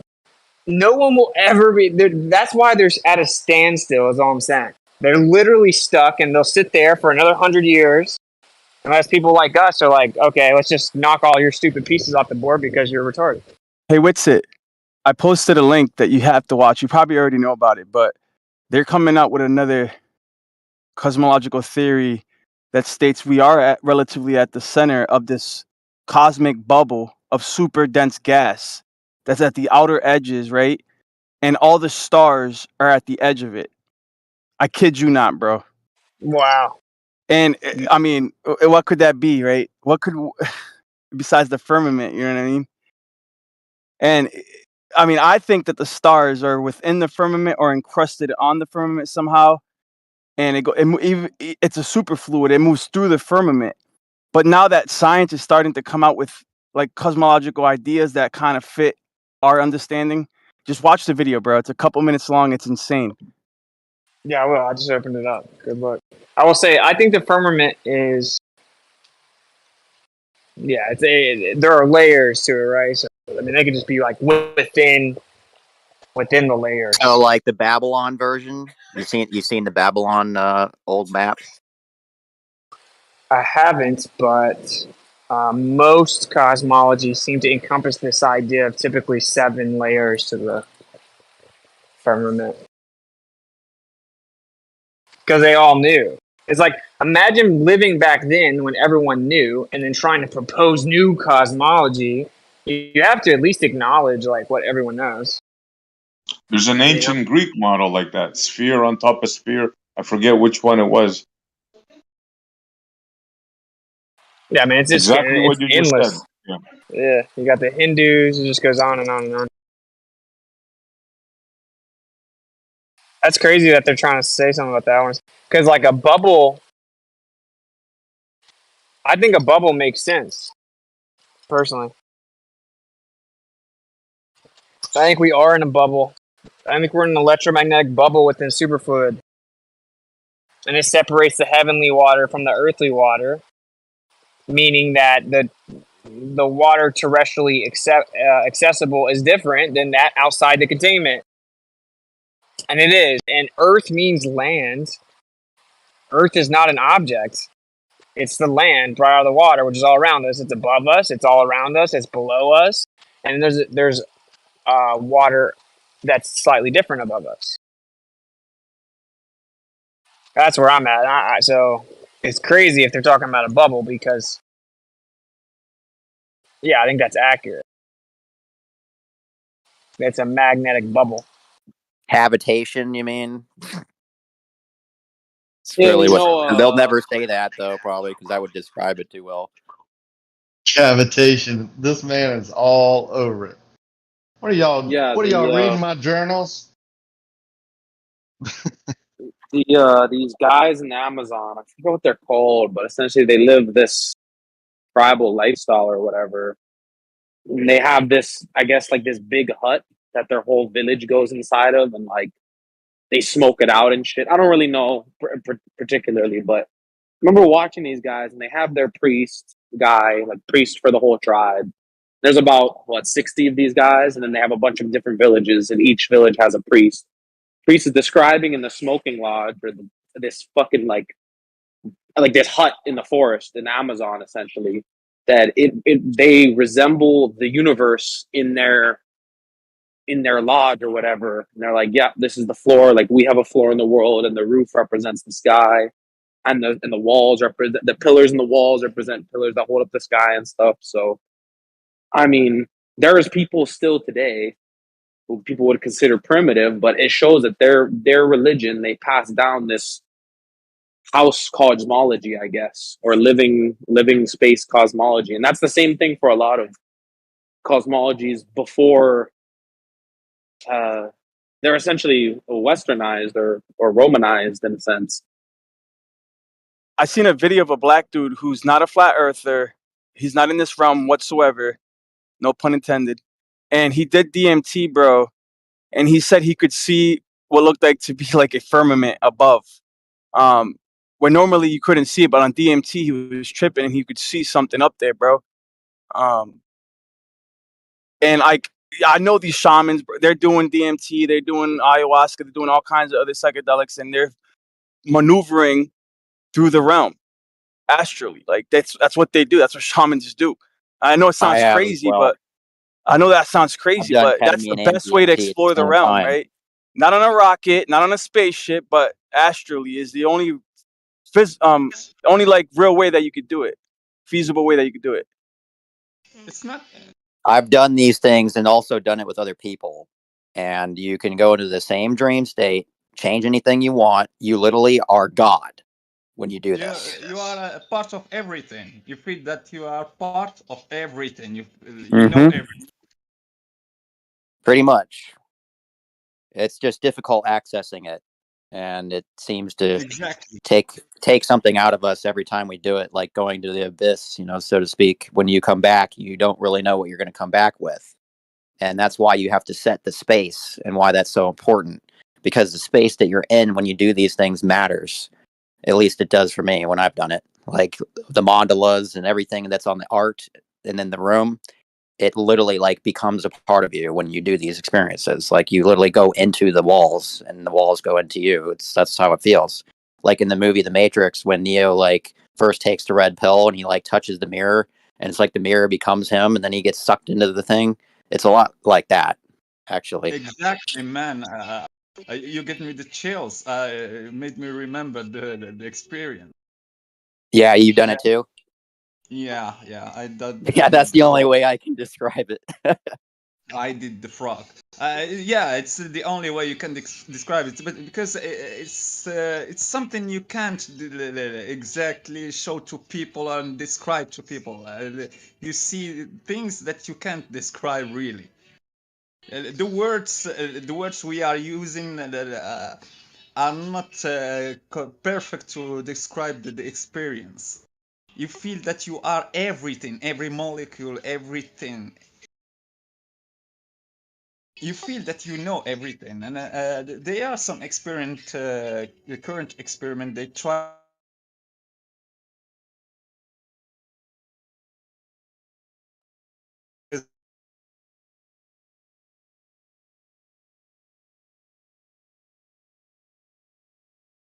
That guy just cut out.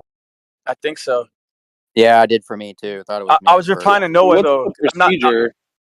I'm not surprised that those Native Americans had that model because of that. You know, but the only problem with that is it's not objective. It's not empirical. Someone could just say, Right. "Oh, Yeah, you're that's just hallucinating," so you can't use that to back up our model. But it's just interesting nonetheless. What's the procedure for this like the thing burning that you were bush that describing? Moses might have did too. He might have, been on that stuff too. Well, okay, you two were describing this altered state that you go into. What's the procedure that you guys Yeah. use to get into that state? Like you mean how do you make DMT or what are you No, asking? I'm not talking about DMT. I'm talking about you said that you could astral travel and shit. Yeah. That's without DMT, correct? Oh yeah, you can do it without it too. You don't have Yeah. to have So what was the psychedelics. procedure? Of What course was you the don't. procedure? What is the procedure that you used? I don't really have anything that works like 100% of the time, but I do have some stuff that kind of helps. It seems like one What was thing the is abstinence procedure? for sure, like not doing certain things. So, like if you're already like smoking marijuana, as an example, try not doing it for a while. That way, you can like start having better memory and dreaming more. That's an example, and then you can start, probably having more dreams again, and then if you concentrated on it well enough by writing your dreams down, different things like that, that can also provoke it. You want to do things like reality checks. I do that What's the as well. So procedure like you did? What's the procedure you first did? thing, Like well, like when I you will got into use that state, what like I use a can you bring us wait ELF real quick? Let magnetic. me ask the question. Let me ask the question real quick. Let me ask the question before you answer it. What can you give an example of one time you've entered this state, probably the most profound time you've entered this state, and how you went about getting into this state? Like a specific example that you like a testimony from you. Yeah, I mean that was DMT and ketamine at the same time. That's probably the most profound. But I thought asking like how you would do it like without psychedelics, which the only way Oh I've yeah, done that is with I thought you were doing it magnetic without. fields. Now I've done it with other methods, but it's not technically sober, and doing it through meditation or whatever. I was using an ELF magnetic field generator in the other case, as far as not using a psychedelic. Wait, an So this is like ELF field gen? What is that? yeah, extremely low frequency, like frequencies under like 10 or 20 hertz usually. So in this case, nearing the Schumann resonance of the planet, you artificially match the frequency of the Earth to enter the alpha zone. It's brainwave entrainment. ELF. So this gives off a magnetic field that you sit next to, Yeah, essentially. it's like a little, magnetic field generator. Yeah, it gives off like a very, very small amount, like 0.1 milligauss. You don't really need much. Less is actually, but if you do too much, then your brain is like, whoa, this is like too much and I'm not used to this. It's not like the Earth. The field that we're in with the planet is very weak, but it's huge. So it has a very large area of influence. No, And it's the same thing Tesla was doing. Like if you lay in the sand, he writes about laying in the sand, right? And that he like saw the sun basically, and he got visions, right? And I've done that too. If you just lay in the dirt and get grounded enough and try to block everything out and just be present. Close your eyes during the day. You can see the flash rate of the sun, which matches the Schumann resonance. At least I can. It takes a little while for, to start kind of seeing it, feeling it, enough breathing and whatnot. So same thing there. No, I was just copying that frequency in a square wave generator, and then hooking up it to a copper wire with, a couple of turns and whatnot, about 50 feet of wire or so. Wrap that around like two little magnetic eyes. Then you've got your magneto core to send the transmission through. Put that near your body, near your head, kind of thing, and that's it. By the way, this is taught by Bible believers. It's called getting still, getting quiet, lowering your frequency, so you get closer to the Creator, and He will show you things. You don't need drugs to do it, but it takes more like discipline. So it's a heart matter.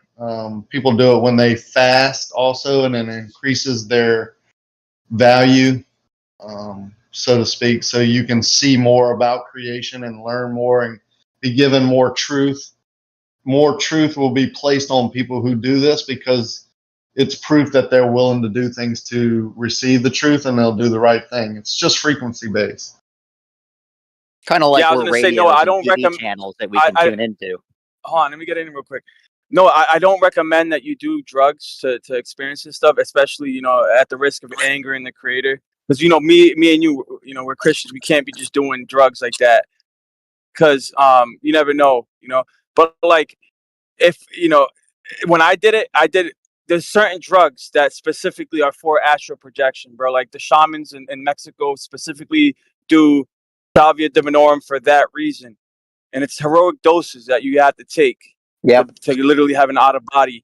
And that specific drug, like if you read the trip reports on the internet, bro, like mad people have had out of bodies and like have seen the realm on specifically that drug. It doesn't always happen with mushrooms. That doesn't always happen with DMT. But for whatever reason, salvia divinorum, and salvia divinorum is different. It's a different molecule altogether than mushrooms and DMT, which are like connected to serotonin, melatonin, dimethyltryptamine. They're like tryptamines, bro. Salvia is one that will literally pull you out your body, and like you can like literally traverse the realm, bro. And that's what they would do, the Mexican shamans specifically. Now, I don't recommend you get it at the local gas station. Get it freshly grown if you're gonna attempt it. But I don't recommend you do it, bro. Do it naturally. Do it through fasting and prayer. Ask Why the would we Creator, need to trip right? on some kind of drug Ask the to Creator to give you an experience, right? And He will give you an experience. So, you know what I mean? If you pray hard enough, earnestly enough, Exactly. He might grant you that prayer. You know what I'm saying? I don't But need anyways, yeah, drugs. I've never even done marijuana. I don't need them because I've experienced so much. You through don't these need them. things. You Well, I definitely don't. don't need them. Yeah, I don't. Anybody who tells you that you have to like fucking do one of these drugs in order to have an experience is a dark fucking manipulated shaman. Like they're literally a witch, kind of thing, and a bad one at that. That's not true. It may like I've had so many the arguments with main these point. people because I've had these experiences. You know what I mean? And I had them before I ever did psychedelics. So like I try to explain that to them. Like, no, dude, you're literally lying to people. Like, you're taking away like my life experience and telling me that I'm wrong. When I know this because I literally did it. Like I was lucid dreaming and doing remote, viewing shit and whatnot. Like when I was a little kid. You know what I mean? I wasn't doing psychedelics and whatnot unless they was being put in our food and our water or some shit like that, right? Well, I the guess that's point is you possible. crave the drug more than you crave the knowledge that's given to you by the Creator. So you want to do more and more of the drug so you gain more and more and be the knower when that's not the purpose. Yeah, it's cheating.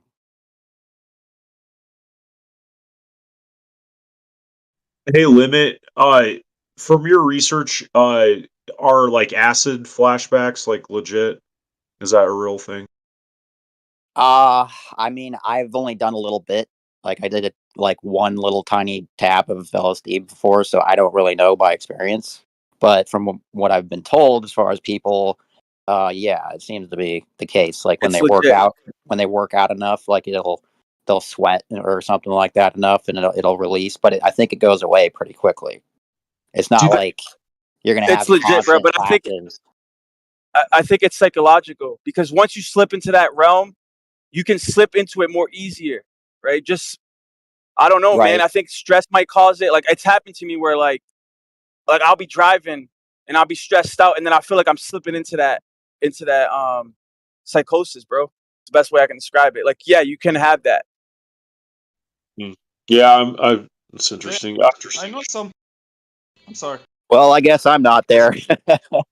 Is it? I know Is it really? some people Go try ahead. to I mean, relieve. like, I know what you mean. The world underneath the world. Like, I definitely respect that. Like, I try to look at everything from a magnetic, point of view now.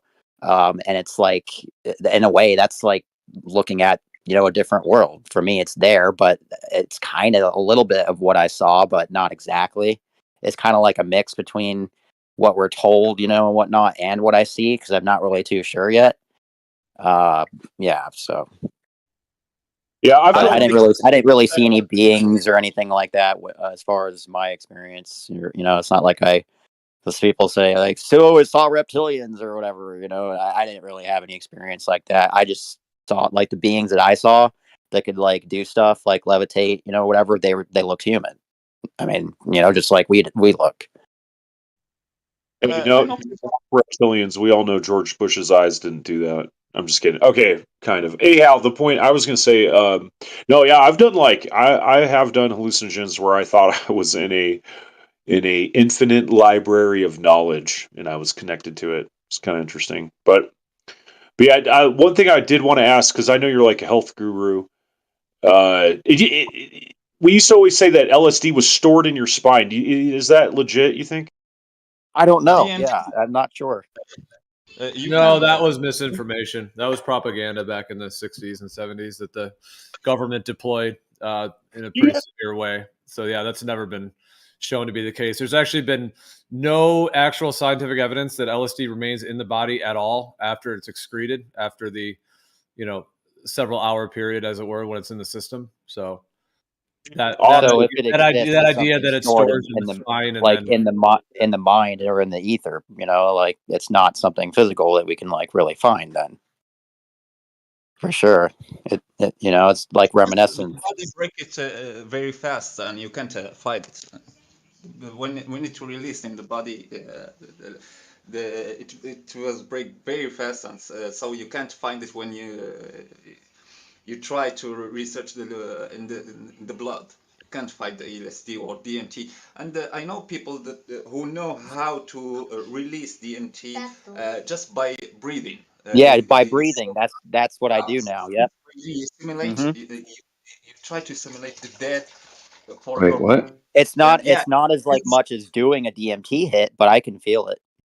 exactly. But because Like I start Are you talking literally about the getting Hawk to the point method? where I can't even stand up anymore. I have to literally exactly. go to the ground. Like it literally takes me to my knees, like I'm trying to bend to the cross or some shit like that. Like that's literally what happens. I did that once. But that And takes like 20 minutes of breathing for me. I can't just do that in like 1 minute like you can with a hit. You know what I mean? Obviously, like with a DMT hit, you can just snort it, or drink a tea, and it's really quick.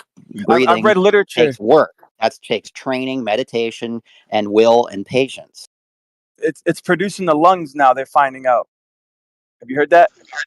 It's actually, I think, No, produced pineal by gland. hydroelectricity. Yeah, I know. I know it's in the pineal gland, but they're also finding Yeah.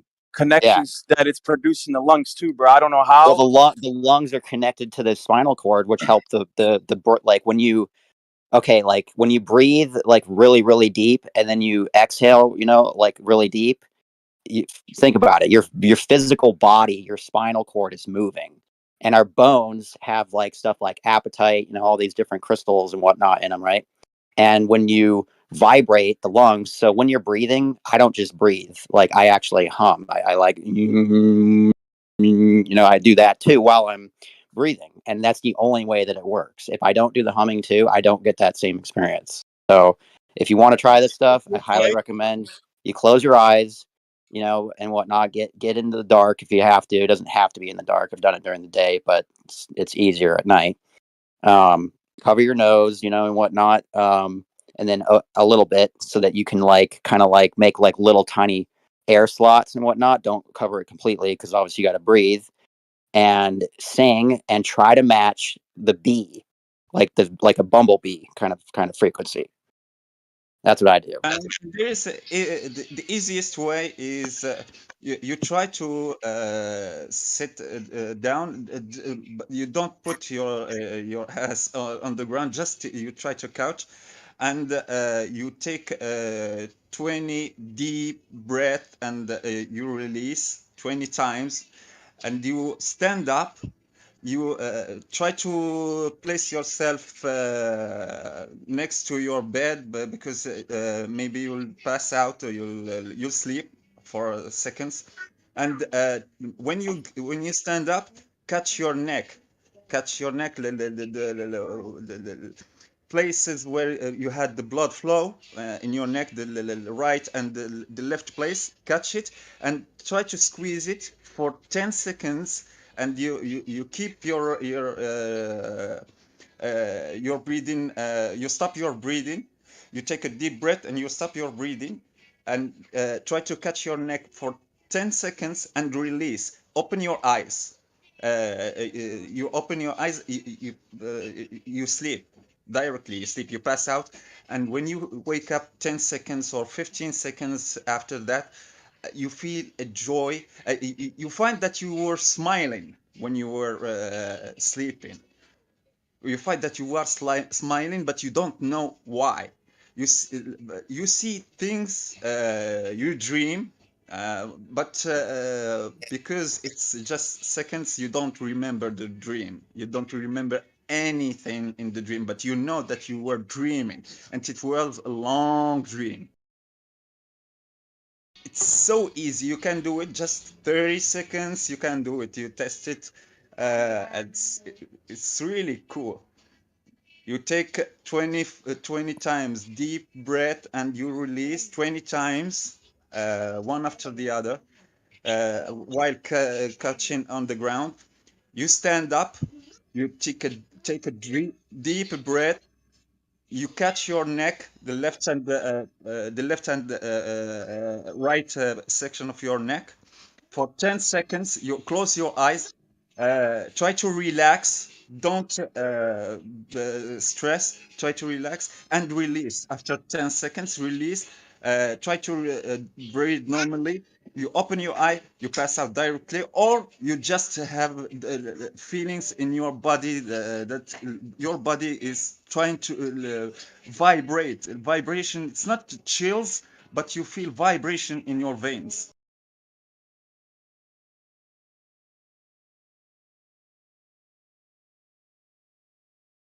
I don't know if I could explain that easily for you, but it's so easy.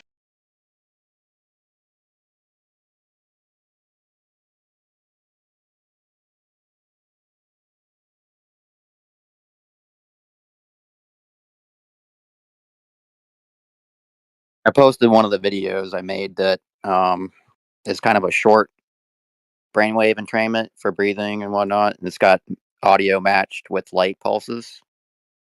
You're welcome to go ahead and try it.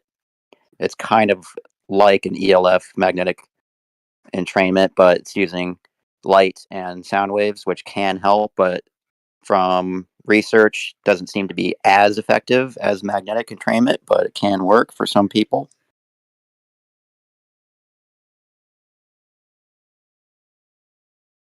You seem You're having all some welcome to knowledge try that there. out.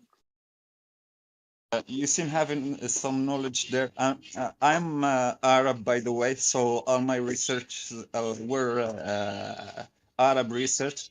If you have something interesting, try to share me with me in my DMs.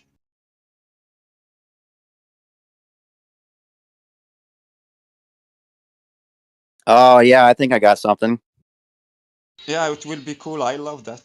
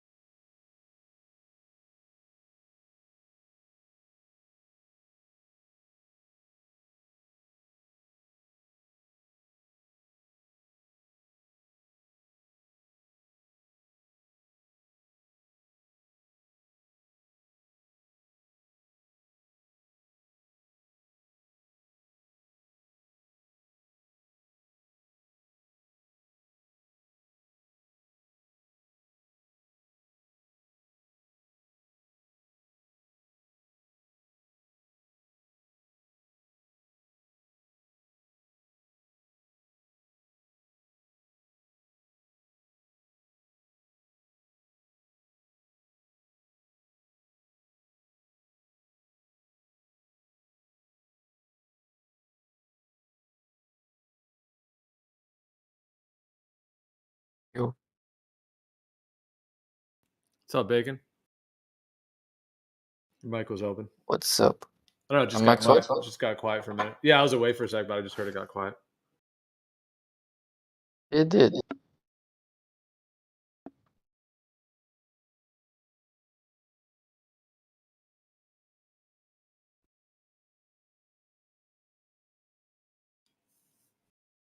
I thought it was cool what Lion was saying earlier, like this whole idea of astronauts, you know, like launching humans out into space. Like, is the original actual concept of being able to explore the beyond, you know, utilizing different tools and techniques, either with consuming something like a plant or even with not consuming a plant at all. Because the plant medicines seem to just activate what's within the human psyche, because you can activate the same stuff with meditating or breathing or, you know, using breath work or using other natural, as it were, meaning not, well, plants are natural as well, but I'm saying without actually consuming anything, just being totally quote unquote sober. Right. but Yeah, still- that would be the idea. Like no frequencies or anything, even to just like your own breath, your own, you know, self, and that's it. Yeah, so I mean, if you can activate all the same experiences with that, then obviously if you consume a plant, or if somebody consumes a plant and has that experience, then it's not the plant causing it. It's just the plant either activating or allowing access. But the way that Lion was saying, I just thought that was spot on, just in terms of like the idea that like being an astronaut, the way they claim, you know, men going up into the sky and floating around balls or whatever, is kind of their their kind of twist on it. But in the perspective that you can consume either a plant or you can use meditation or breath work in some way to essentially be able to access like more of consciousness, essentially more awareness, and whether that is described as like astral travel or being able to, you know, leave your body, as it were, and zoom in, zoom out, or have like to be able to like encompass a larger capacity to be aware, you know, of awareness on that level. And so it could almost be like there's that word psychonaut, which kind of, that word psychedelic has been used in the 60s, and then psychonaut is kind of the idea of like an astronaut, but in those realms, as it were. And then for dreaming, it's oneironaut. For a dreamer or like a dream walker or whatever, lucid dreamer, all of that would apply to an oneironaut.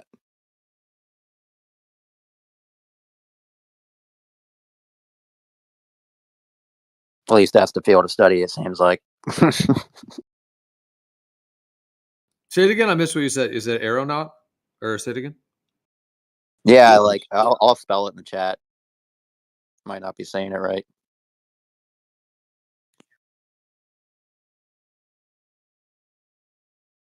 I guess I just missed it. I think I got it spelled right.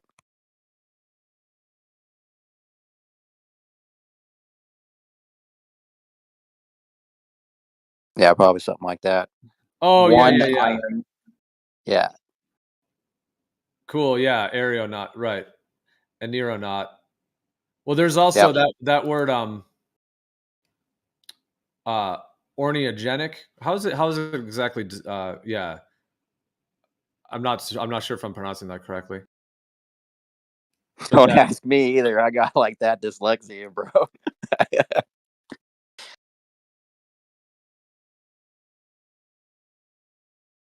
I just know that there's all these words, you know, whatnot that humans invent for, you know, different things. I'm always trying to figure it out, like, you know, what definition is this, and then I'll hear two definitions for the same fucking word, you know, so confusing sometimes. Well, it's this. Hold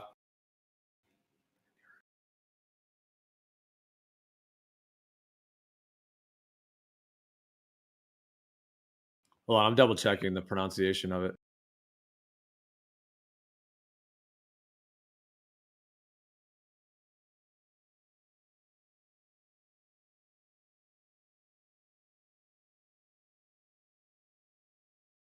Oneirology. Yeah, like oneirology is like the study of dream states. Yeah, the root word is one, meaning you. Simple stuff. Oneirogen. Yeah, like so the word oneirogen from Greek is meaning to dream or to create. Is this So, but they use this in the same term, like in terms of psychedelic or like that word entheogen as well. So entheogen is a slightly different term, but oneirogen, yeah. So this term is also, so this one's not used as much, but this one is used for like specifically plants that's like they call them dream herbs. So there's certain plants that you can consume like before you fall asleep, and then when you go into the sleep, it allows for like very potent lucid dream access and very powerful spiritual and lucid dream type experiences. So one of them, like the classic one that's often referred to as dream herb, it has a kind of a wild sounding name. The actual technical name, it's Kalia zatakachichi. Kalia zakatachichi, I believe is how it's spelled, or zatatakiki. But that plant, like, it doesn't really affect you. Like, if you were just to, like, they often smoke, like they smoke a joint of it before going to sleep, like smoke it. They often, or drink it as a tea, or sometimes both. But if you were to like smoke it or drink it as a tea, you don't really feel much, right? When you drink the tea or when you smoke it, you might. It's not like cannabis or something where you're going to feel it. You kind of just might feel a little bit, kind of a little different, maybe a little just elated a little bit, but nothing really major. And then you fall asleep.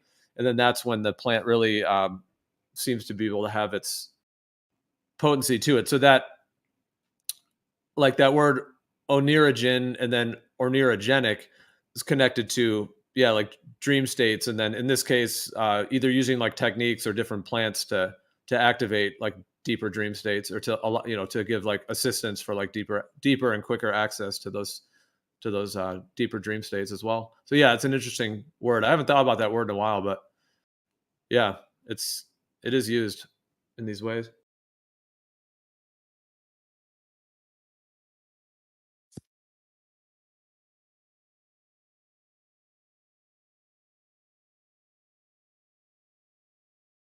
Yeah, it's a very bizarre thing. There's so many different things to get to the same outcome, a whole equivocal many ways to skin the cat.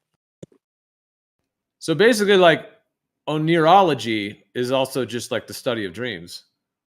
Yeah. Yeah, I guess like oneirogen is used for like plants that might activate it in that sense. But yeah, just the word. And then like the tools, we would use would be like biofeedback machines and whatnot. Now, this is of course nowadays much more modern. We didn't always have stuff to like read our brain waves and look at the logs and stuff like that while we're asleep. But now we're able to do that. I just sent a video on the chat. Mike Tyson did just tried the Toad 5-MeO DMT. And the 5-MeO DMT, it's the best one. That's the strong one, yeah. I haven't done that one before. And the one I had was like strong, but that one's definitely stronger. Yeah. It's got like extra inhibitors, or not inhibitors, but there's stuff that you take that like turns the inhibitors off, because there's stuff that we have in our stomach that like will neutralize certain toxins and poisons and whatnot. So yeah, that makes it a more complicated process and whatnot. You got to take like this brew with it and whatnot. Yeah, and I haven't done that one though. For the 5-MeO DMT, this one explains the experience.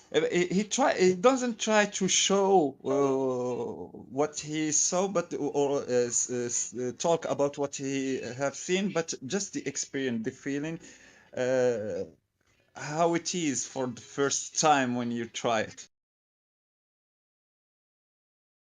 And for all intents and purposes, you basically die and then you come back to life. Exactly. The man cried. He cried and he talked to the guy who helped him do the DMT for the first time. He said to him, "It's real." It was funny. Yeah, I mean, this is a very, very potent compound in medicine. So this one's so 5-MeO DMT is a compound in and of itself. Like NN-DMT is the one that's found in our brains, and that's made in our bodies and our pineal gland, and is found in the blood and the lungs and the brain and many different parts throughout the body and throughout other animals and species. It's everywhere. Plants and animals. Yeah, it's like everywhere in nature. But that's plants, literally, it's in the grass. Yeah, The but that difference but between that one, like the one that people often refer to as DMT, that's NN-DMT, whereas this is 5-MeO-DMT. Although this one looks like, from what he posted, this is the toad medicine. So there's the Sonoran desert toad that it has these little glands and it secretes this little milky substance. So people actually catch the toads and then they kind of very gently squeeze the glands. They don't hurt the toad. You're not supposed to, but just to gently squeeze the glands, and then that's like a milky substance that then ends up you can kind of dry it, and then you can kind of scrape it into a little powder and then put it into a pipe and then smoke it. And you only take so it's like you only take one large inhalation. Like you don't do lots of smoking. It's just one long draw, and then you hold it as long as you can. exactly. And and it contains, and that one does contain. Nah, dude, you inhale it. You go like, you know what I mean? Then you exhale. That's if you're breaking up. Hero at least. Okay, hold on. I'm talking about the toad.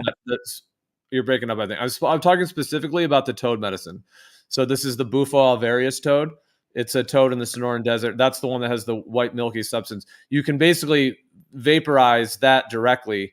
And when you do that medicine, when folks do that, it's not multiple breaths. It's one long, like you breathe all the way in and just take it in, and then you hold it as long as you can. Anyways, that's how that one's done. Usually when people do regular DMT, they might take 2 or 3 tokes, as it were. But yeah, with the toad medicine, it's usually just one large, and then you hold it. And that one, and the toad medicine contains 5-MeO-DMT, naturally in the toad, and then it also contains bufotenine, which is another alkaloid, which is it's an alkaloid that is often found in plants, and in this case in the toad, in the animal, but it's found in plants and too, where 5-MeO-DMT seems to always come with bufotenine. And that's why it's called the Bufo alvarius. I think the Bufo is where, bufotenine was, I think it may have been first discovered in the toad, but it's found in many other plants as well. Like plants that contain 5-MeO-DMT also contain the bufotenine. So those seem to be like 2 of the major components in it. So, but yeah, that toad medicine is incredibly potent and powerful. And also, you feel that the toad medicine, the 5-MeO-DMT, is stronger because just your body doesn't. It's a new thing for your body. Your body know about the MEO-DMT, but it's the 5-MeO-DMT is new thing. So he have difficulty to break it apart. But the NN-DMT, he do know about it because it already made in the body, and he break it easily. I'm not sure I know what you mean. That's why I wasn't. I'm not sure scared like the other one. I'm not sure I saw the other stuff was like not made in the body. I was like, yeah, I don't think I want to do that one first. I'll try the normal one that already exists in my body first. All right. What did you mean by breaking down exactly? I mean, they're definitely different alkaloids, and yeah, 5-MeO-DMT, as far as I know, is not found in the body. However, it's in some ways similar to DMT in terms of when people consume it in plants, in different plant forms, or in like, for example, in ayahuasca, like 2 of the main plants, you have like the vine and then the leaf. The leaf contains NN-DMT, and then the vine contains the harmine alkaloids, which allow for the NN-DMT to be orally active. But there's other plants that contain the 5-MeO-DMT and the bufotenine, and sometimes those plants are often mixed in as well. So then you have an ayahuasca brew which would have the harmine and the harmaline from the vine, which acts as the MAOI inhibitor, which allows the DMT to be active. And then you have the NN-DMT in the chacruna plant, is the plant that's used. So you have that, but then if they add another plant, like one of them is Chalipanga, is a very well-known one, which is part of the shamanic traditions. So if they add that plant, the Chalipanga, as well, it's just a green leaf. It's like a leafy plant as well. And so if you add Chalipanga, well, that one contains 5-MeO-DMT and the bufotenine, which, like I said, are also found in the toad medicine. But so that plant, the Chalipanga, contains that. So then if one were to consume an ayahuasca brew that's brewed with all 3 of those, then you're going to get DMT, 5-MeO-DMT, bufotenine, all together in the ayahuasca experience. So you'll have DMT and 5-MeO-DMT, which is incredibly beautiful and profound. So 5-MeO DMT is just it is different in some ways, but yeah, it's utilized in certain ayahuasca brews, and then there's many other plants and different ways the shamanic traditions utilize the plants that contain the 5-MeO as well, in addition to the toad medicine, either on its own or with ayahuasca like that. I was with an RN nurse who literally had one as a pet, one of those toads, and she would squeeze the poison onto a glass pane. It's not a poison, but whatever it is, right? Toxin or I don't know. She would squeeze it onto a glass pane and it would dry up and it'd be like a crystal, and she would scrape it off. And I was a coward. Like I've never done DMT. A lot of my buddies have, but I was always scared to do it. I never committed. One time I went to hit the bong with it in it, and I took like half a puff, but I didn't really get anything out of it. I was too scared to really commit to it, to be honest. Yeah. Well, one of the beautiful things about the toad medicine, like when using these things in their natural forms, like either in the plant form or in the toad form, is like the toad medicine has a very like beautiful, loving spirit and like assists in the process. Like it has a plant like a intelligence. Well, I guess it's an animal intelligence, not a plant intelligence in a sense. But yeah, it has very deep intelligence, and so it brings like very deep blessings and healing, for people in that sense, like used as in a shamanic way, in that sense. So different than like chemically extracted DMT or even chemically extracted 5-MeO DMT, because you can actually, they can do that. They can they can do chemical processes to just get pure white powder. Yeah, you can get it from literally grass. Well, please try not to. I don't know if you're delayed or I was just at the last part of my sentence. Please try not to clip. Just wait till people are finished so we can have clean audio. Anyways, just the last thing. Yeah, so you can actually have like pure 5-MeO DMT powder, which is like a chemical type extract. So yeah, like utilizing that, I'm just saying like pure 5-MeO DMT versus when it's in an actual plant or within nature is very different in terms of like the overall like guidance and support that you get from the plant intelligence or the animal intelligence in the case of the toad, rather than just, the straight molecule, that's been chemically extracted. So yeah, very, very different when you're using the actual ones that have the medicinal and the actual supportive kind of guidance, in a sense, intelligence and guidance to the whole experience when people use them. She was actually an ER nurse too, emergency room, and like there's professionals like that do psychedelics in the low, but it's like frowned upon. You know what I mean? Totally. But it's not just like, it's not just like bums and stuff. Like there's legit professionals that do this stuff. Like one of the most famous guys in that, his name is DM Turner. Well, that's what he called himself, DM Turner. Like it's like DMT, but he called himself DM Turner. That was like his pen name. I think his real name was something different, but that was like his pen name that he wrote books and stuff. He did a lot of writings. But anyways, this guy, he was a real guy, as far as everyone knows and everything. He was real and people knew who he was. But anyways, he was like a businessman. Like he, back in like the 70s and 80s, like he was literally to dress up in a suit and tie and take his briefcase and, 9-to-5 job in that sense. But he was like this hardcore, like psychonaut, as it were, meaning he would do like unbelievable things, and he wrote about all of his experiences. So he would do things like 500 micrograms of LSD. So that's a full dose. That's a high dose. Like 500 to 600 micrograms is just about the max. So he would do the max amount of LSD, and then while he's on the LSD, he would smoke DMT and salvia together at the same time in high doses. Like unbelievable combinations of things like that. Like he talked specifically about DMT and salvia when he would do them simultaneously. So he just did tons of these experiences and had, unfortunately, he ended up like getting into ketamine. And so he had a little bit, because ketamine like can become problematic. It's not natural. And so, yeah, he kind of, maybe he didn't have all the guidance and support he needed for all of, in a sense, because he did end up,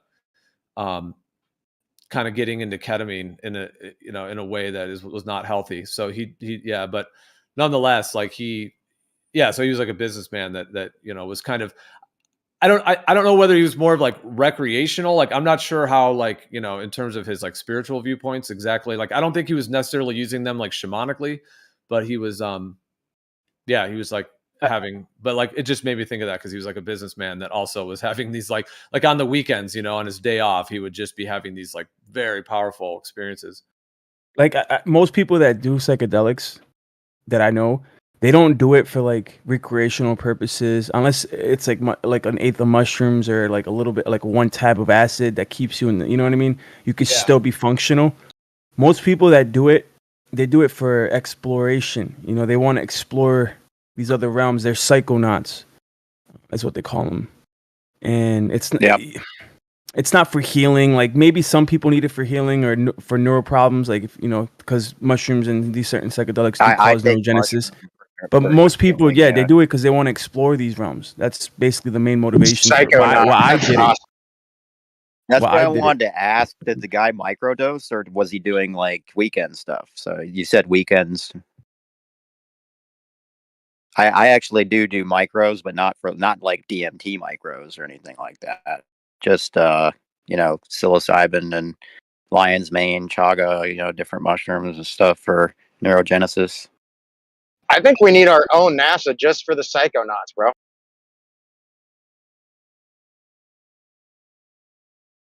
Like just a straight organization where we can fucking have a think tank stocked full of psychedelic, you know, supplies. I posted a blank trust agreement already. You guys are welcome to fill it out. Well, yeah, I mean, it's starting to happen more. Like Dysel, that's the thing. Like, so back like in ancient times, like when people were using these different plants and things, they were obviously interconnecting. They're, you know, sharing their own experiences and then even interconnecting in those realms and all of that. But then in the modern day, it's all been kind of broken up through like World War I and World War II, and then finally, like after, you know, around like after World War II, you know, these guys went to Mexico and they talked to the shamans there, and that's when they first, like, quote unquote, discovered the psilocybin mushrooms, magic mushrooms, as it were, because it had all been suppressed and removed from society, basically, like from World War I, World War II. Like psilocybin mushrooms wasn't even in the medical field at all. They didn't even know what it was. It wasn't even named. They didn't know what psilocybin was at all. So, that's so crazy. And it's got an 80% success rate, dude. Like, what medicine has those kind of numbers associated with it? Yeah, and dude, microdosing with psilocybin mushrooms is so, like, for certain people that have really bad depression, for some of them, they can just take a very microdose, even to an amount that they're not even going to feel, and it basically just it can resolve their depression. Like PTSD, ways. Yeah, depression, heavy drug addiction, all kinds of traumatic past experiences that one can't shake. I mean, it's amazing. It's amazing that we have something naturally existent that's got that high of a return success rate. Speech impediments, seizures, like people who suffer from seizures, they will do like mushrooms one time, bro, and their seizures will cut in half. Yeah, literally. Totally. Yeah. And then another session will pretty much get rid of it. There's people that are they're now studying more. There's one of these very powerful visionary type shamanic plants is called iboga. It's a root bark. It's more pronounced like iboka is kind of how they pronounce it in Africa, but in America it's like iboga. It's kind of has more iboga, and then ibogaine is like the main active alkaloid. Ibogaine it's an indole alkaloid. It's actually in some ways related to LSD, even though LSD is semi-synthetic, but to the lysergic acid family. So ibogaine is it's a very, very powerful compound. But anyways, in that root bark, it's a root bark. So basically it's like the root part, the root bark part of it's like a shrub. It's a little shrub. It's got little fruits. And then this is the root bark part of the plant. Anyways, but it's being used now for people that have Parkinson's. And even in low doses, it's being found to have tremendous benefit. Like, so some, like with Parkinson's, there's been some cases where someone has Parkinson's symptoms, and if they start microdosing with the iboga root bark, so they're not even, it's not like they're even having some powerful visionary experience. Like they're not going through like a whole trip or anything like that. They're just taking a very, very small amount, and often very quickly they can have, in certain cases, they can have like an instant reduction of their symptoms. And then if they continue over time, it seems like the medicine works with their body, and there's been some that have even had resolution of it over time.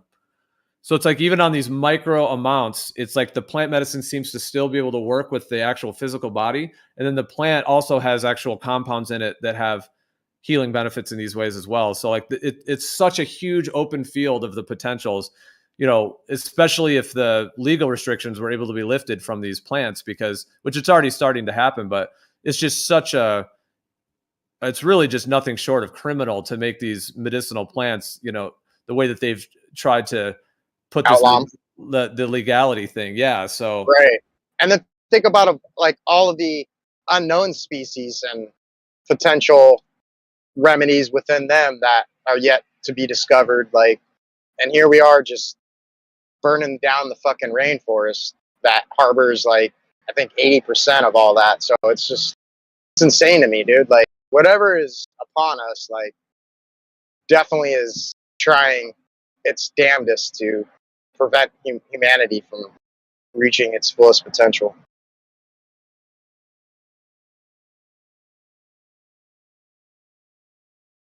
Sorry to take it off topic.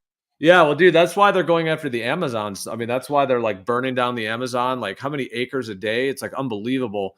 They're just destroying the Amazon, and they have been for decades because there's so many medicines in there and possibly even unknown or undiscovered things. And that's why they've been trying to like destroy the tribes down there and these shamans and these elders that have like knowledge of all the plants in the environment, what they're all good for, you know, for helping different conditions and issues. Like even, I mean, there's ayahuasca, yes, but there's also hundreds and hundreds of other plants that they use for all kinds of different purposes as well. And not all of them are even like visionary. Like not all of them create an experience like that. Some of them just even work on the physical levels as well. And they do these like plant diets, or dieta is what it's often referred to, like a plant dieta, which essentially where you just consume that plant for a period of time. It's like a fast where you're only doing that plant. So that's why like a plant dieta. So it would be just that plant. And essentially it's like you're fasting from everything else, but then you're just working with that plant, you know, for either, you know, a couple of days or even up to a week or even 2 weeks, some of these plant dietas. And people have this incredible experiences through that time. Like, and like I said, it's not like they're not like in some kind of you know, visionary trip type thing or anything like that the whole time. Although they might go into that at some point, maybe in like a dream state, for example, or like the in-between dream state. But so yeah, they have these just ways of working with these plants that are incredibly highly advanced, and the mainstream kind of medical system does not want, it seems like this wants to suppress that as much as possible. So they've been like, you know, destroying the tribes down there and trying to kind of damage the rainforest and to keep that knowledge away from us, it seems. Yeah, I mean, if you're making billions and zillions of dollars off sick people, you know, you don't want stuff like this coming to fruition. They spent years lobbying stuff illegal. Also, on a side note, how many things go extinct every day? Like you burn a rainforest down and we lose that plant or lose this frog or whatever. Like how many times does that happen where we're not just what evolutionists think, like we're not just gaining like new species every day. Right. Yep. That's definitely something to factor in for sure. Yeah, it's already happening. Like I've often mentioned, so there was the toad medicine I was mentioning, but there's also a tree frog medicine from the Amazon. The 5-MeO-DMT that's in the toad, that's in the Sonoran deserts. That's like, you know, middle America, kind of, you know, Mexico, Texas, etc. That's kind of in the Sonoran desert area. Whereas this other one is a tree frog that comes from the Amazon. And it's a very, very potent medicine that's very powerful for the immune system and for healing like physical, psychological, and spiritual ailments. It's a very, very powerful one.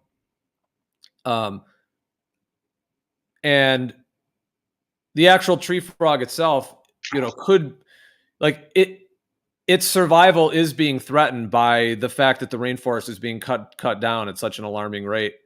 So there's another creature too called Ling Ling.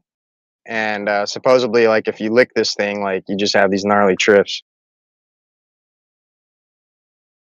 What is it? It's called Ling Ling. Ling Ling, like Ling. Uh-huh. Yeah, look it up. Ling Ling psychedelic.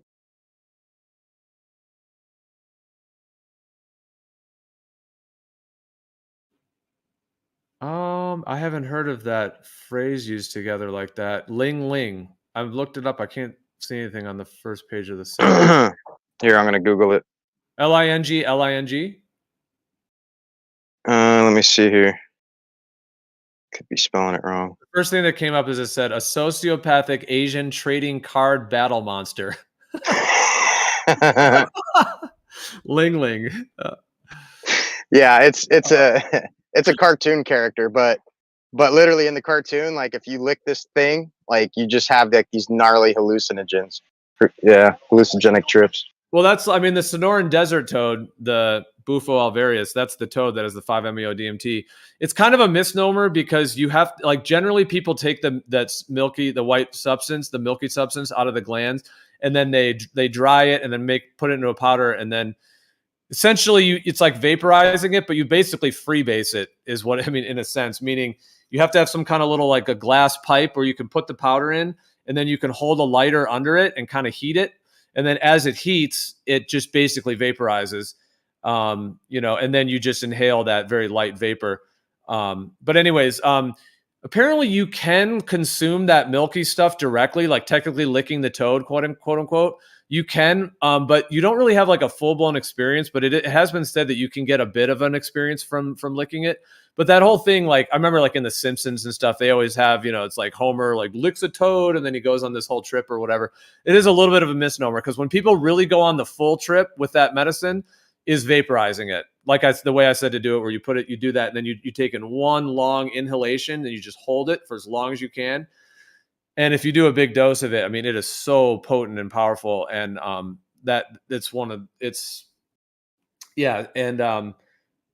but anyways, but my point is that by licking it, apparently, as far as I know, you can get a little bit of an effect, but you're not really going to go on like a full blown, transcendent type experience where you could even transcend beyond the entire physical world entirely and into the like foundational core facets of consciousness and creation.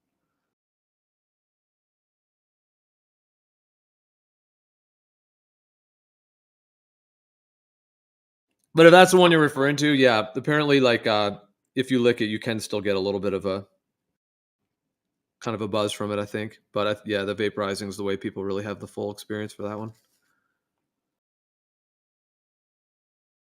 But yeah, we basically need to stop the people that are destroying the rainforest basically as soon as possible. And that's going to, I think, take the truth needs to be more known by more people in order for huge changes to happen. So I think it's just a matter of time.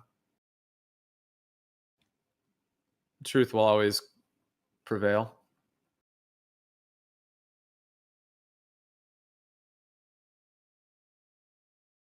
Did you think of truth prevails when you said that just now? No, I thought of her after I said it. I was like, oh, and then I looked to see if she was in the VC. I looked over at my other monitor and I'm like, oh, she's in there. Okay. So yeah. Actually, Like, as you were saying it, I thought of her. It's a good phrase. Truth prevails. Yep. Because it does. Yeah. It like truth lasts the test of time and it never can be destroyed. Whereas deceptions are the opposite. They don't last the test of time. They always end up, they have an expiry date. Like deceptions always have an expiration date. So they don't last the test of time. And they're just destined to fail eventually, even though they can get some coverage. Whereas the truth always like rises to the top. It always wins at the end. And it can't ever be destructed in any way.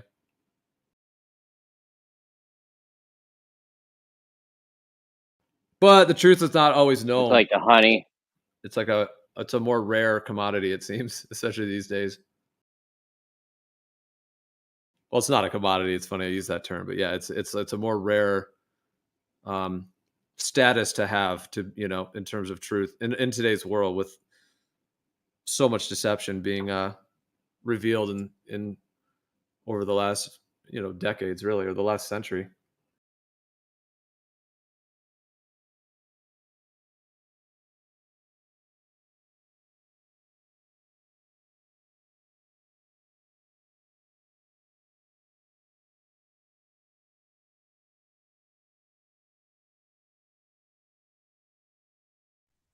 Yeah, I think all of this is just nature's way of finding equilibrium in all the lies, right? Like, it's just, it has to happen.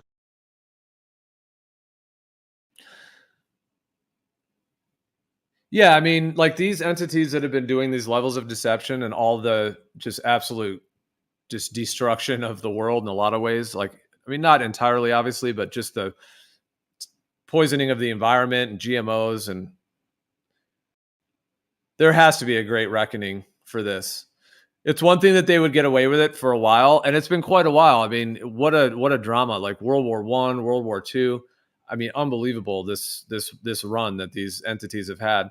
But I don't think that they're not like some foundational part of this reality. Like they're interfering with it. So it's not like this is what human life is on this earth always, the way it is now. Not at all. I think this is just, we're in a cycle, and there's many other ways it can be. And this level of deception that they've done, and these world wars and everything, I do think the cycles are shifting. I think like the December 21st, 2012, that whole 2012 date, I think is connected to a massive shifting where these entities that have been in control during that whole cycle, this is now when their control unravels and dissolves, and they ultimately don't get their New World Order thing, and they will be dissolved in some way, meaning their power structure, I'm saying, will be dissolved in this next phase, because like they've just been so egregious with what they're doing that people will wake up eventually. It may take time, and it may be in a process, and it may be connected to this cycle as well, in this recent time. So now we're about a decade into it now, about 10 years. So we're kind of through like the first part of it. So I would say in the coming decades, there'll be eventually like a complete dissolution of this current power structure, and then the whole next phase will be fully established for whatever the next phase will be, which I think is going to be way better than this one. I think it's going to be much, much, much better for people, and headed towards a very positive resolution overall is what I always see in the future in terms of the next phase. So like just more like healing, more health, more understanding, and like, yeah, just resolving a lot of these current corruptions when it comes to the money system and the big pharma and all of these agriculture. I don't think they're going to maintain their position.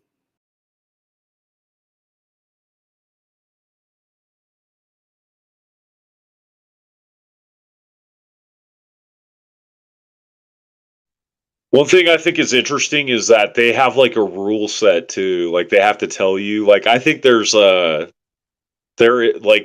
law, right? There's the law of like how all this stuff operates. And I think once people start figuring that out, yeah, I don't think there's anything they could do about it. Can't break the law. Like I think there's a creator, and he has a law, and he has a rule set, and once people understand that and use it to their advantage, yeah.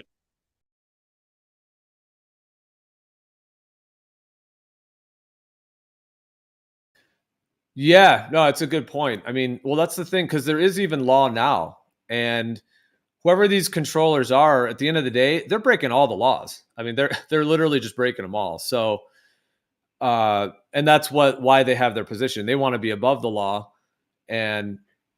but the thing is, what I agree with what you're saying is that law can be so potent, even though there's a lot of corruption, and that's a huge hurdle to get over, but and to be able to transcend. But if people were wanting to actually question things and get to the root of what's going on, like humans. And I think the shape of the Earth is going to shift that, because as it is now, I think the globe Earth has such a control over people that they will probably be going along with this authority, at least in some way, like on some mass scale, it seems to be happening.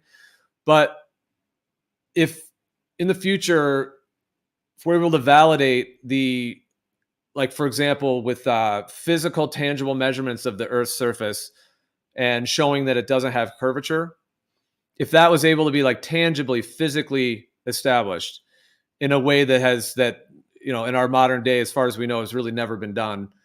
And if that was able to be established, and even though at the beginning it might only be some of the various different scientists, professionals, people in the world that will hear about it, if it's able to be verified and repeated and even displayed for all to see, then it will really only be a matter of time until that truth, like, it could not be denied at that point, meaning like a tangible physical validation of the surface of the Earth itself. And if it's not curving, then that brings the outer space story, the whole globe story, all of that down.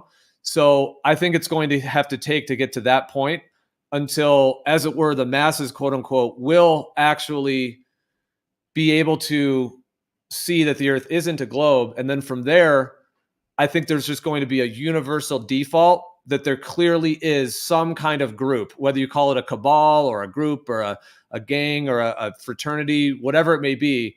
Because once people realize the Earth's not a globe, like, that was such a bold lie that they did with the globe, that by unraveling that one, like, they got their control because of the globe, but then unraveling this deception and people realizing the Earth isn't a globe is the thing that will end up dissolving their whole power structure that was built on the globe originally. So, like, they just go down with their original lie, even though they did a lot of destruction along the way to get to this point. But that's part of the whole cycle, I think, as well.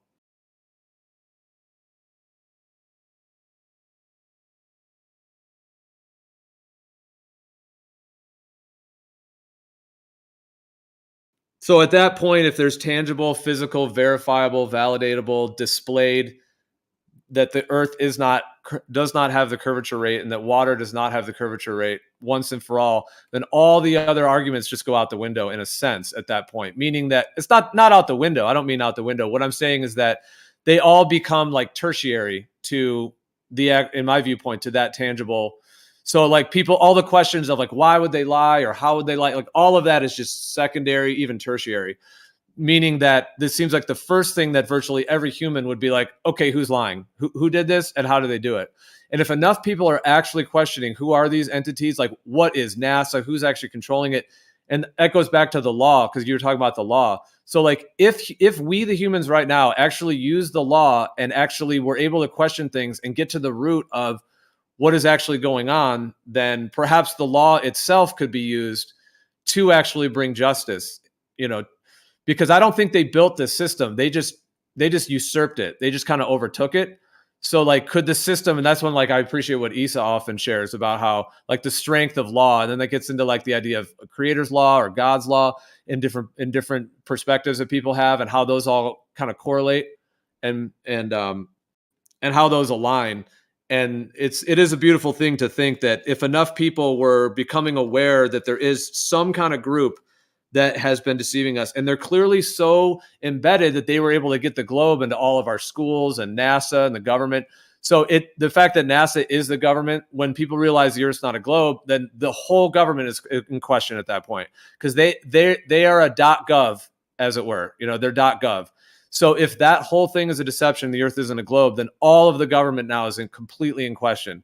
Like, it's not just some people being like, oh yeah, you know, the man got you down. At this point, it's like, it would be, everybody would be like, okay, there's definitely a group and there's something going on that they previously weren't aware of. And then at that point, I think enough people will investigate and look into it and do all the different things that will be needed to bring some level of like justice or balance, or like a reckoning to this whole situation. Eventually, I think through multiple different groups in multiple different areas, probably the military is really where there's going to be a huge thing as well. Because if these entities have control over the militaries, and they can just tell the military to, do martial law or whatever. Whereas if the people go on our side, well, then now they don't really have anything if they don't have the military.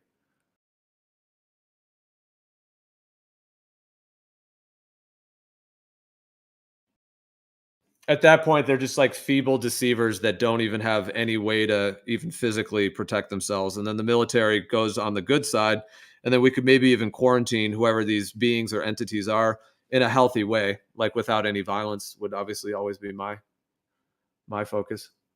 There could be some kind of a healthy dissolving and quarantining of the parasite, as it were, whatever this parasitic kind of the root of it is, which I think ultimately will be connected to getting access to the North Pole.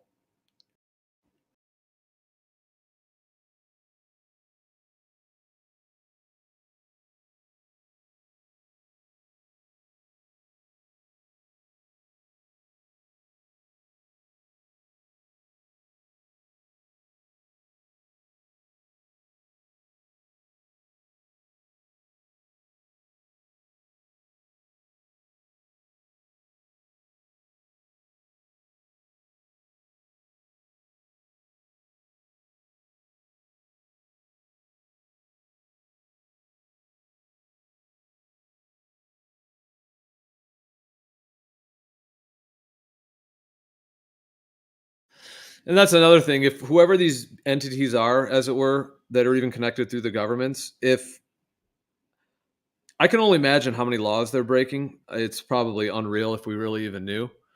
So that's the other thing, is that if there was some like period of justice that was being brought in this sense, or like a great reckoning, there's such a criminal organization at the core of it that it doesn't seem like it would be hard for, you know, the people, as it were, to see what they're up to.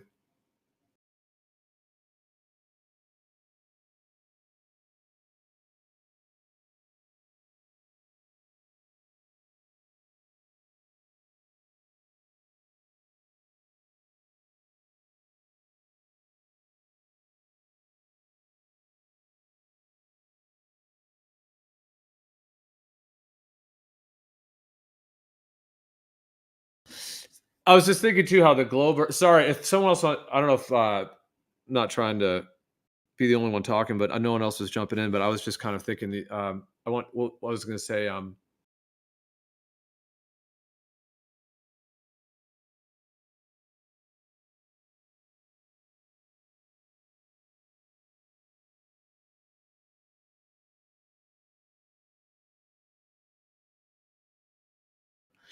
I was going to say that there's like this very ancient conception, like Mother Earth. There's a lot of like these different symbols and archetypes that are connected to the Earth as like a mother in a sense, and also like being like the womb, being like in a womb, and then that connects to like the cosmic egg as well.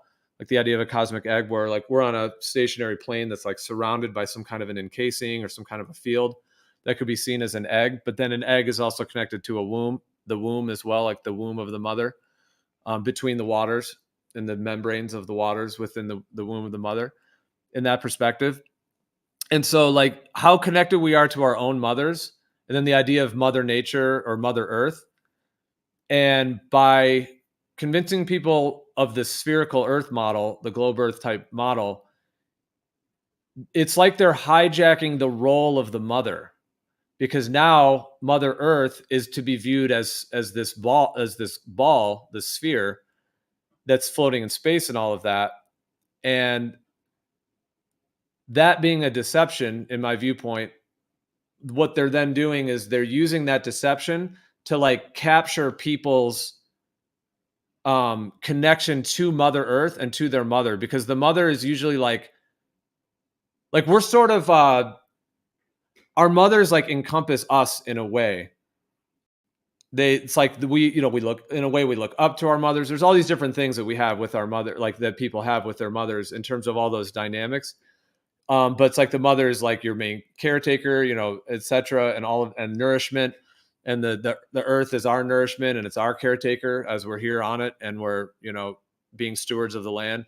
But I'm just saying that main thing where the globe Earth idea, that deception, in my viewpoint, of taking the Earth and turning it into a ball and then putting it in a vacuum, Well, now they've taken like the womb that we live within and then inverted it and made it into this isolated ball, put it in this chaotic vacuum, and then have added all these other physics to it. And now when people's minds are captivated by that globe idea, now they're believing in it and they do think it's a globe, etc. I was just sort of thinking how it's like the deceivers are using that because it's like tapping into someone's like direct connection to their mother and the Mother Earth through the Mother Earth and through their own mother by making the Earth something different, like making Mother Earth something different than it is, which then seems to get this the ability for them to control people further from that point further. Because now if their whole like sense of like the Earth and the realm that they're in, the whole world, the womb that surrounds them, basically like the sky, everything, all of those analogies, at that point now that Mother Earth thing is been replaced with this isolated ball in a vacuum that it, you know, with evolution and everything else connected to it. So it's like this huge like mind control to like get people as it were like sucking on the teat of a deceptive system connected to the globe and replacing the, you know, the teat of the mother, as it were, with the globe Earth. And now people are worshiping and kind of their mother issues, as it were, perhaps, or even just their mother complex or their own like sense of the entire world is captivated through that mother, the Mother Earth, deceiving about what Mother Earth is.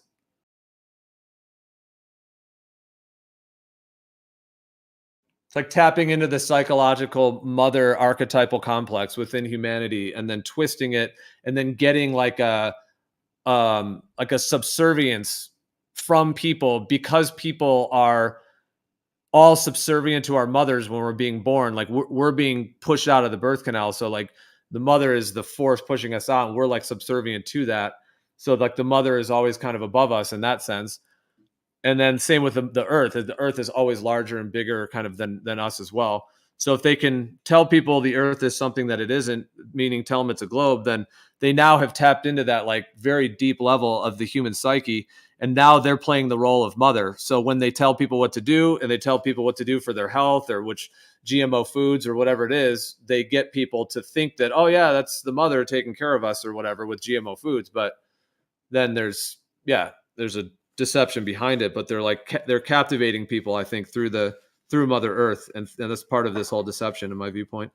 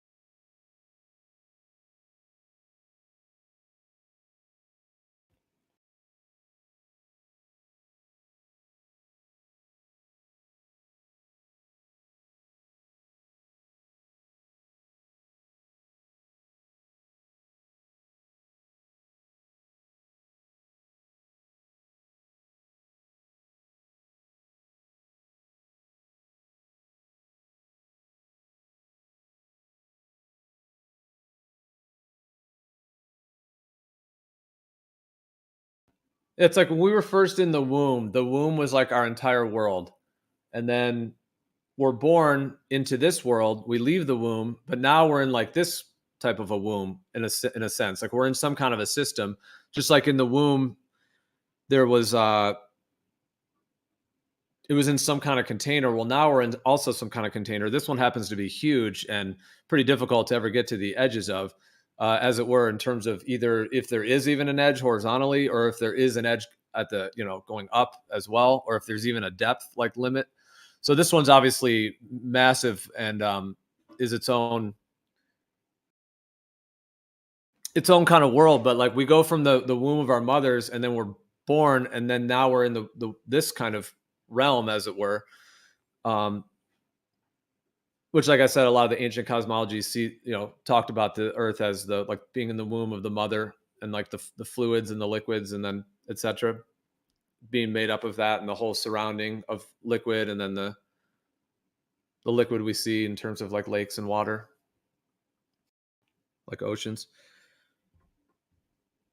So like our entire that's like a very lived experience, and so yeah, it just kind of was linking back my mind to that idea that if they could deceive people about what the Earth itself is, then they're tapping into one of those like very deep primal states of consciousness of humans going from the womb and then coming into the Earth, then being told that the Earth is this certain type of thing, and then building a whole model on it.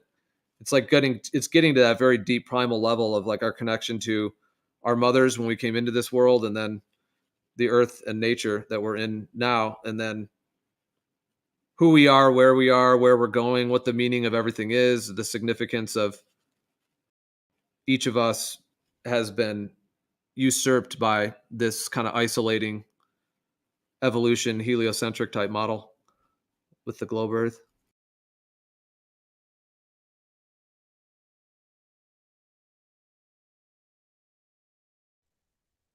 It's so wild, Gio. Like, we don't know who we are, where we are, really even what we are. You know, everything's just been this theater. It's all been theater.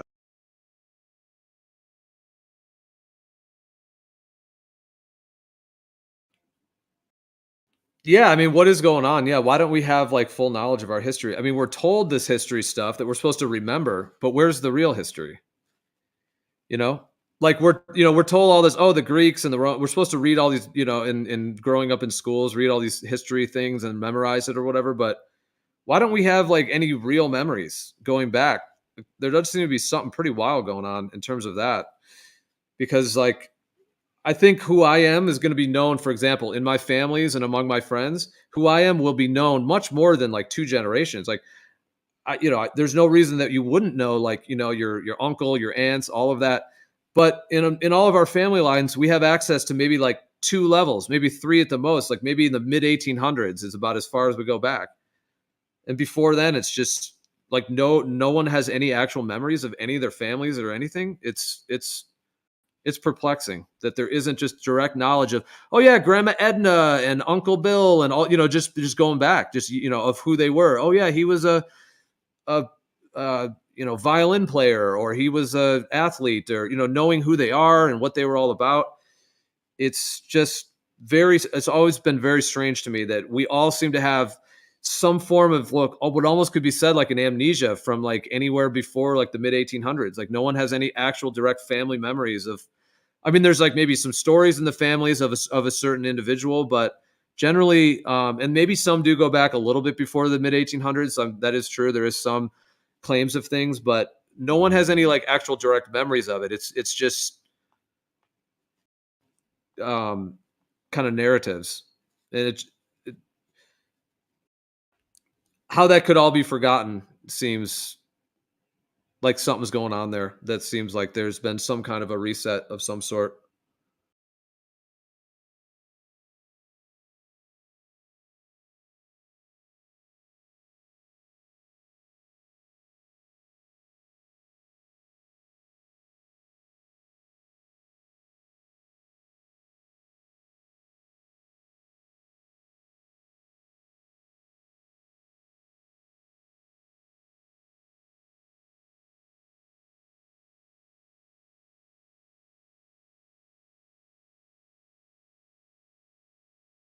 Like, I guess I'm thinking this. So let's say in like the 1990s, the way that the 90s were with everything that went on, like in our world, how many generations will that live on for?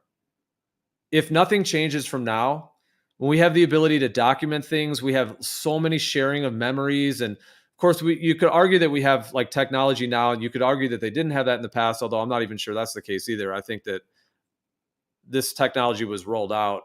I think it's already existed way before our current time. But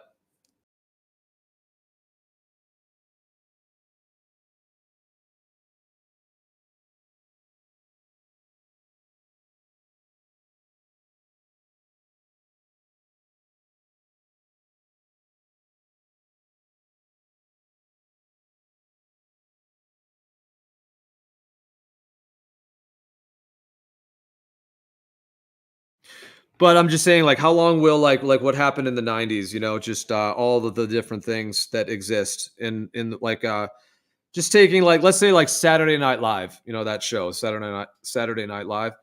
Um, like, why would any of that ever be wiped out? Meaning that going into like the rest of the 2020s, 2030s, 2040s, 2050s, 2060s, there would be no reason that all of what happened in the 90s would not be totally preserved, and like, even if if one would say that they didn't have technology back then, there still would be all kinds of like writings, and there'd be more etchings and more things than there actually are, like, and they would already have developed ways to record things way better than I think what we're given, which I think a lot of stuff does seem like in mainstream claims about certain relics and things, you know, could be fabricated as well. But I'm just saying, in my mind, I would think that like the whole 1990s, or let's say the 1960s, everything that happened then, like Martin Luther King and JFK and all the different things that was going on in the 60s, like, is there any reason that would all ever be forgotten about? Meaning that humans wouldn't still know about all of that? Like, there would have to be some major reset for in the future for just no one to know about the 1960s, or no, like, just to walk around and be like, no one even knows about it, because who really knows what was going on in like not the year 900 that they claim, or the year 1351. I mean, we're told stories about what those people may have been looked like, or whatever it may be. Like, there's stories like that. But whereas on the contrast, for the way the 1990s are, is there any reason that going decades into the future that would all just be lost and forgotten? I would say no. So the fact that we've lost and forgotten like virtually everything, you know, in our direct memories of things, does seem like there was either some kind of a huge like a reset of some sort, or like a repopulation event, or something of that nature, or even like some kind of like a memory wipe technique that they put a bunch of people through and then repopulated the new population of people that went through that like procedure, which is like a trauma, which is why we're all like traumatized now trying to deal with what's going on. And then these entities that they've done the trauma they're feasting off the effects of it. Whew, it's pretty intense on that level.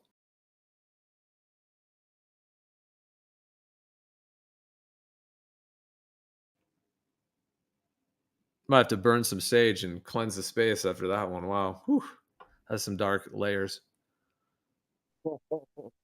That's awesome, Gio.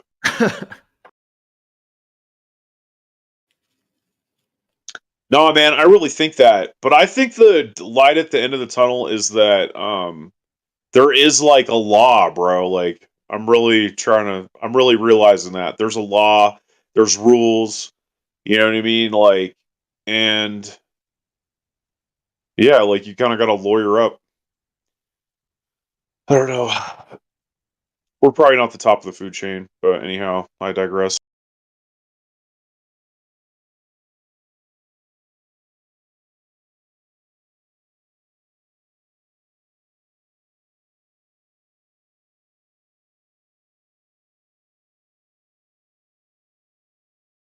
Yeah, I mean, but if they did, I mean, that is an idea. If there was some kind of like an MK Ultra type memory wipe thing.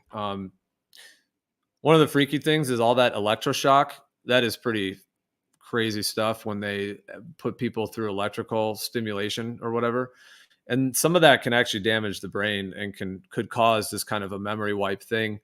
And I think they actually have done this in MK Ultra and like, what was that Project Monarch, where they basically try to like split people's personalities through trauma-based mind control, essentially. So yeah, it's getting to like a pretty deep layer to consider that. But if they took a bunch of people, then put them through some procedure like that, and that's what, like, there's even in the talks within like the research on what people call like the Tartaria, or like, you know, different history in the past, that there were all these like asylums.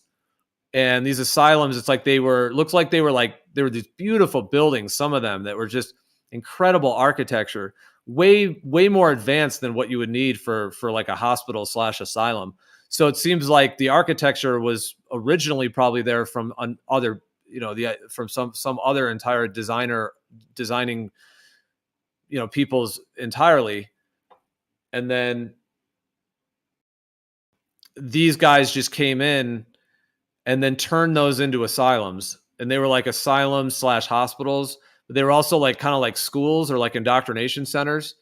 So in this theory, like they would like take people there, and because it was like partly like a mental asylum, but then also like a hospital. And then they were also like kind of like testing people and like indoctrinating them basically, or like making sure they were able to be indoctrinated basically. So it's like, I mean, I know it's pretty like a dark theory, pretty intense, but they actually, that they would like put people through like maybe with like electroshock or other drugs or whatever else.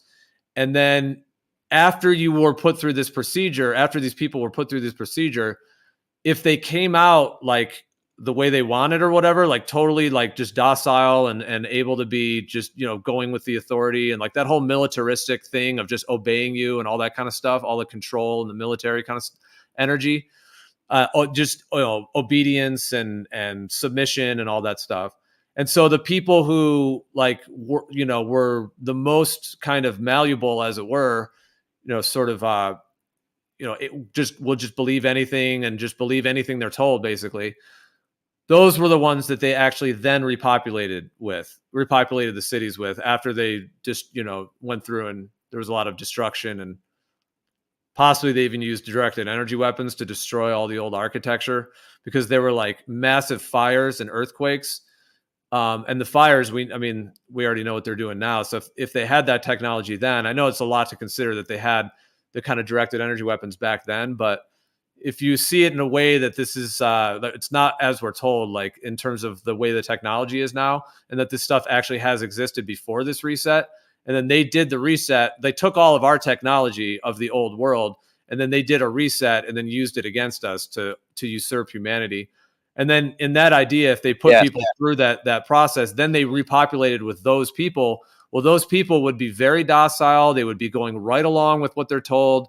They would be kind of like in a bit of a PTSD, but they're just like scared, whatever it may be. And then they rolled it out with this whole new thing of the globe Earth and the whole paradigm of this current system, throughout all of that. And then World War I, World War II, and the whole history of them getting to this point. So it is a very interesting theory to consider, because it does kind of seem like collectively we've been wiped in some way. Like we just don't have many memories of, like I said, because how long will the memories of the 1990s last? It seems like forever. So there's no reason that we would just lose all that. So the fact that we don't know exactly what was going on in the 16, 15, 1400s, other than just these like very scant like claims that they make in kind of the mainstream history claims that are really not even able to be verified.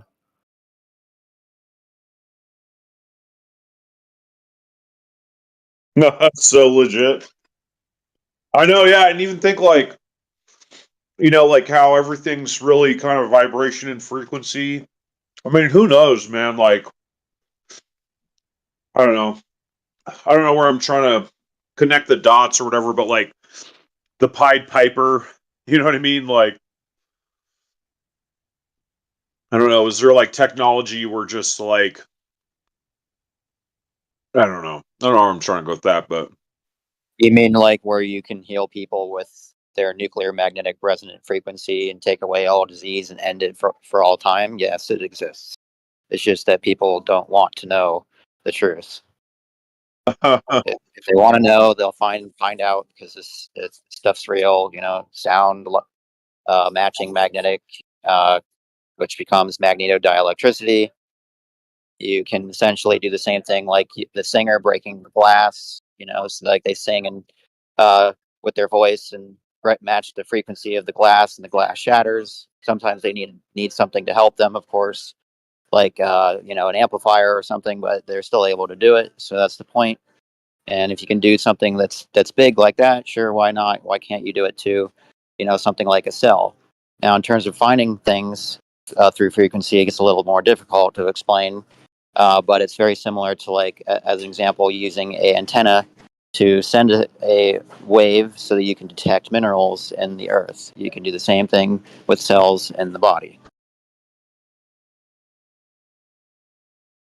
Yeah, like, and I guess where I was going with that is like Gio's talking about how there could be all this hidden technology and stuff, and like, dude, I bet like there's all kinds of like crazy like sound weapons and Oh yeah, there is. mass hypnosis. Yeah, like even like If mass you get a hypnosis. low enough frequency and like a humongous speaker, you could literally like send a concussion wave that would like knock people out on a ship.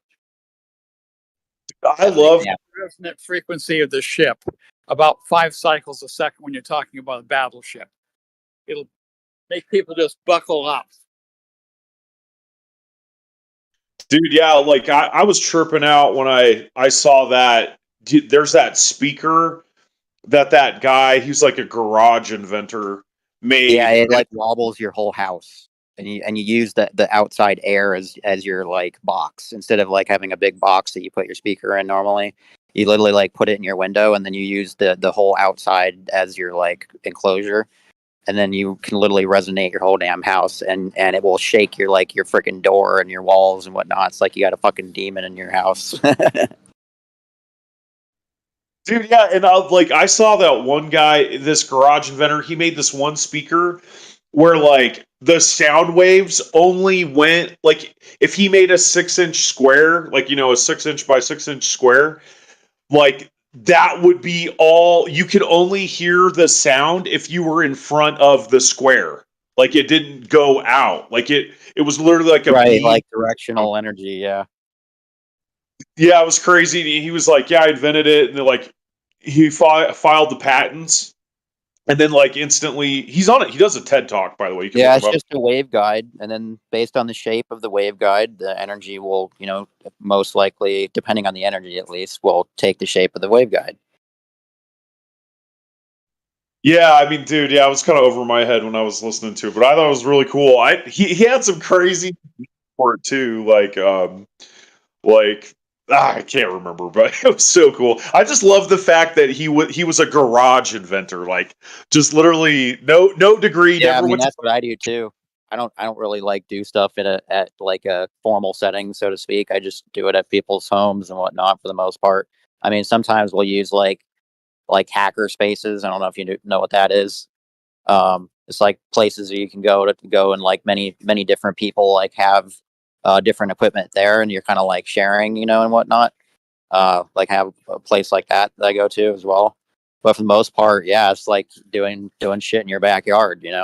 That's where the fun's at.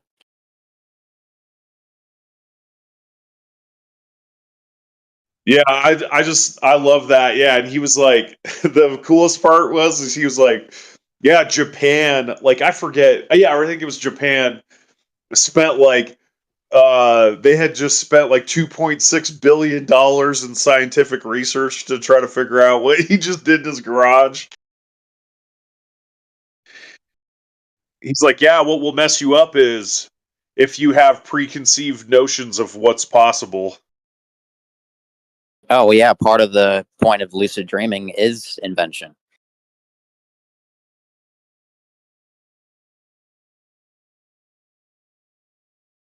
And who knows, like you were talking about past memories and things like that. We have access to past lives.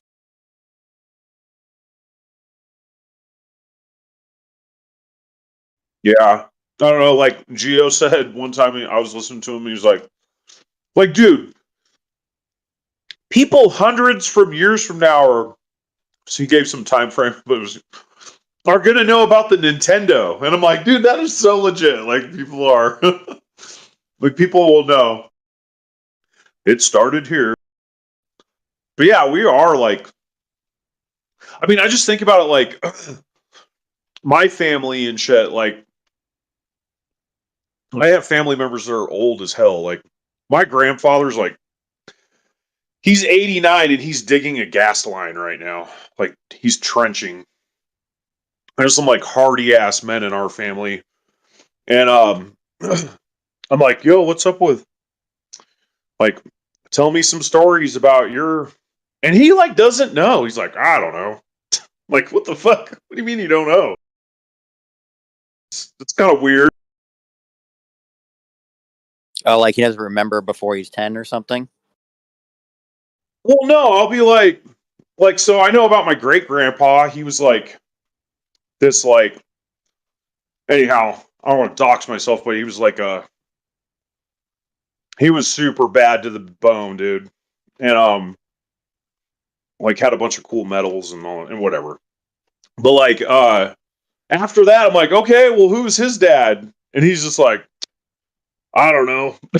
Like, doesn't have any information.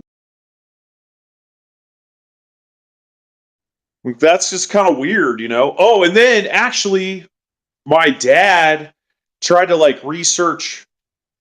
My dad even was just like, he got to a certain, like, not even that, like, he got to his dad's dad. And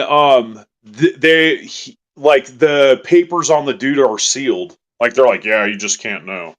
Like, what the fuck? He's like old as shit. Like, this is forever ago. Like adoption papers or something from like, you know, just like a couple like just not even that far back. Or I mean, I guess it'd be, yeah, my great grandpa. Like, you can't get the paperwork on that guy. Like, why is? I think that's weird.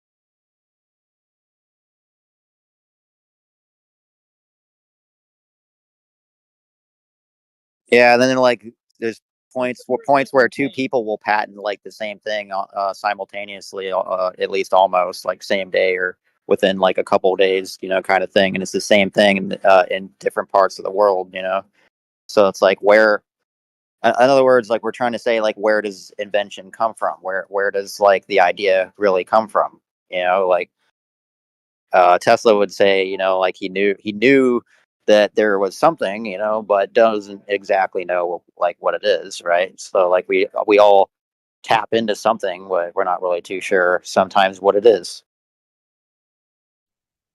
Yeah, I think for sure, man. Because like, I mean, don't you ever just get the times where like you won't have talked to your friend for like a year, or like, or 6 months or something, then you call them and they're like, what the fuck, we were just talking about you, and then you called.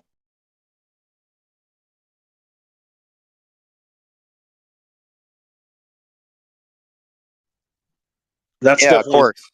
Like you mean like synchronicities, right?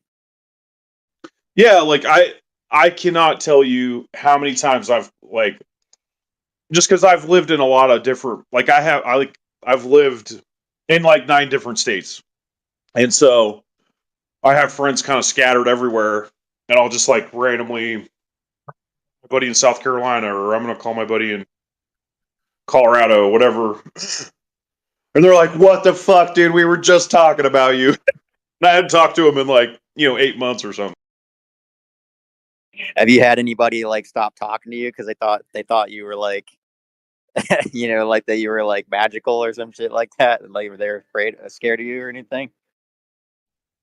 They're just, everyone's kind of, I'm like kind of a character, so like if you hang out with me, like Like they start thinking you're some warlock or some shit because you knew. literally, I mean, I've had that happen, but it was like it's really rare. I have this friend John in Alaska, and he was literally like, "Bro, it's like I called you through the air, and like Right? you got Yeah. off and then called." It came to me in a dream. Yeah, he's like, "I thought a thought, and it went like somehow through the air and into your head, and then you fucking called me." Through the ether. Yeah, but it's like real. I think it's real. Yeah, I mean, there's definitely been a lot of bizarre experiments of trying to do telepathy stuff and prove it and whatnot. My favorite guy in terms of that stuff, his name's Andrei Puvarich. Also, Bob Beck was also working with like kind of stuff like that with the guy, except he was trying to like help make like machines that could like enhance like this, enhance it, so to speak, like turn it on and turn it off even, right? Like be able to, like, if we are able to be psychic, in other words, like how do you stop people, like, from being psychic, right? Like if there's a way that we turn it on and off, and then maybe there's a way to like do it electronically, and like they actually figured that out apparently.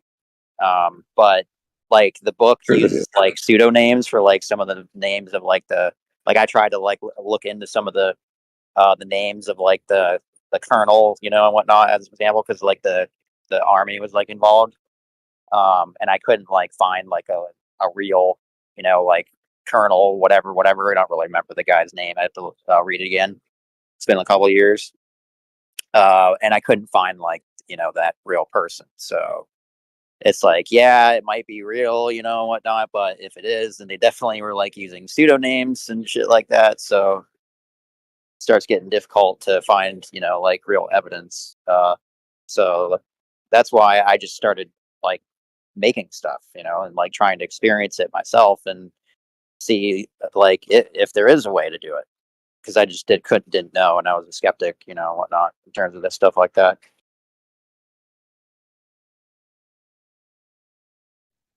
The real next level of biohacking is like frequency augmentation. Mm-hmm. And to be able to do it, you got to be able to look at your own brain waves, look at your, your breathing pattern, your sinusoidal wave, basically. You can breathe better that way. Like everybody has a little bit different. Like instead of just saying like 4 seconds, after I actually started looking at like different people's patterns and whatnot, like I found that everybody's just a little bit different, but it's somewhere in between like 4 and 5 seconds usually for like breathing as an example, and then they can enter like a really good wave pattern that's like not broken and whatnot. Like you can see the roller coaster, kind of thing going up and down like really evenly. That's what you want.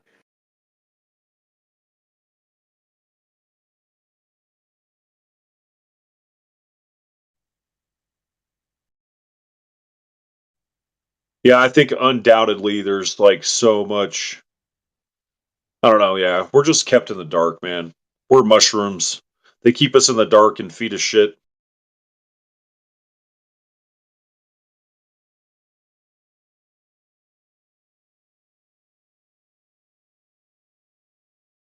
So limitless.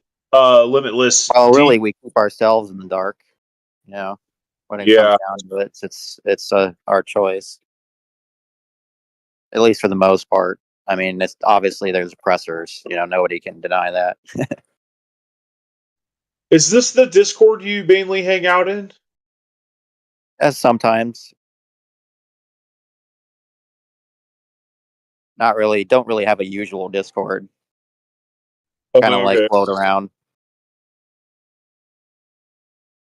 Yeah, I don't want to like mess with Geo's thing or whatever, but yeah, that'd be cool, man, to rap more about some of that stuff.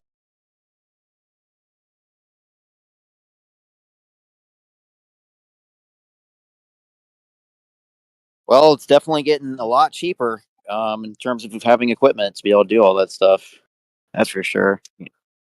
Makes it a lot easier. Like I was pretty impressed when I saw people like making their own interferometers and whatnot. That was kind of how I really got more into the whole flat Earth thing again. That's what kind of like brought me back, and start looking for different people and talking to you dudes in the first place. Otherwise, I wouldn't even been in here. I know, dude. I forget the guy's name. I think it's Model Builder. All right, you guys know him. Yeah, he made some laser interferometer. Yeah.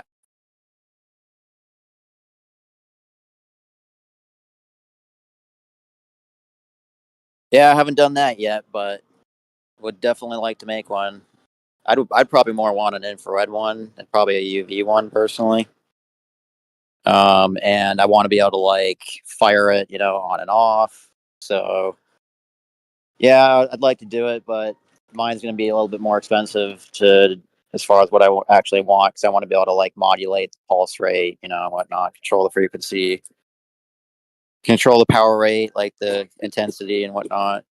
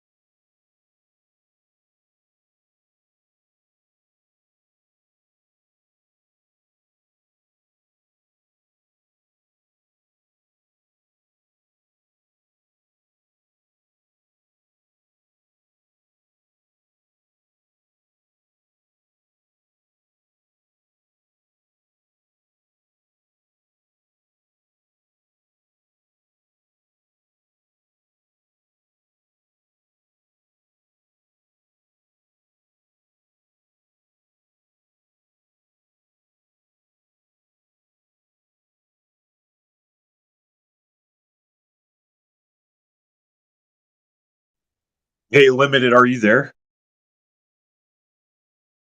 Yeah, I'm still in a store, but yeah, I'm here. Or yeah, I'm at work, so I'm like, I have to randomly just drop. Hey, if you looked at like, hold on, what's this guy's name? Hold on, I wrote it down. Oh, Dr. Lodi. Like, have you heard of Dr. Lodi? Lodi. Don't think so. What about though? What's he do? Oh, it's just like, he's a doctor that has like a parasite. He's like a parasite. What's the word? Protocol, like a parasite elimination protocol. Have you ever checked into Right, and is it like like herbs, or is it like electric? No. He was using like like ivermectin and stuff like that. Oh, right. Yeah, for parasites, I just do electricity. I mean, I know what ivermectin is. I'm pretty sure it works for the same thing, but I think it like is like a shotgun compared to a sniper, if that makes sense, right? It's like a shotgun approach, and you're like, kind of taking out like other good stuff too, I think, at the same time, as far as ivermectin goes. That's just my opinion. I'm not really sure, but This is all, yeah, we're just like, this is all just a fictional, not real conversation. This is all for entertainment purposes only. yeah, you gotta consult your doctor still. Full disclosure, I'm a quarter retarded gypsy doctor. Don't take my advice. And I'm just a quack, right? Exactly. Yeah, this is a skit that we're putting on right now. Limitless and I were working on this before.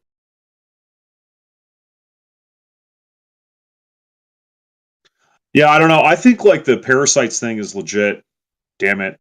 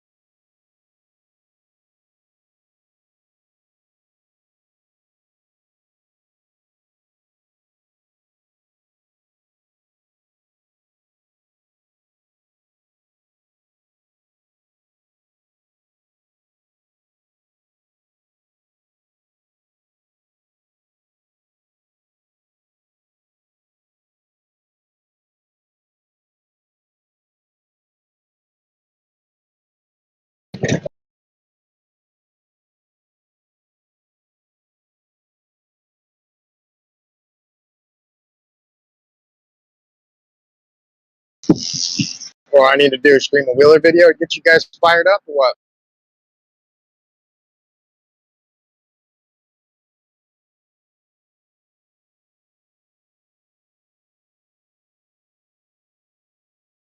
What was that?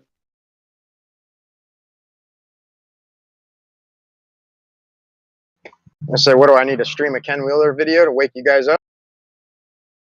Oh, I'm here. I'm just waiting for somebody to start talking. Everybody gets mad because I monologue. So just trying to be.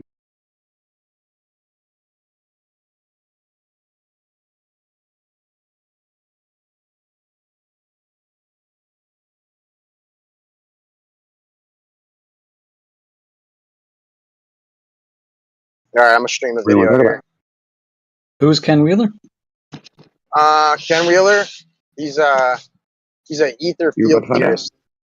Yeah, but no, I'm gonna do a crypto video if that's cool. Wanna, unless you want to hear an ether video, it's up to you. I don't care. Crypto or ether? You're the boss, dude. All right, crypto.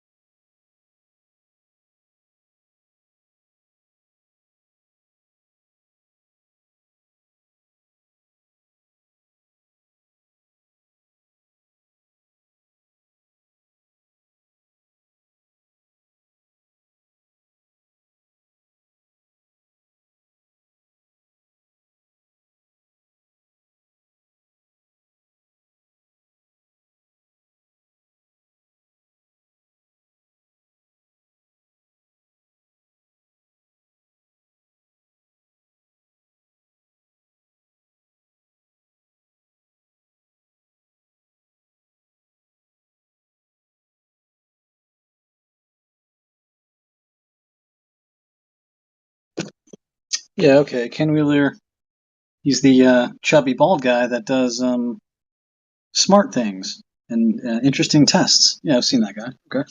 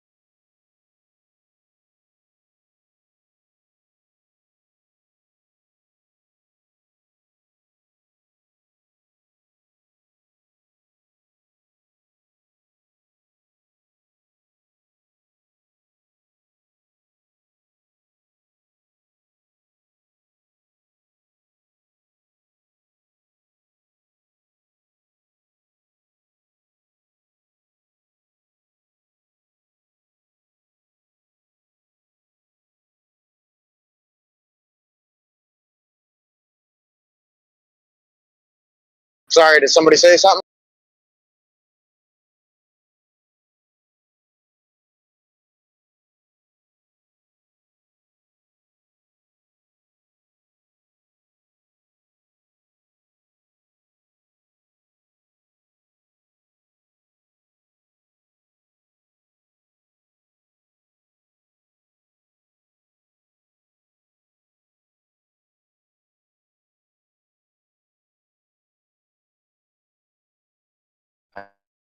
I didn't say anything.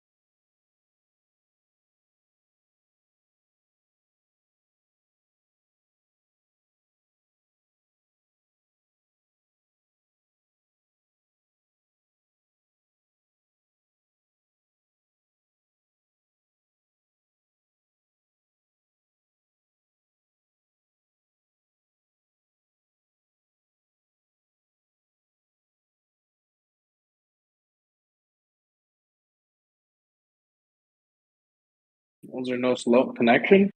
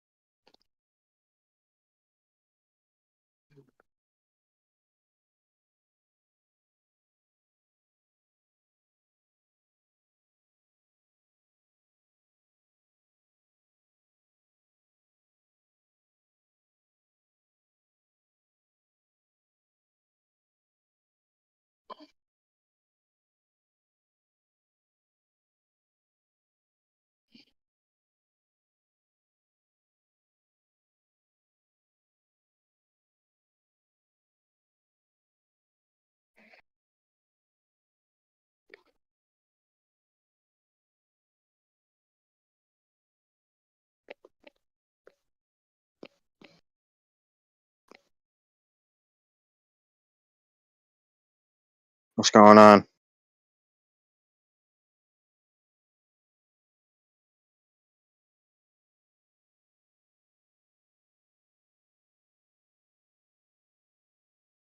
What's that? You want another video?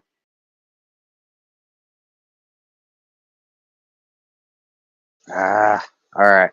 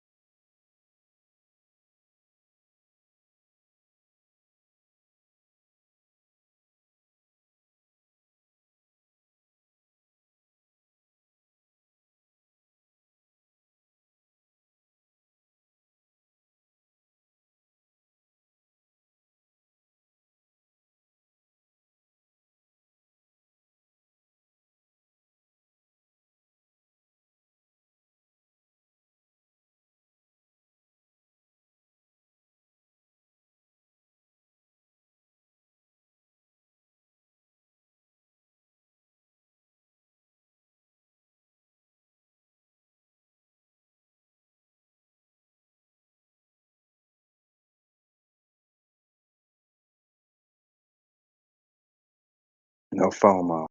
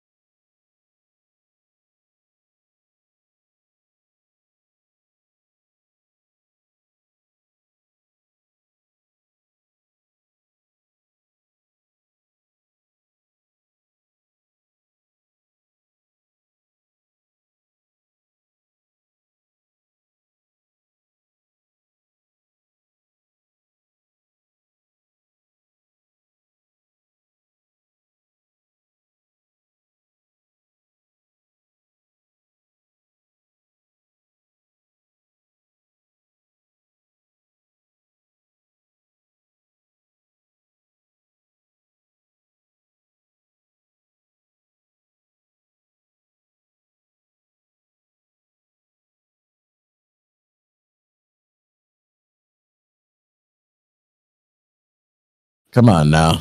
Everybody can't be this quiet.